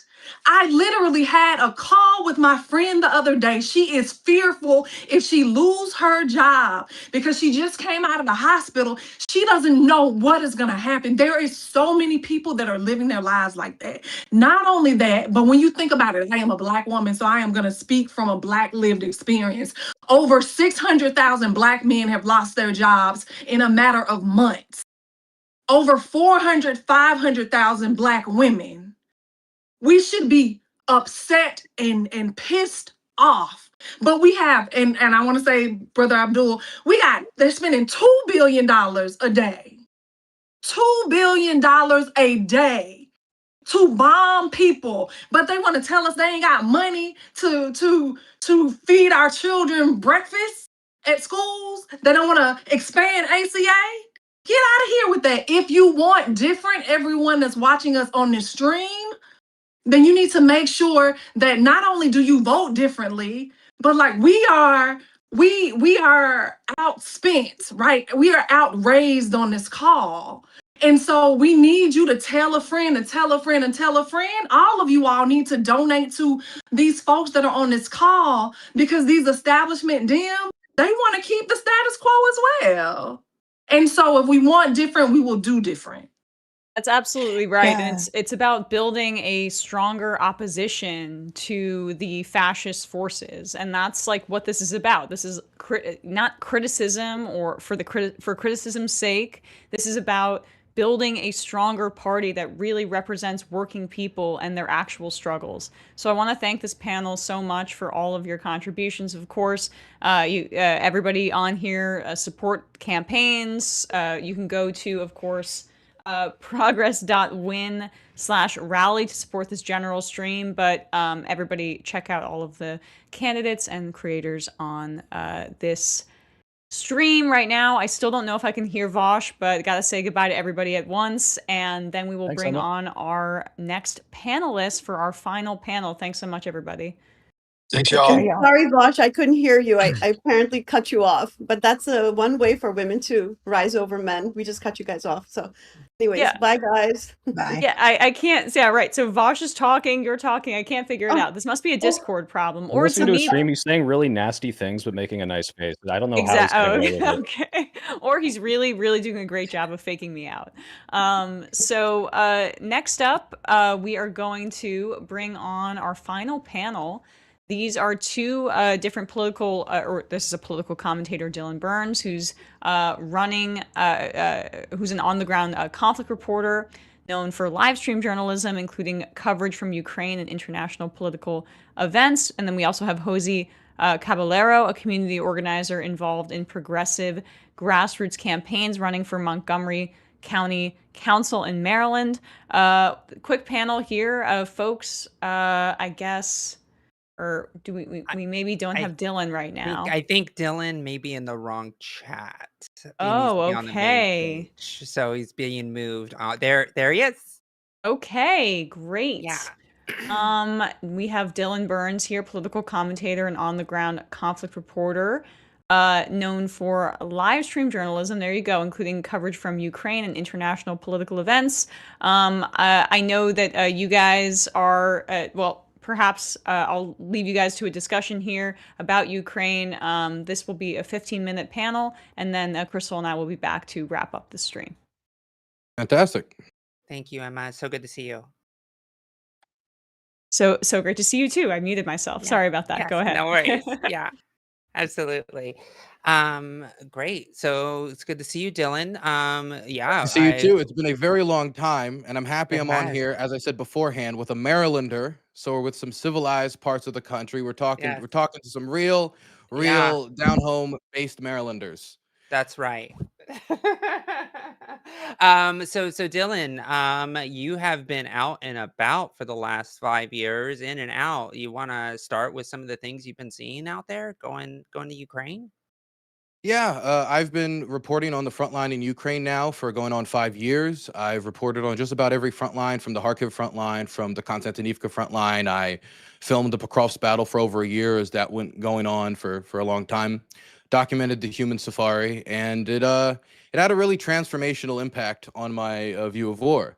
It's part of the reason why I felt it was necessary for me to speak at this event and to openly oppose the illegal war against Iran that was declared with a WMD-style threat, as if we've learned nothing in the last 20 years, before we immediately blew up 168 children and lied about it. And if you're going to lie about the children that we blow up with weapons of our own while saying that they use the weapons they don't have access to, it's very hard to trust this administration with any type of military action, especially when they're doing it above the heads of Congress. But it's not just procedural concerns, there's also moral concerns about exactly what the goals of this operation are. How you say you're going to fight for the Iranian people, then call for them to go on the streets and then do nothing for months before you take a campaign, a military attack, in order to gain control of their resources, of the government, but namely not to prioritize the needs of the local people. If the needs of the local people were prioritized, then they would have been more honest about the children that they blew up. But I mean, I think a lot of it just comes from how horrific modern warfare is now. In Kherson, I've seen human beings hunted by the Russian army, grandmothers who have been blown up in the middle of the street while they're going on their morning walk, ambulance drivers who go through degloving head injuries of the head. And the ultimate goal of my work is to try to document these war crimes and give a voice to these people who are being attacked. And I want to make sure that when we're talking about the war in Iran, when we're talking about the attacks on Palestine, when we're talking about the war in Myanmar or the war in Ukraine, that we're prioritizing the people namely affected by the war, that we're prioritizing the self-determination of all of these peoples, which I think is a deeply American value, that the Ukrainians have a right to self-determination, that the Palestinians have a right to self-determination, the Syrians had a right to self-determination, all these people have a right to self-determination. And this moral center must guide the left forward as we go and talk to the rest of the country. This country right now really doesn't like what Israel's doing and supports Ukraine, almost as if the connecting dot between one movement and the other is the self-determination of these peoples, that we all believe, as Americans do in their hearts, that people have a right to rule themselves. Yeah, absolutely. And thank you for putting so many words, because as many may or may not know, I'm a Navy veteran. I served in from 2004 to 2010 during Iraqi freedom and enduring freedom. And I remember when I was a young kid, and when I was a sophomore in high school, I saw the towers get hit with 9/11. I was born and raised in rural Texas, and the rally the flag effect was very real. And when you say the WMD type rhetoric of like, oh, they have these weapons, they're gonna, it's the flashbacks are so real, because that's what convinced me to go to war. When I was 17 years old, I signed up ready to go and got into boot camp at 18 years old. And then 2 years later, go right onto an aircraft carrier in the Gulf, fighting for Iraqi freedom and enduring freedom. And now I see it all happening again. And it's happening even worse than ever before, because even in that war, there was a somewhat of a semblance of an idea that maybe this was justified. But now sailors and military members across the United States, across the world, are all like, I don't believe in this war. So you have the George Washington, George Washington's headed out there. The Gerald Ford is out there currently. They've been out for 11 to 12 months out at sea. Their sewage is overflowing. They've had a laundry fire that burned 600 racks, and now they're sleeping on the floor and tabletops on a supercarrier with 5,500 people on board. They are in a can, hot in the Persian Gulf, and their number one mission is launching missiles or launching planes with missiles off their flight deck day in, day out. Personnel comfort is not what they're caring about right now, and morale is incredibly low. And so I think about all of those young kids that are out there fighting for this war, suffering, because that's what you do when you're out there. You suffer and just are a cog in the machine, grind it up into something that you won't recognize when you get home. And here we are doing it again to another generation of people, because I've had friends who've lost their lives because of this. So it makes me so angry when I see this happening. But you saw it firsthand on this stuff with what's going on in Ukraine. And $878. Is that how much an American soldier's life is worth? That's what Magyar, the leader of the 414, says, how much it costs to take one drone and throw it at a soldier and take them out. Drone warfare, FPV warfare, grenade dropping warfare. This is the future of 21st century warfare. And the United States is not prepared. The American public is not ready to see American boys in camouflage getting hit by FPV drones with their faces shown to the general public. This is something where in Ukraine, there is enough of these drones that targeting civilians is an everyday practice. My good friend Eugene, a week ago, he was hit. He was evacuating an 83-year-old and a 64-year-old. Both of them were smashed to bits. He got a concussion. Thankfully, he survived. This is his 6th or 7th aid mission where he has been bombed like this. And I've been with him on unsuccessful aid missions. It's horrific. If you can produce these at such a low rate, at $878, that you could expend them on civilian targets, it will not be difficult for terrorist organizations or for states where we overstretch ourselves with imperial arrogance and wars of choice, military adventurism. That's going to lead to American soldiers facing that consequence. And so when we go to war, it should not be a decision made solely by an imperial president that has been empowered after administration, Democrat and Republican. It should be something that is decided by Congress, that the country gets a discussion about, before the man who said he wanted to bomb women and children on the campaign trail gets to decide on his own what's an imminent threat. Yeah. And that's why I'm happy to be able to sit here with you and talk about the actual horrors of what is happening right now and why it's important to get members of Congress in office that are going to fight and oppose these wars with every ounce of their strength. That's why progressive victory candidates that are running for Congress, that are taking this pledge to make sure that they fight back, is so critical. That's why these donations matter so much. I mean, as somebody who's running for office myself currently in Montgomery County, like, the amount of money, like $10,000 is enough to like fuel an entire door campaign of literature. Like, it is so critical, and that could be the margin of victory. So when you are here thinking, where does my donation go? It goes to funding campaigns of actual true champions, because we cannot do this anymore. Like you said, Dylan, what is it worth? What is it worth to save a human life? We already know what it's worth to kill them. It's time for us to actually put money down to save them. And that's we don't need any more drum circles. We don't need any more flower crowns. What we need is action. We need to elect people who'd be willing to go after the power of the purse and say, you started this war, it's illegal, we're not going to fund it. We need people who are brave enough, progressive, centrist, any part of the party, to say that when the president of the United States tries to abandon our allies to a war of aggression after we told them to give up their atomic weapons or we would starve them during the Cold War, that we stand with them. And progressives that don't do that don't deserve a dime of your money, whether it be standing against this war in Iran or standing with those who were victimized by imperial wars of aggression and colonialism. And so I'm so happy to have a lot of people here today that stand with that. A lot, at least.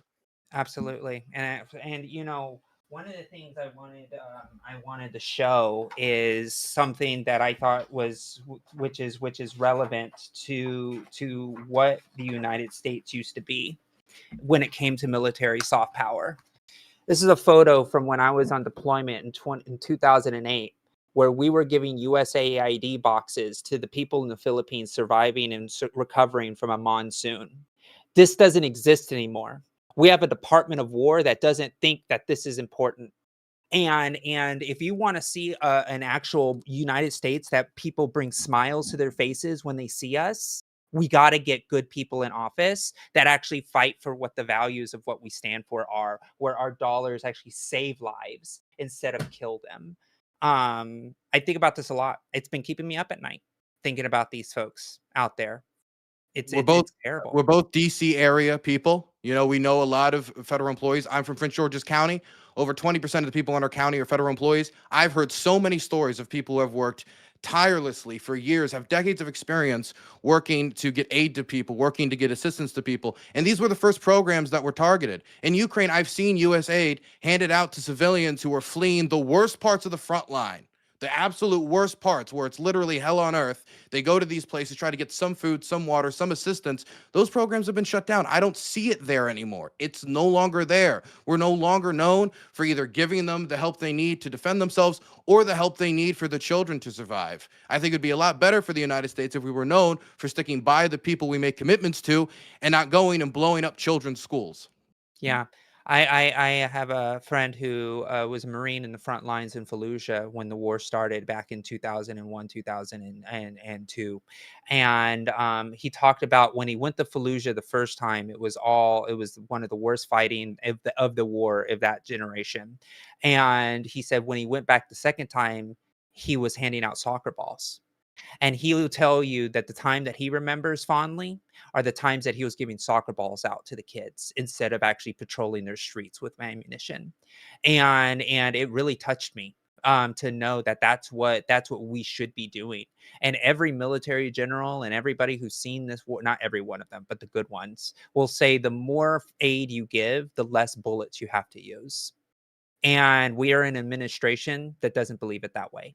They want to use the bullets. They want to use the munitions. Pete Hegseth said it himself. He negotiates with bombs. And so this is where we are. And we have to do everything we can to fight back, because this isn't going to stop magically. This is going to take hard effort from all of us. We have a Department of War that openly advertises its war crimes. There is no circumstance where the head of the Department of War or the Department of Defense, if you know, I don't mean to dead name it, but there is no circumstance where he should be saying we take no quarter. That's illegal under U.S. law and international law, but that's the standard that we have now. Yeah, absolutely. Hello, Crystal. Hello, how are you guys doing? I just wanted to say, as someone who hasn't seen war up close, I think it was so important to get both of your perspectives. As Please. People who have seen the horror and the carnage up close. There's just no substitute for having that eyewitness testimony. Yeah. Thank you so much, Crystal. Yeah, thank you, Crystal. And of course. Did you have a specific question for either of us?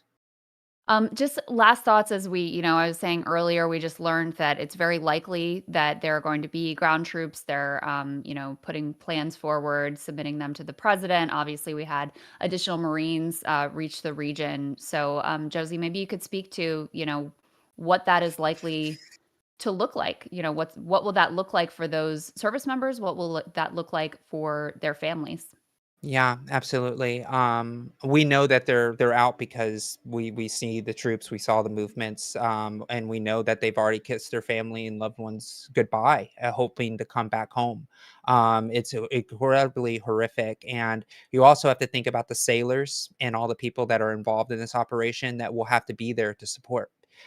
Because you think, like, if you say 10,000 troops, you have to have supplies and all of the things that are required. So it is a huge effort. Billions of dollars a day are going to be spent to resource these. And one of the things that I worry about deeply is what the enemy is going to do once we're in their territory. What we've seen so far with what's happening on bases in the United States is kind of just a taste of what's to come. And I hope that reliving and going back to the times that the wars started back in 2002, 2003, 2004, and when I got in 2004, knowing how many troops and lives we lost, to go back through that again makes me incredibly afraid, because as a young kid back then, you think about the fact that we had a whole generation for 20 years go and do this and put their lives on the line, coming back with scars they don't see. And now we're exposing a new generation to the same horrors that we had to experience, because we know no matter what, they're always going to come back wounded, either mentally or physically, or not make it back up. So my heart breaks. My heart breaks, knowing that this is going to be happening. So that's my emotional reaction to it. Well, thank you for that. And Josie, if you could tell people where they can support your campaign, and Dylan, let people know where they can find you and follow your work that you've been doing.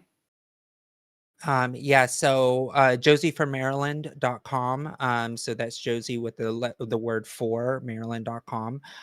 It's a very important campaign. We've been endorsed by Progressive Victory, and we are doing great. But it's still going to take every dollar that we can to make it across the finish line. We're running to represent 1.1 million people right outside of DC. I always like to say, let's make a trans Latina veteran Trump's next door neighbor. Because we're going to be there, like right across the border. I can see DC outside my window. And how Sarah Palin of you. I know, right? That's why I say it. Like I literally think of that every time I say it. But yeah, so we have a real chance and to win the seat and be the first openly trans woman elected in Maryland's history, and Oh, I that's will represent incredible. more representatives than any other trans person in the entire country as well, which is an Wow. honor Wow. to even have a shot at this seat. Amazing stuff. Final closing remarks here from our other guest, Dylan. Sure. I also just want to give a shout out again to Maryland. Love to see Marylanders getting the platform. I just think that the war is illegal. It's immoral. There's no defense for it. Any Democrat that's defending it should be removed from office. And any progressive that's not supporting aid to Ukraine shouldn't be given a dime. Besides that, I think if you want to see my work, you can see it at Dylan Burns TV on YouTube. We've documented the human safari. We're going back to Ukraine a little bit to cover the front line in Konstantinivka. There's been a lot of aid workers targeted in that direction, and we feel it's important to highlight that. We're going to be releasing a documentary on ice fishing in Minneapolis as we cause some trouble for ice up in Minneapolis. So look for that at Dylan Burns TV. Very Can't wait to check that out. All right. Thank you both so much. Really appreciate it. Thank you. Bye-bye. Thank you both. Yeah, of course.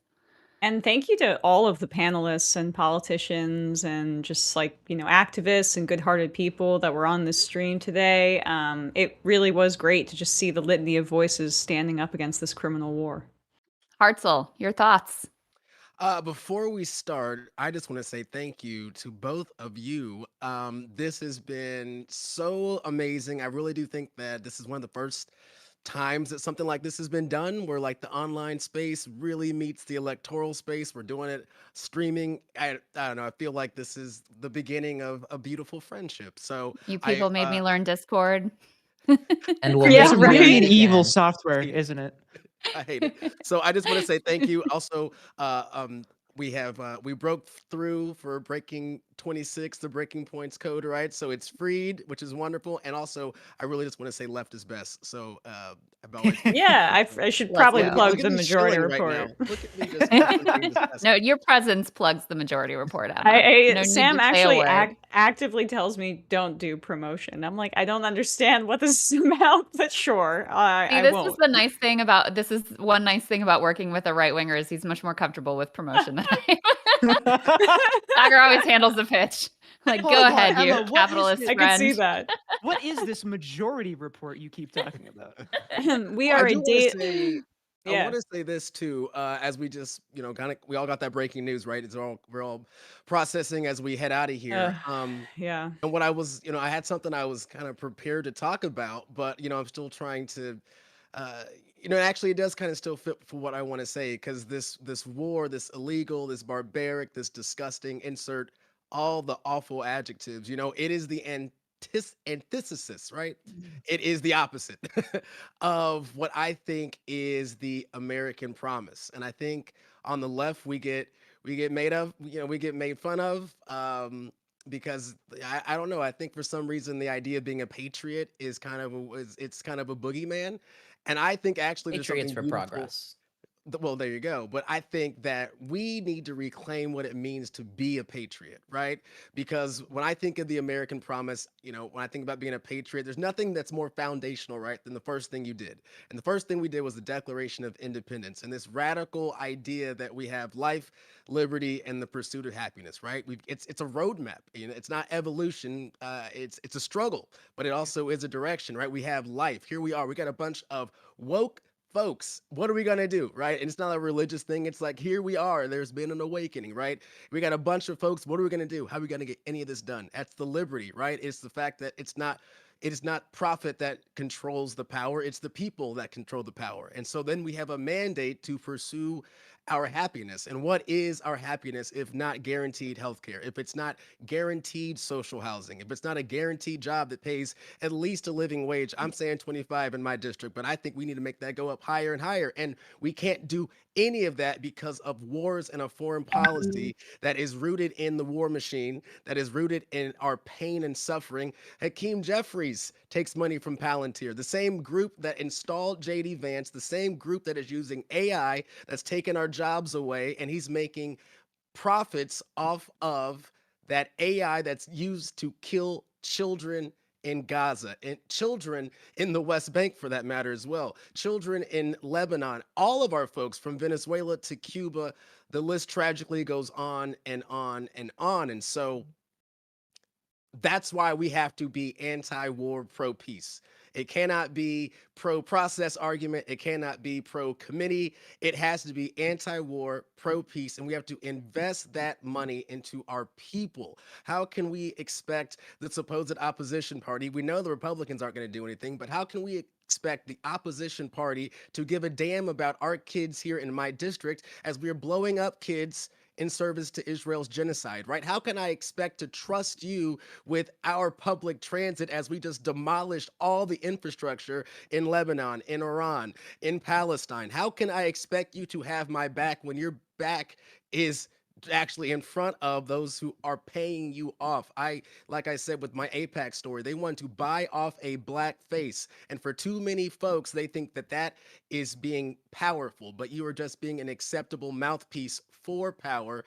And their version of that power is that of the oligarchs, that of the empire. So all that has to be said, like this moment that we are in, and even this breaking news that's happening second by second, let that be a grounding, because also that pursuit of happiness is making sure that our folks across the seas, no matter where they are, it's workers of the world unite. So we need to make sure that we take care of our working class folks all across the world. So again, Yeah. I just so appreciate this, and I'll send it to whoever's next. But this has been really wonderful, and I appreciate But Hartzell, you forget. What if I'm a best friend of Jeffrey Epstein and I like the suffering and evil in the world today?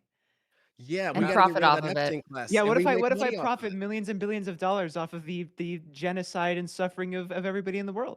It's And it's great not that just a we bunch of represent lefties who both know that. sides on this stream. Yeah. And I Yeah. think Cool American that's knows that too. responsible broadcasting here, We need folks.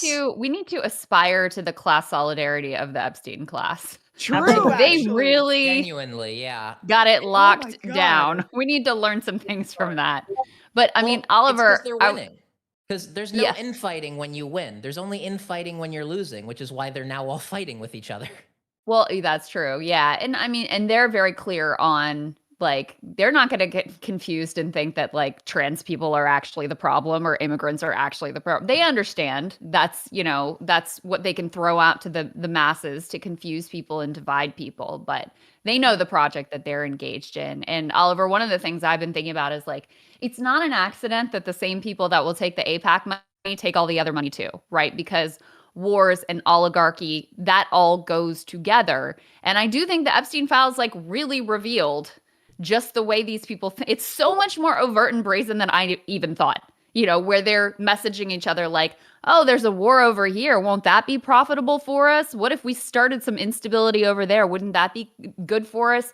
It's sick, and it's hard, I think, as regular people to really wrap your head around the fact that most, like, the Epstein class types, they look at war and they go, oh, this is an opportunity for me. I can make money off of this. I can grab more power off of this. And so that's why the pro-oligarch politicians are also the pro-AIPAC politicians by and large.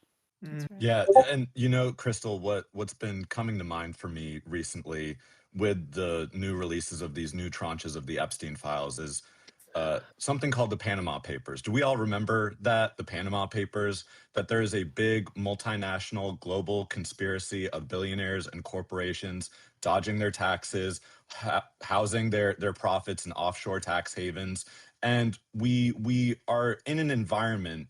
We're in a media environment with this broken corporate media that is completely captured. If you watch mainstream media, they go to the advertisements, and it's big pharma, it's health insurance, it's all of the bad actors in our politics, and so we live currently in an environment where the Panama Papers can be brought to the fore. We live in an environment where the Epstein files can be brought to the fore. We live in an environment where Marco Rubio can come right out and say, yeah, we struck Iran because Israel was going to do it anyway, so we might as well go and get ours. And there are no consequences. There's no accountability. And so when it came to this Iran War Powers resolution, this is about my campaign with Jared Moskowitz, but it's about so much more than that. It's a bigger fight. It's a national effort, and it's in fact an international effort. When we think about the blockade on Cuba, when we think about one thing that's been going through my mind as well recently is children in Gaza are about to end their third school year since the Israeli genocide began. Jesus. How is the next generation supposed to receive an education? Just the most basic functionality. Representative Angie Nixon was talking about distilling it down to just the individual stories, because we can get lost in the sauce with the numbers and the denials and the death tolls, but there are human stories ultimately at the heart of it, and it's incredibly moving to be a part of a group like this and be part of a movement like this, where we understand solidarity with with one another, and where we are willing to share the spotlight with each other. There's, especially in American politics, because we have this broken and corrupt campaign finance system, there's a scarcity mindset. There's a scarcity mindset that 100%. replicates the function of capitalism. And so I have to try to stiff arm Hartzell to get mine, because that's what I need to do to get through. That's the old way of thinking. But I bring Hartzell up specifically because Hartzell invited me on to watch the State of the Union together and live stream together. And we did in miniature something that, when this war powers resolution came forward and Jared Moskowitz opposed it immediately, I said, let me call Hartzell up, and I've got this crazy idea, and let me see if he'd be down with this. And then I called up Benjamin with Progressive Victory, and I called up Crystal, and I called up Nina Turner, and I said, we have to do something bigger than any individual campaign, because if it's just about me, we're not going anywhere. It's the Bernie Sanders, not me, us. This is bigger. And this is why it's important also to have organizers in office. Hartzell comes from an organizing background. I come from an organizing background. Hartzell's been a tenant organizer. I've been a union organizer with the communication workers. Being able to speak with people who you might not agree with on every single issue. We're building coalitions, and that is what it is going to take. We're not going to agree with people on every single issue. I think, Crystal, that's one reason why Breaking Points is so resonant, because you've got Sauger, and you've got yourself, and you've got Ryan and Emily and everyone else who takes part in the conversation from differing perspectives, but with a shared analysis of, there are people in power, and then there are people who are disempowered and who are left out of the narrative. And those are the conversations we have. And of course, I would be remiss if I didn't plug Majority Report as well, and the incredible work that Emma does. But this is why we did this, to bring this together, because especially as we're on the precipice of another catastrophic war. I feel like I'm too old to be reliving stuff like this, but my mom's pulling out my 2003, fifth grade Scholastic Kids, papers on the Iraq War, and we're just going back through the same thing again. And as Dylan and Josie was saying on the last panel, we're condemning a new generation of American service members to the same trauma, the same injury, their families to the same loss, the irreplaceable loss that we should have learned from by now. Barbara Lee had the courage to be the only vote against the 2001 AUMF, and she was right. She was right, and yet we still have members of Congress in both political parties, too many Democrats, too afraid to be anti-war. And this is what is uniting the American people, left and right. We do not want to see genocide. We do not want to see apartheid. We do not want to see our taxpayer dollars going to fund these insane and inhumane initiatives that violate international law. It's the United States committing terrorism in other parts of the world when we're bombing the school in Minab in Iran. This is how the world views us. And at the same time, we don't have Medicare for all. We don't have college for all. We don't have affordable housing or public transportation. And so we need to build a broad-based movement that shows that our message, the progressive message, this is not just for deep blue parts of the country. It's for places like Missouri. It's for places like South Florida, because the working class, we live and exist all across this country. And if we can unite, as we did tonight, then we're going to win in November. We're going to win our primaries, and we're going to flip the House of Representatives. God willing, we're going to flip the Senate, and we're going to put a check on Donald Trump the way that too many Democrats have given him a blank check now. We're going to put that check on him, and we're going to put a stop to this Iran war. And we're going to finally build the kind of America that we deserve, the American dream that we were raised on, but that has been sold off for the profiteering of the military industrial complex. It stops now. We have to change. And this is what tonight was about. We have to change as a country. We need to change our tactics as a movement, and we need to be united. So I'm just so grateful to be in this space with all of you. A better world is possible, baby. A better world Better is world is possible. awesome. Not just Hartzell and uniting, Oliver, it's I making sure have that we do that. I have Hartzell and Oliver, I have a question. You guys both are pretty good at this, like speaking about issues thing. Are you should run for office. Well, when I haven't done it before, but Yeah. For I'll give office, it a you gotta shot. do something even more Go to prestigious. Hartzell, Make a go to podcast. Hartzell for Congress. Yes. We need more podcasters out there. There We aren't do, enough. yeah. There's a Can I- dearth of podcasters I in the mean, world. Gavin Newsom's a podcaster, and in his off days, I he love decides to be I love governor. when I love when Gavin Newsom goes on his podcast and throws trans people like me under the bus just for fun. It's Just for so fun. good. It's For so shits good. and gigs. Very brave of him. Very brave. Any kind of final thoughts here, Crystal, as we wrap up? This has been a phenomenal panel. I'm so happy that we've been able to get people to get together. I mean, so many people. Like, what's the actual count of how many folks who have been on the stream? It's pretty nuts. But progress.win. Progress.win/rally. Yeah. Before we wrap up, though, I do actually want to take a sec to shout out all the incredible people who put this on behind the scenes. Oh my God. Just to name a couple, just the entire media department, JR producer, Hydra, who was reaching out to tons and tons and tons of candidates and coordinating all of this together. Benjamin, you did a lot of that work as well. Pickalime, who is our organizing director, absolutely nailed it, knocked it out of the park. And then I showed up right at the end just to like help people into the call. Hanya too. Well, also, Hartzell, yeah, Hanya Zach, as well. Oh my God, Oliver, like everybody really came together here, and you know, it's really something that I think I think Oliver probably said the most important thing out of this whole panel, and it's that scarcity mindset that you talked about, because that scarcity mindset is not only what they use to rebuild the game, to force us into playing their game on our own side, but it's also so pernicious because it has taken hold. It's taken hold in the way we interact with our creators. It's taken hold with the way creators interact with each other. It's taken hold in the way politicians act with orgs, how politicians act with each other, how candidates treat each other.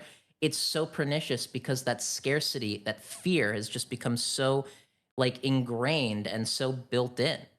And it's not real. It doesn't need to exist. So many people that I talk to or that I work with in this space genuinely believe that like PV and DSA represent two different political projects that are distinct from each other and can't mutually exist and necessarily by virtue of having different conclusions are like they negate each other, and one has to win and one has to lose, and it's not a fucking zero-sum game.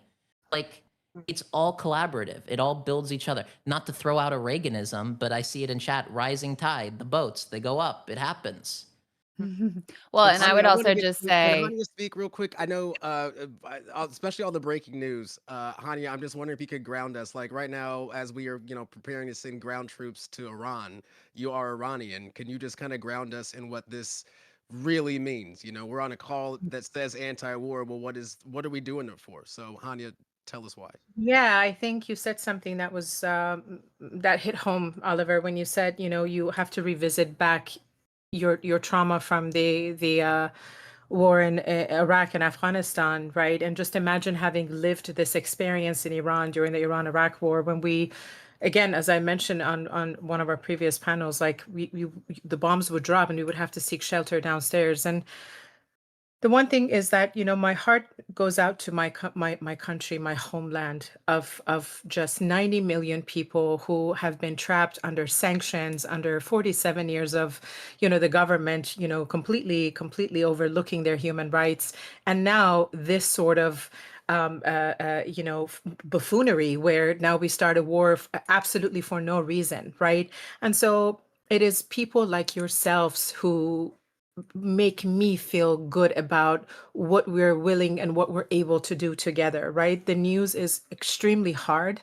I mean, it is hard for many Iranians to we can't even communicate with our family members, right? Because there is no access to the internet, because, they have to use a landline to contact. So my auntie calls every single night. And this is a woman who actually protested because of the inflation and the dollar and the Tuman completely crashing a few months ago, and was shot by the Iranian forces, right? Wow. Now she's trapped in this space where she can only call maybe for 1 minute or two just to let us know that she's alive, right? Wow. So these moments are extremely challenging, and human pain, is very real when you live through a war. And as divided as the community can be, I think we are, when I talk about the community, I'm talking about the diaspora, right? I think we all love our country, and we breathe the air still. To me, that's the most vivid thing, is, just remembering Iran as it used to be when I was a little girl.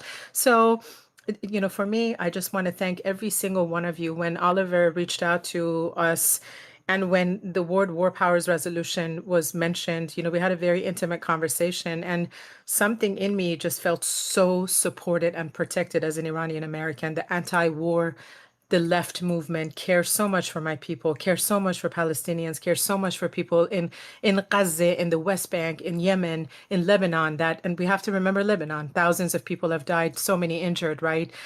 It just makes me feel so reassured that we are going to be okay. And so I want to thank every single one of you here from the bottom of my heart. My dad, when we moved to the US, he said to me, he painted this vivid picture of America that was beautiful. And I say to him, sometimes, he passed away a few years ago, and I always say, when I have these moments when I feel like he's around me, I say, I'm still looking for that America that you promised me, Dad. And I will work until my last breath to make sure everybody sees that America that was so beautiful to you as an Iranian immigrant.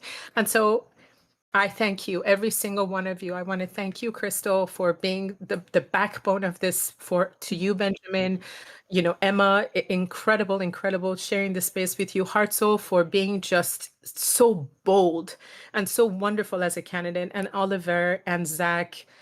Oliver, for being so strong to run in that district and being bold about your support for the anti-war movement, and Zach, for all the work that you do, and Jay and every staff member with PV and the volunteers. I know it's a hard thing to do, but we brought this together, and it's because of you that I know we're going to be okay. Well, I think that's a perfect place to end, Tanya. Yeah. Beautifully said. And I think really puts in perspective, these little like petty grievances between this person and that person, this group and that. Like, we got bigger fish to fry right now, people, honestly. And not just for this country, but truly for the world. Because while we're, currently waging war on Iran and the Iranian people and bombing schools, et cetera, in Iran, we're starving and threatening Cuba. We, illegally kidnapped the Maduro, the leader of Venezuela, to brazenly steal their oil and their gold. I mean, the country, this fascist regime, is a menace to the entire globe. So I'm just going to put one more plug in for progress.win/rally. If you guys can give to the many incredible candidates that we heard from this evening, and as many amazing candidates as you guys booked and we already heard from, there were scores more who wanted to be in the program, who are also great progressives, who submitted 1-minute videos so that people could get to know them a little bit and who they are and where they're running and what they're all about. So we're going to run those videos now. So make sure and check those out as well. But thank you to the whole team. Thank you to everybody out there who was watching. We're so grateful for the support, and to the onward, I guess. Well, hopefully, I think a lot more collaborations will come out of this, which I think will be extraordinary as well. Thank you, guys. Thank you. Forever. Thank you. Thanks, Crystal. Later, Zach everybody. says join DSA. Join DSA. Yes. Join DSA. WFP Join and PV. Justice Dems, PV. DSA on top. MPV. My name's Adam Murphy, Democratic candidate for Virginia's 9th District, running in Southwest Virginia. Our primary is August 4th, and I'm endorsed by groups like Progressive Victory, and I'm working on groups like the DSA and the Working Families Party. I'm an Eagle Scout.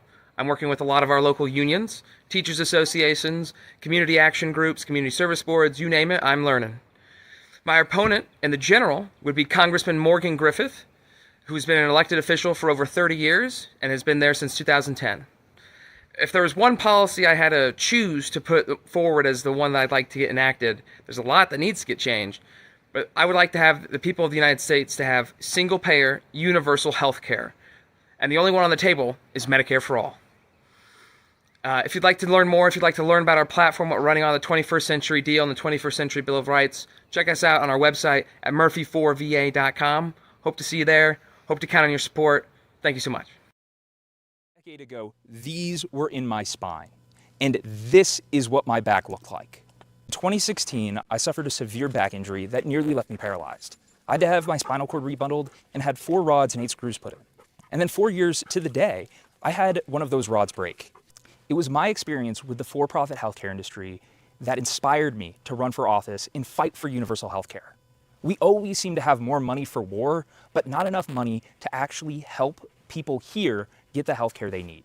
My name is Heath Howard. I'm a Gen Z state representative running for Congress in New Hampshire's 1st Congressional District, one of the few open primaries anywhere in the country.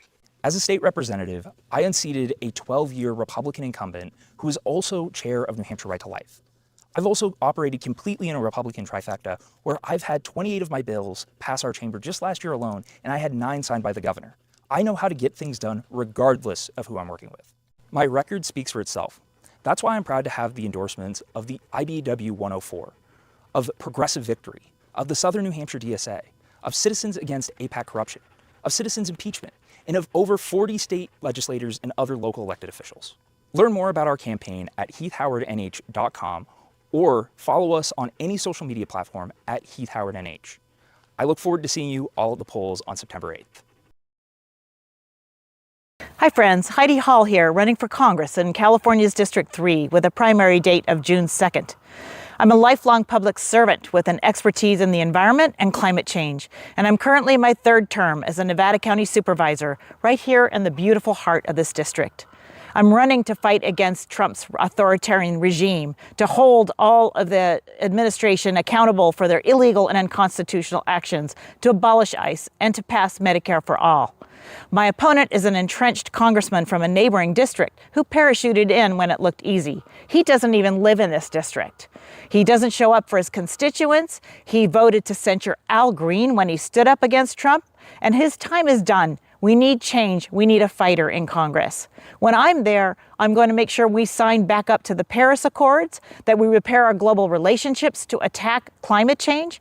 I'm going to lean into the Green New Deal and our green economy. We want to put a moratorium on AI data centers, shut down coal-fired plants, and abolish oil and gas subsidies. I've been endorsed by a number of thought leaders and elected officials and clubs up and down the state, and have taken the Progressive Victory Pledge. I'd be honored to have your support. You can find out more at HeidiHall.com. Hey, I'm Audrey Denny. I'm running for Congress in California's 1st Congressional District in both a special election and the midterm primary, which are both going to be held on June 2nd. In both elections, I am the progressive candidate running against an establishment Democrat and an establishment Republican, who are both termed out of the California State Legislature. I am an educator and a nonprofit leader, and this campaign is really about centering the voices of working people. Our political and our economic system, as you all know, have been captured by corporations and the wealthiest among us, and work for those voices instead of working people. That's why I don't take any corporate PAC money. That's why I need grassroots supporters like you to help us knock doors and make phone calls and donate. And you can learn more at audreyforcongress.com. Hello, Progressive Victory. My name is Bethany Andrews Beck. I use any, all pronouns, and I'm running for Congress in the Massachusetts 6th Congressional District. It's an open primary full of corporate Dems and DC insiders, but it wasn't always an open primary. I was the only one who stepped forward to challenge Seth Moulton after he tried to throw trans kids under the bus and refused to vote to impeach Trump. I'm a software engineer, organizer, and activist, and I know the only way we get out of this is together. I also know the longer we wait before we regulate AI, the worse things are going to get for working people. That's why I've put forward a robot tax that will level the playing field between us and the machines. So check out my website at bethfordemocracy.com. Check out my socials at Beth4MA with the number 4. Come knock on doors with us, make some phone calls, because together we are going to reboot America.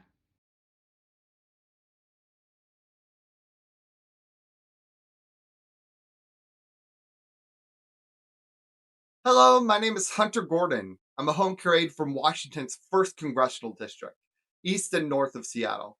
And I'm running for Congress in the August primary here.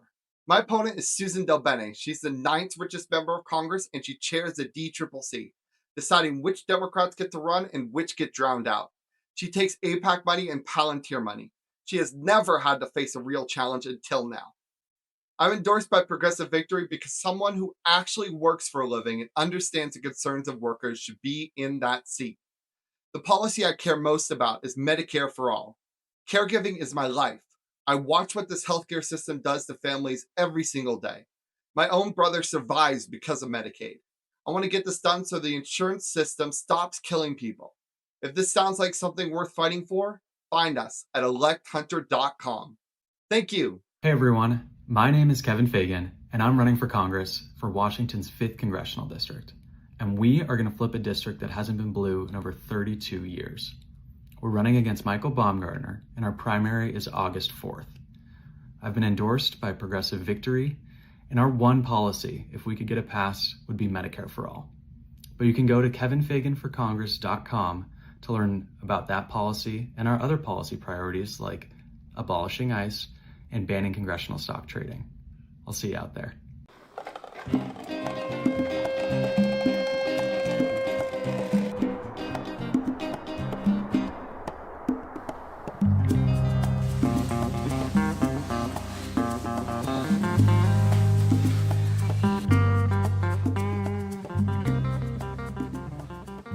I'm Luis Villarreal. I'm a candidate for Utah's 1st Congressional District. I'm a Democratic Socialist, and I'm the only candidate from the West Side. I'm focused on 3 things. I want to create real, good-paying union jobs. I want to make housing affordable, and I want universal health care for every American.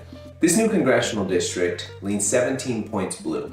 It's basically just the city block here in Salt Lake County. I'm running in the Democratic primary on June 23rd against a whole bunch of East Side politicians who don't really understand what the West Side needs. I'm here to represent all Utahns, but growing up on the West Side has given me a strong foundation for what are the needs of the people here in Utah and who we are. We're the Beehive State. So, if you're ready to support somebody looking for better jobs, better homes, and better healthcare, I'm Luis Villarreal, and you can find out more about me at luisforutah.com.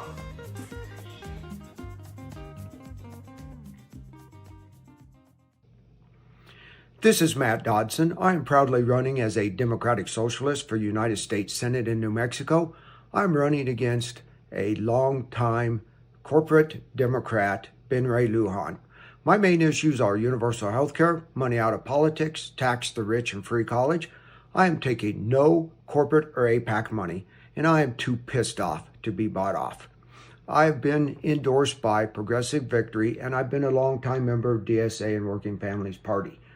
You can learn more about me at mattdodson4nm.com. Thank you.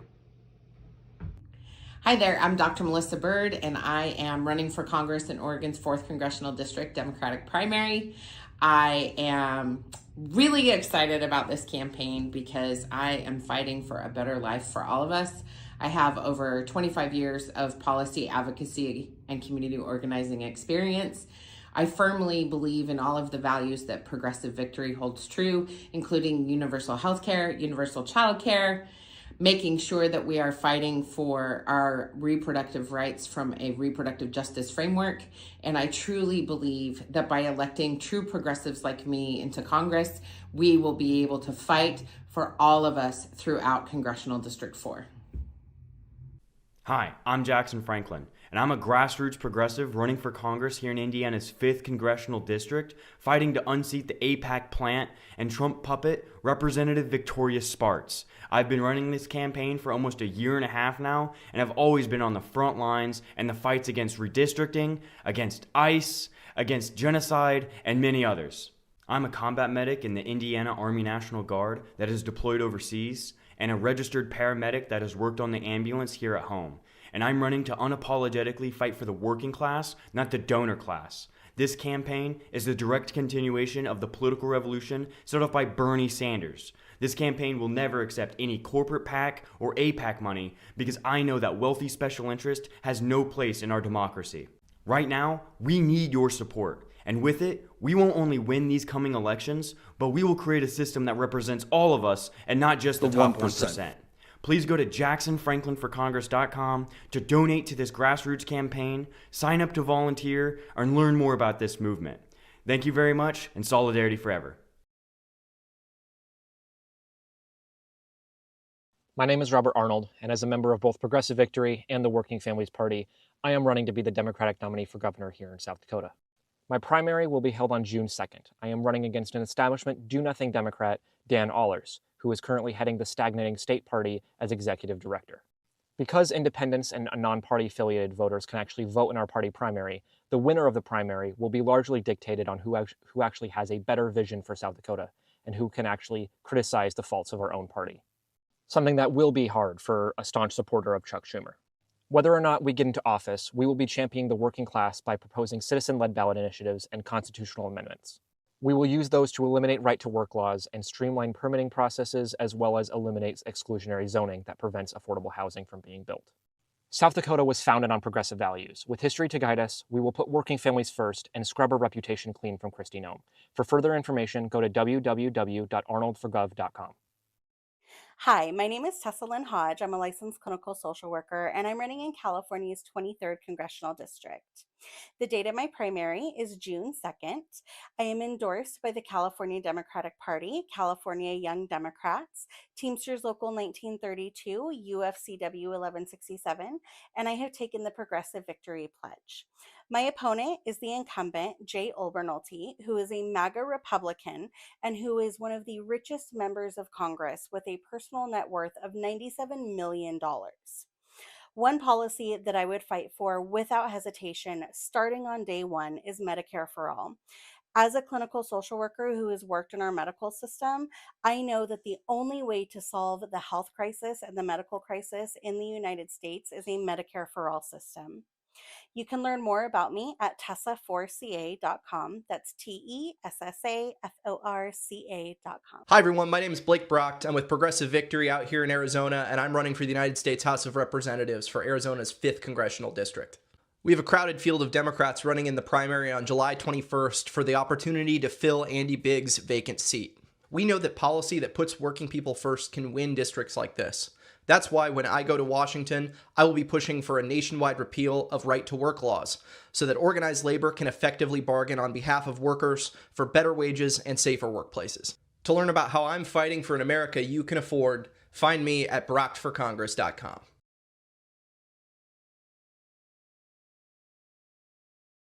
Hi everyone, it's Katie Bunsil, and I'm running for Congress here in New Jersey's 6th District.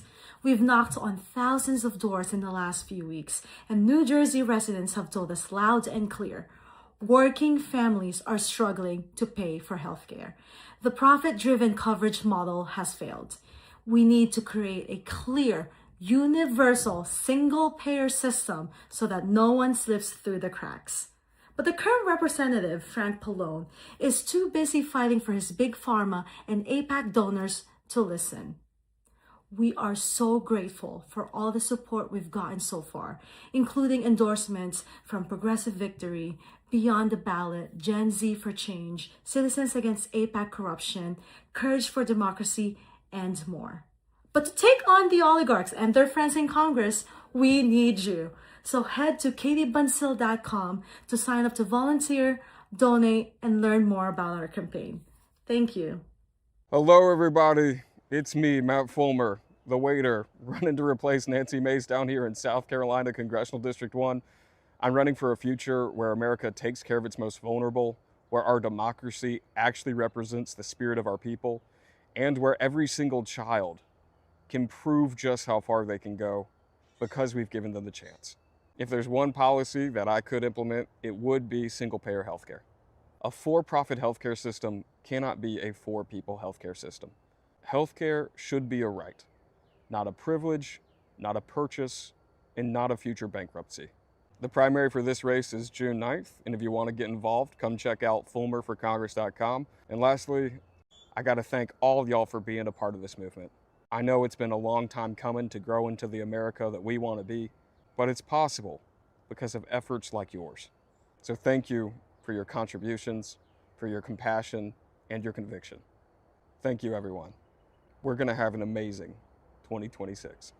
Hey everybody, my name is Ethan Wetscheluk, and I'm running to represent Maryland's 6th Congressional District in the United States House of Representatives. I'm facing off in a crowded primary field that includes Representative April McLean Delaney and former Representative David Trone, with our primary set for June 23rd. Look, there are a lot of issues that are facing our country right now, but to me, one of the most important ones that we have to address is the healthcare affordability crisis. Medicare for All is an important piece of legislation that will do a tremendous amount to lower the cost of healthcare for the average American. Currently, a family of 4 spends roughly a quarter of their take-home income on healthcare, and for something that's a fundamental right, we shouldn't be treating it as a privilege. To learn more about me, go to my website, ethanformd.com, or check me out on socials at ethanformd. I look forward to hearing from you. Hi, I'm Max Diaz. I'm running for U.S. House, South Carolina District 1. Our primary is on June 9th this year. I'm a member of the Young Democrats of South Carolina, the Charleston branch of the Democratic Socialists of America, and of course, Progressive Victory. I'm running in a large primary with a total of 5 candidates, and if I could pass any one policy, it would be a maximum effort mobilization to halt the climate crisis, because climate change is an existential threat to not just humanity, but all life on Earth. Now, if you'd like to learn more about me, my policies, and this campaign, you can visit maxdiazforcongress.com. All the best, you guys.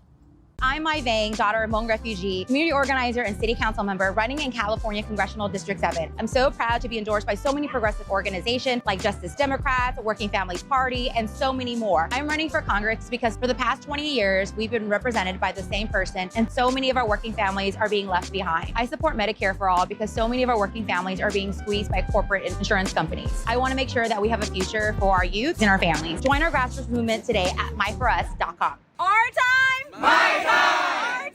My time! I'm Maylot Kuros. I'm a lawyer, an immigrant raised in Denver, and I'm running for Congress because establishment Democrats have failed us. Diana DeGette has been in office for decades, backed by the same billionaires and corporations who keep our prices high, burn our planet, and profit from genocide. It's time for a change. It's time for Medicare for All. It's time to abolish ICE and to actually fight back against Donald Trump. I'm Maylot Kuros, and I approve this message.